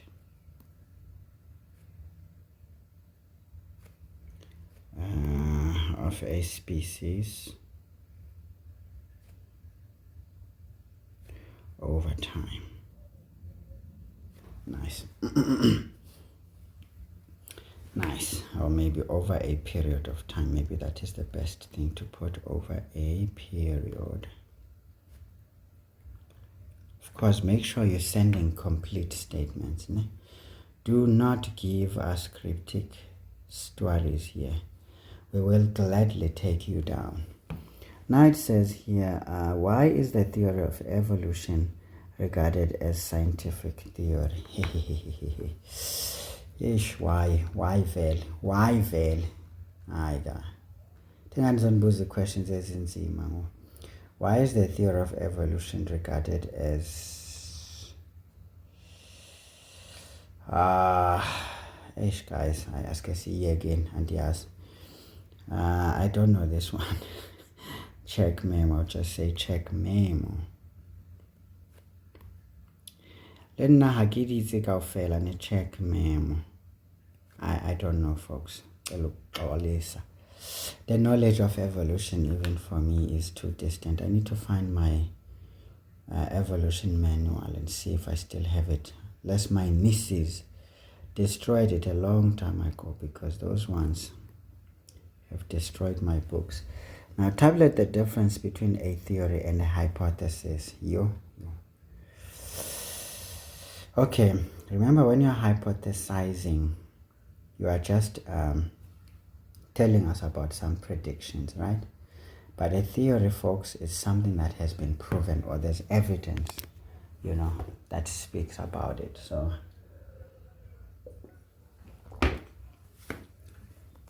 it's nothing but if you can just do it. But of course, guys, I'm not gonna do a complete one. How many marks there? 3.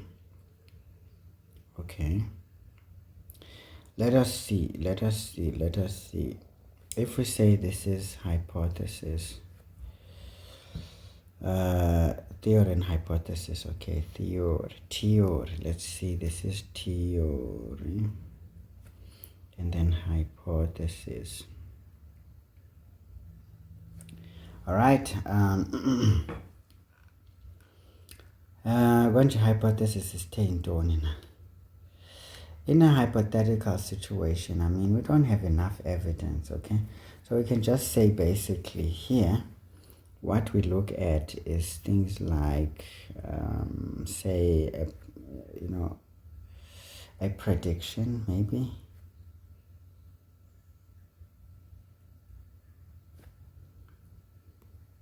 Prediction based.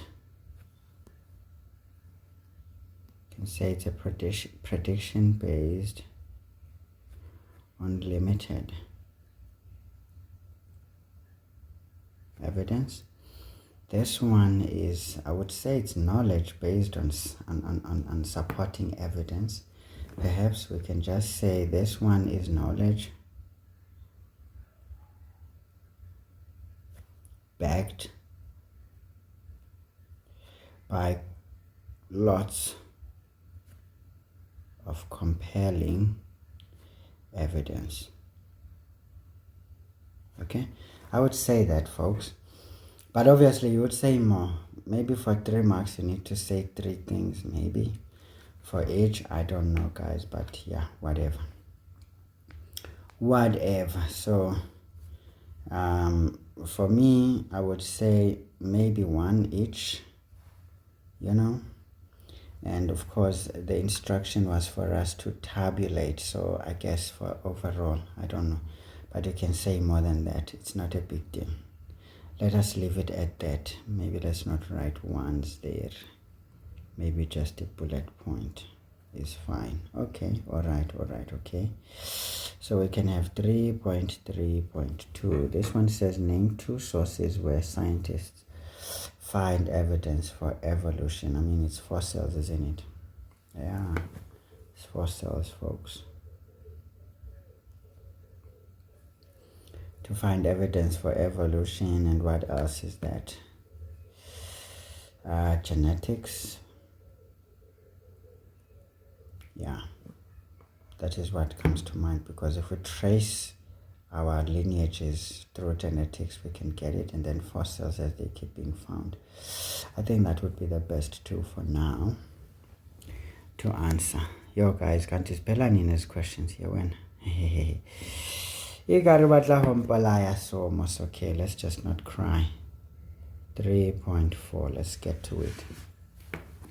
Now 3.4 says maize plants are affected by European corn, by the European corn borer, which is a small worm, okay, that feeds on the maize plant and causes destruction of the whole crop for farmers. Why do they call it the European borer? Because it's bungo sihlala sizithola nathi lamasimu wethu society African. Because it's ngabalimi, guys. So anyway, this means this was written in Europe, maybe. Okay, all right, okay. Because I don't think it's a European corn borer. We have it here in RSA, specifically in Mount Fletcher, where I am from. Anyway, the BT gene, which is found in bacteria. Okay, guys, you're gonna have to read.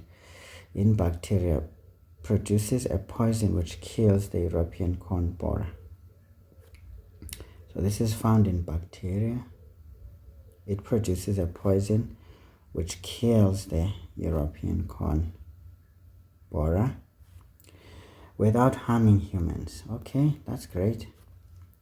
Now scientists have managed to extract this gene from the bacteria and insert it into the DNA of maize plants. Okay, so now extracting and inserting, isn't it cloning this one? Or it's some genetic engineering, isn't it? Or genetic modification. Okay, using current techniques. Now when the European corn borer eats the maize plant, it will die quickly. That means it won't destroy the entire crop. Okay, let's get to the questions. 3.4.1. So make sure you understand, guys, the statements, because some answers are lying there. It says name the process by which genetic makeup of an organism is altered to include a new characteristic. I think it's genetic engineering or genetic modification. So let's call it genetic engineering. Konje engineering pala kanjani? Kanje. Hey, can't tell the writing. Man, this writing engineering. This writing is embarrassing me, or you can say modification. 3.4.2 says give the term that refers to DNA to which a gene was added. We call it recombinant DNA. Recombinant DNA, okay, or rDNA, so to speak. 3.4.3 says explain one way in which corn with the BT gene can benefit farmers economically. I mean, guys, they will make sales. I mean, they will have more production that is not destroyed. So it means more produce of corn with less destruction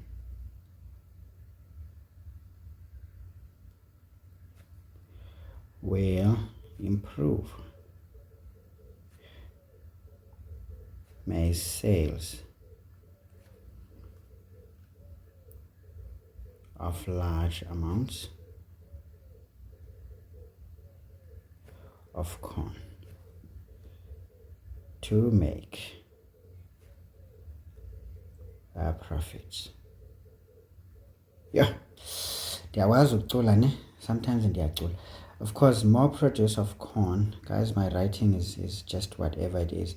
More produce of corn with less destruction will improve. Yeah, that improve is like dead. I don't know why I don't write well. Improve, my hand is tired.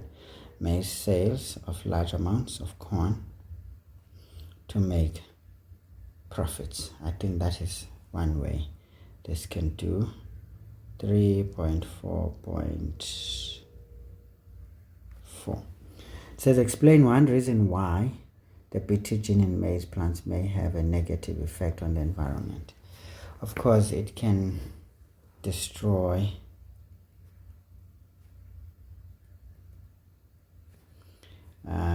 ecological variation, or should we say maybe ecological balance, because remember, things need to be balanced. It can destroy ecological balance,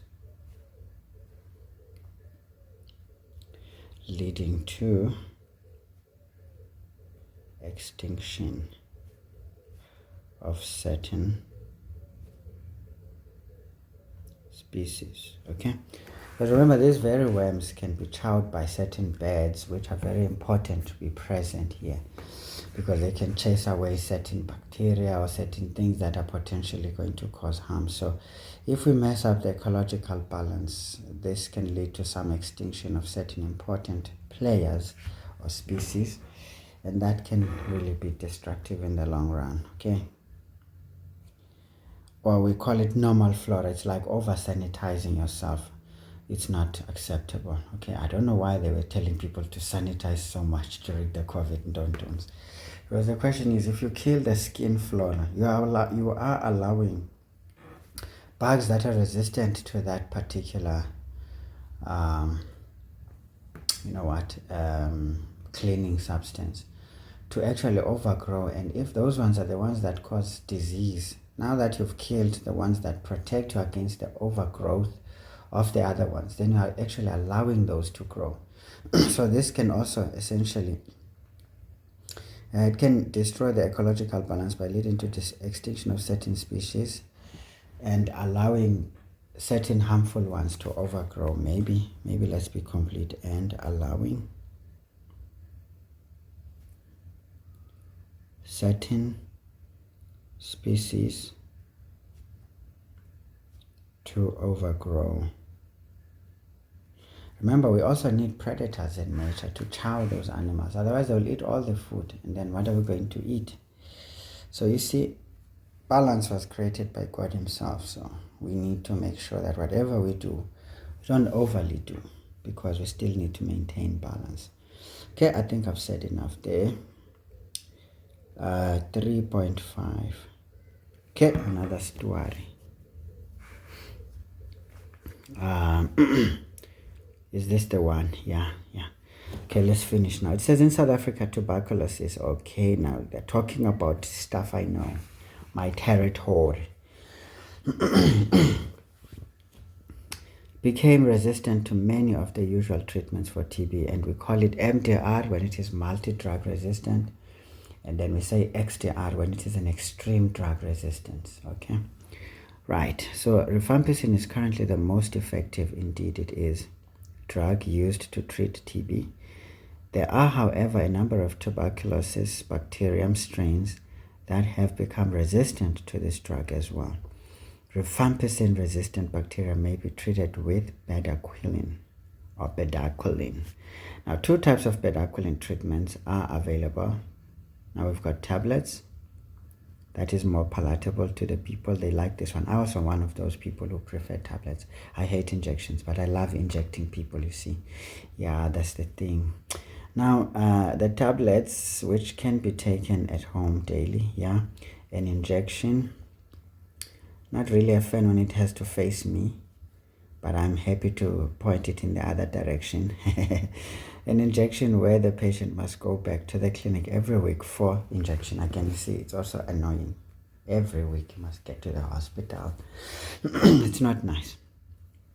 Now, scientists wanted to determine which treatment would have the highest survival rate after 24 months. They wanted to determine, so this is like an aim of study. So there'll always be a question on investigation, or you can say study or investigation.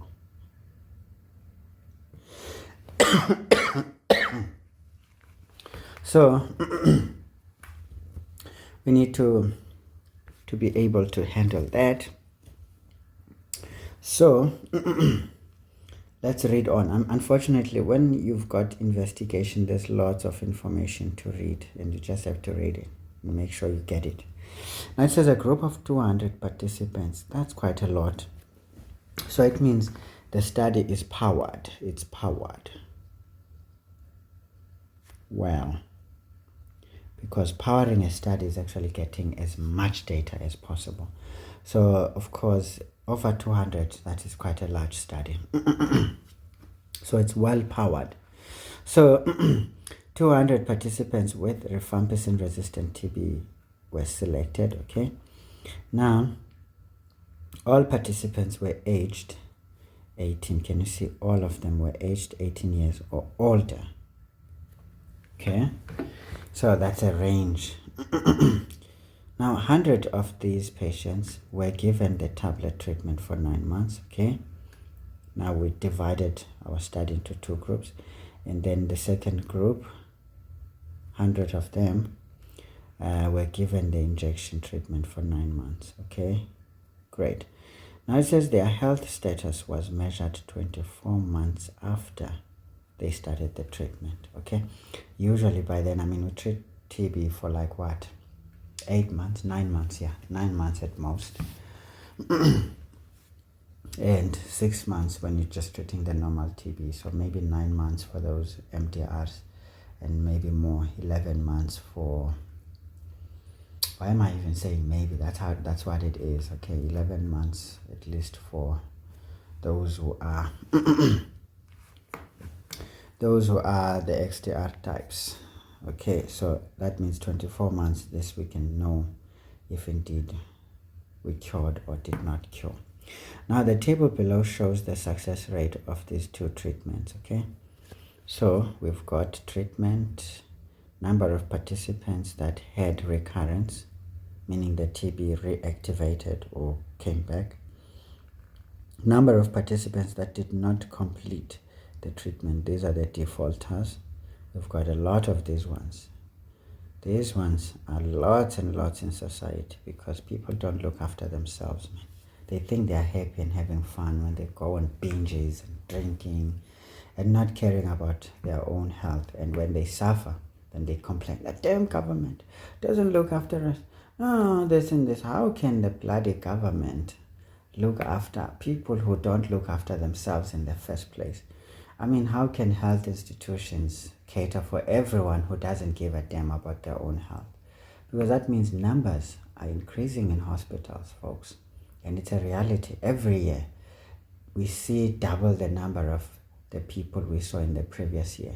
Of course, some of them are coming from already in the last year and others are new. But if I can tell you, the new cases every year almost double the number of cases we saw in the previous year. So this is already suggesting people are not really caring for their own health.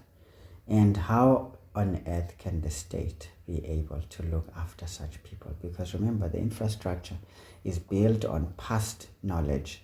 You see, census was done how long ago? So everything that is done is based on some old information, and yet there's new things happening. So it's bound to end up somewhere where we don't like it. And as long as people don't want to work, don't want to live good lives, they are always going to be a burden. And unfortunately, we will never get rid of these problems. And the sad part is that we are losing the money which helps us to survive. And we are losing it fast, folks. So I wonder what is going to be of many people in society. This is why we need to educate ourselves and to at least be able to do things for ourselves and not depend on the government so much. And then maybe we might turn things around for the better. Okay, number of participants that died. You see, this is the worst outcome of TB. Can you see? Let's see, the number of participants that had recurrence is 1 on the tablets. Meaning, why is it 1? This is suggesting that many people were happy to take tablets. I mean, tablets are fairly tolerable in society because you take them home so it doesn't disturb your normal daily living. So the number of participants that did not complete the treatment are few, because you can see here the ones that did not, that had recurrence, there were 2, meaning there's more people who don't like the injection than there are who likes tablets. And the number of those who did not complete the treatment, can you see, 4 against 12? This is likely because who likes an injection, man? I don't. And yet I give it. Number of participants that died of TB. Can you see there's many who died because then there's many who defaulted. Here there's some who died maybe because of multi-drug resistance and other issues. It's quite an appreciable number here, but at least it's less than these guys here. So we can take that. If it is not because of some issues of drug resistance and other issues, availability of medication maybe is the problem, because yes, you do go to some health institutions and you find that there's no medication because the money has been chowed by the politicians, or even the hospital managers are involved in these shenanigans with the politicians. So it's a nightmare. Anyway, number of participants that were cured of TB. Can you see there's quite a number here? And obviously this one should be less. That one should be less, and that's a potential question because it's X. All right, okay, all right. But now, remember, these are the people we had problems with, okay? So we can add these ones up, and whatever remains, because out of 100, so it's going to be 100 minus these values right there. 12 plus 28 plus 2. We can actually determine that number. What is it? Let's just punch it. 100. My calculator is off. 100 minus 12 plus 28 plus 2, which is basically 30. We get 58, folks. So these folks are 58. So anything that you can handle, guys, just handle it, okay? Don't wait for the second invitation, even if it's not the question next. It's not a big deal. So let's now give the independent variable. So what did we change here? Is the type of treatment, isn't it? Some we gave tablets, some we gave injections. So I would say perhaps the type of treatment. This is the independent. It's what we are changing, right? So what is being changed is what is independent. The dependent one would be the cure rate, or people who survive, isn't it? Because it depends on how many we treat and how effective the treatment is. Hey. Okay, so this would be the treatment, or the type of treatment. Type of treatment. But the type is actually suggesting a change, so maybe we can just say treatment. TB treatment. Let's just put it that way. Let's be specific. This is TB treatment because that's what we are changing. Now 3.5.2 says, give one reason why the study was considered reliable. I mean, it is powered. Usually powered studies can be reliable. We can say it's well powered.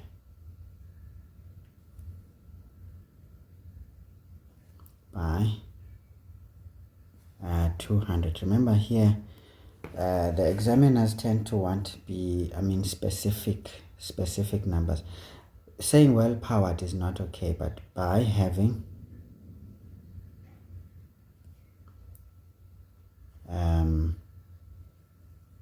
200 people, by having 200 participants. Okay, great. So this you can even interpret and say a large number or a large study, because a large study tends to be reliable. Are we giving more than one reason? Just one reason, that's enough. So usually we power the study, and then of course by keeping certain things constant and what controlling, and it improves on the reliability of our study. Okay, so you can see there that is the story, and of course here we are varying this number already. If we're not keeping the age constant, 18 and older, that can be a number of people, so we can even increase on that power by making sure that the reliability, we can improve it by actually keeping the same age or same sex of individuals and what. Okay, not a big deal, folks. Let's do the things. So 3.5.3 says calculate the number of participants that took the injection treatment that were cured. Okay, we already did. So when the question says calculate, please show it. So this is going to be 100 minus the sum of 2 plus 12 plus 28, which gave us 58 participants. Okay, nice. 3.5.4 says explain one possible reason why some people did not complete the injectable containing treatment. They don't like it, they defaulted. So no one likes an injection, so they don't like, or they're afraid. We can say they were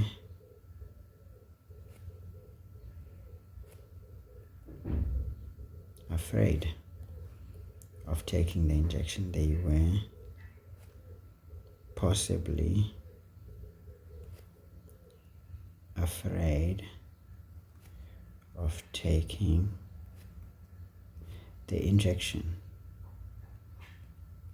Some people are not necessarily afraid, but they just don't like it, or they don't prefer it. You can even say that. So they don't like it. Could be that, or they don't prefer it. But obviously, why would they not take the tablet then? Of course, they were divided into this, so they defaulted essentially. They defaulted. Others, they just don't have a problem, but they defaulted. Maybe that could be another reason. Some may be afraid, but others just default. Sometimes the reasons for defaulting could be maybe moving away. Some people are lost to follow up. Some have technical issues. Maybe there's rains in the EC and then there's no bridges and then they didn't go and get the medication. We can have a variety of reasons for defaulting, but they defaulted at the end of the day. Okay, great. Yeah, whatever. So at least we're supposed to give one, so you can give any one of the two. So 3.5.5, I'm tired of this thing also now. Explain how tuberculosis bacteria may have developed resistance to rifampicin according to Darwinian's natural selection. Now this is very important. It's actually a big health issue.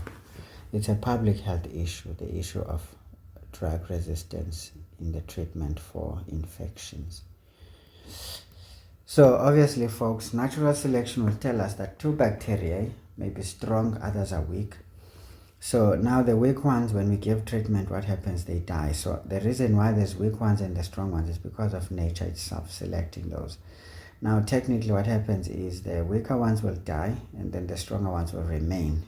And remember, the ones that remain, they have a gene or something that helps them to survive this harsh environment. And then they will breed. And when they breed, what happens? Then they will have offspring. Then there will be more of the same ones that actually are resistant, as opposed to those that have died and probably have gone extinct. And now we end up with this species that does not die from TB treatment, and this is part of the reasons for what we have. So can you see, this thing is not a joke. Sometimes it's not just pure evolution. It actually helps you to understand some of the reasons why certain people do not respond to certain treatments. It's natural selection.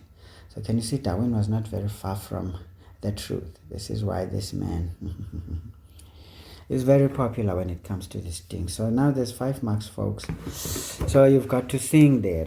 But I'll just give you the scaffolding that you need here. You can just say there will be bacteria that are susceptible to medication and those that are not. Okay, that is natural selection. So we can say bacteria that is susceptible. Okay, there will be TB bacteria. Let's just say TB bacteria species that are susceptible to TB treatment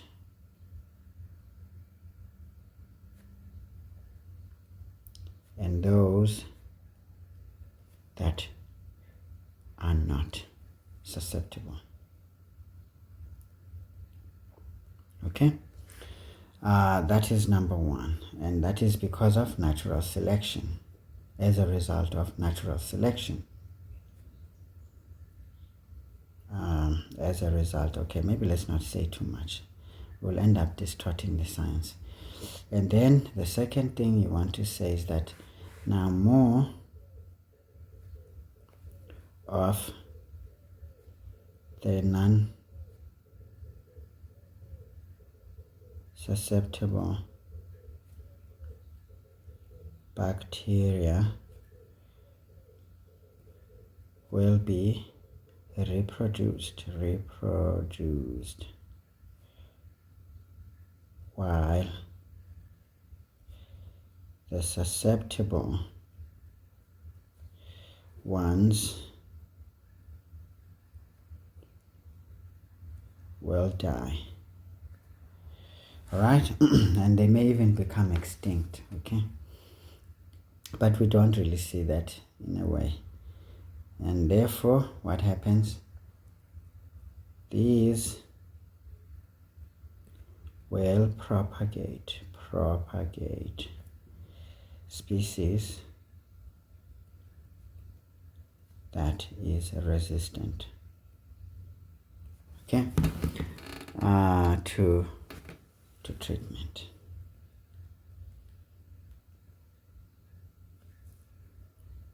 If not controlled early. It's better early than late, ne? Yeah. So basically, that would mean the newer generations, and we can say the newer generations may have bacteria that is resistant, maybe may have colonies of bacteria that is resistant. Okay, so folks, I'm sure you probably would need to say more than I have just said. You can just check again. I mean, questions of this nature are of importance because this can come in many ways. So knowing how to explain by applying some theory or some law is very important, because you have to be complete, at least if you give us the idea that you know what you're talking about. And usually this is not too difficult. If you read, you study, you practice, this should be a piece of cake. You see, I have done this like how long ago, I don't know, but you can see I'm faring not so bad. I could not answer maybe 1 question properly, or maybe 2, maybe 3, I don't know, but Imagine if I was to sit and read the whole year and do tests and do, practicals, read guidelines, all of those things that would make for someone who can pass easily. So please guys, pass. Do not play around. This is not a very difficult subject at all. Give 2 ways in which the scientists could improve the validity of this study. Obviously we can keep that age because that age is being varied in a way. So we can just say keep same age of patients rather than that range. Keep same age of participants rather than have a range of them, rather than a range of different ages. Okay, so that is what we can do. How many must we give? 2.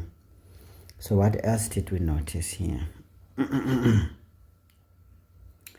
What else? What else? Is there anything?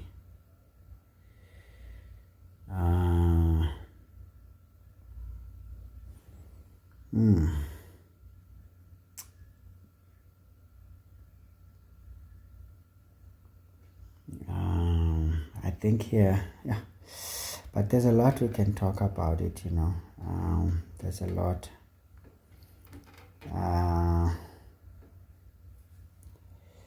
So yes.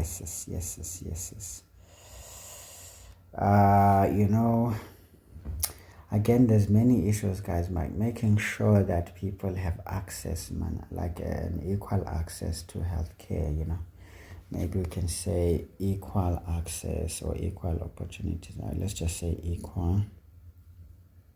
Participants must have equal access, because unequal access may bring, some results that may vary and unreliably so. So we can say participants must have full access. Maybe let's put it that way. Or let's say equal full access to healthcare, because then they have to be the ones deciding, because for the ones that defaulted, it could be an issue of access, or even when they can access, the institutions are not well equipped to give the treatment. So things like that, folks. Anyway, any 2 things you can think of that makes sense. Remember, here you need to also use a bit of your logic. Sometimes you can't find everything on the ground. Sometimes you have to dig it from under the ground. Okay, all right. Explain why the health status of the participants was only recorded after 12 months of taking treatment, of course, to ensure cure. To ensure cure from the disease, because if we measure this too early, we may get results that do not really speak sense in that. We can get people who still have the TB, but it hasn't been cured as yet. So the story here is to ensure complete cure. Maybe let's talk about that part and say it is to ensure that participants have reached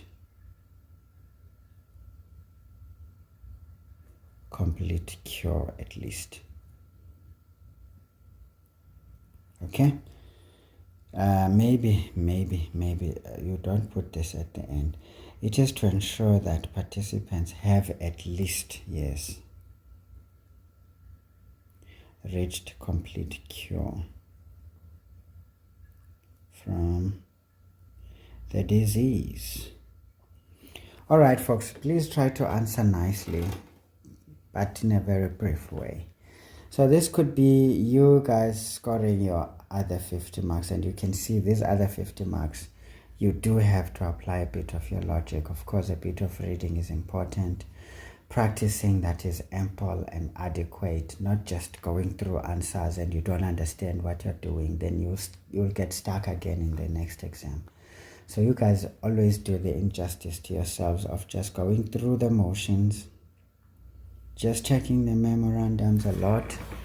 Sometimes you need to just generate these answers parallel to the memorandum at times and see, compare and contrast. Don't always believe what is on the memorandum. Okay, now I'm planting a seed of doubt in you, and you should not. Technically though, some memos, there are mistakes in them, folks. Be very careful. So don't allow yourselves to be confused. If it is clear on the textbook and the guidelines, sometimes this is why you need to read more than one text for a topic. Reading only one text may lead to problems, because what if that is wrongly projected? Sorry, that means you will be unable to tell the difference between the two. So be very careful. What is important here is to note the fact that if you read 2 or 3 different texts, maybe buy a study guide. The answer series is the best for these kinds of subjects. And then you buy maybe a study and master of the subject, and then you have a proper textbook, and then you combine this with some government guidelines on these things. Believe me, if all these things speak the same language, because they will have different examples as well that they can use to explain the idea, then you'll have a wider understanding, and this means you will be able to just kill the thing when it comes. Otherwise, also, when you're taking past papers, try to use your knowledge as much as you can, and don't be fooled by just what is on the memo. Be very careful. Go as far as you can, as wide as you can, so that you learn to have enough knowledge bank. Then you can answer an exam question specifically to those specifications, like give 2 ways. At least you must have quite a number of options to choose from.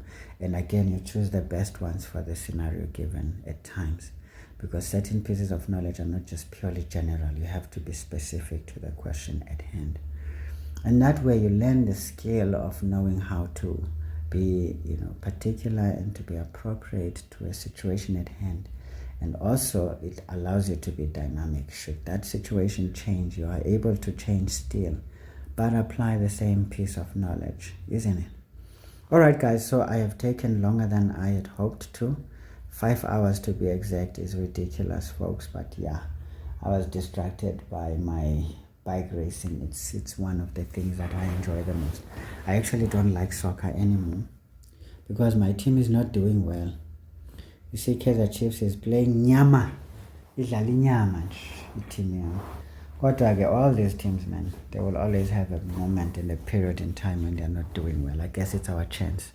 Kaizer Chiefs used to be the glory in this country of almost every citizen. I grew up under those, influences. So almost everyone around me was Kaizer Chiefs, and as a result, I supported Kaizer Chiefs because of that. And now I cannot unsupport it just because it's losing, because at some point you lose, man.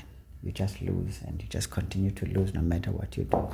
But again, you look at most of the underlying reasons for those losses. It's because of some improper management of things, some bad decision making, bad calls, again, being slow to responding to changes in time. Because sometimes I always believe the past is always going to carry you forward. Yes, it may to some extent, but there are moments when there's a fast change on the earth, and now things that are gradually changing, as in from the past, would not really work best. And as a result, you fall behind. Even in the sport, MotoGP, Honda used to be the king. And you could see it. It was really unfair for the other manufacturers. But now things have changed, because things changed fast, and Honda is more of a traditional thing. The Japanese don't just chop and change like that. They take time to develop their own craft and make sure it is something that lasts a very long time also, no matter what happens. So unfortunately, they've fallen behind now. And you can see, though, there are some bad decisions they're making, some slow, responses to changes that are necessary. And this is the same thing also with you as people in general. Some of you are stiff, they hold on to things that are really not tangible and that are very, very limiting in nature, and others disregard things of importance that actually can make some drastic changes. Others like quick changes which only change for a moment, and then the next they leave you hanging in deep trouble. So it's a matter of balance, guys. Equilibrium, and punctuated equilibrium. So always seek for that and you'll be fine. Anyway, folks, good luck with your exams. I hope this video finds you still able to look at it in its entirety and learn something.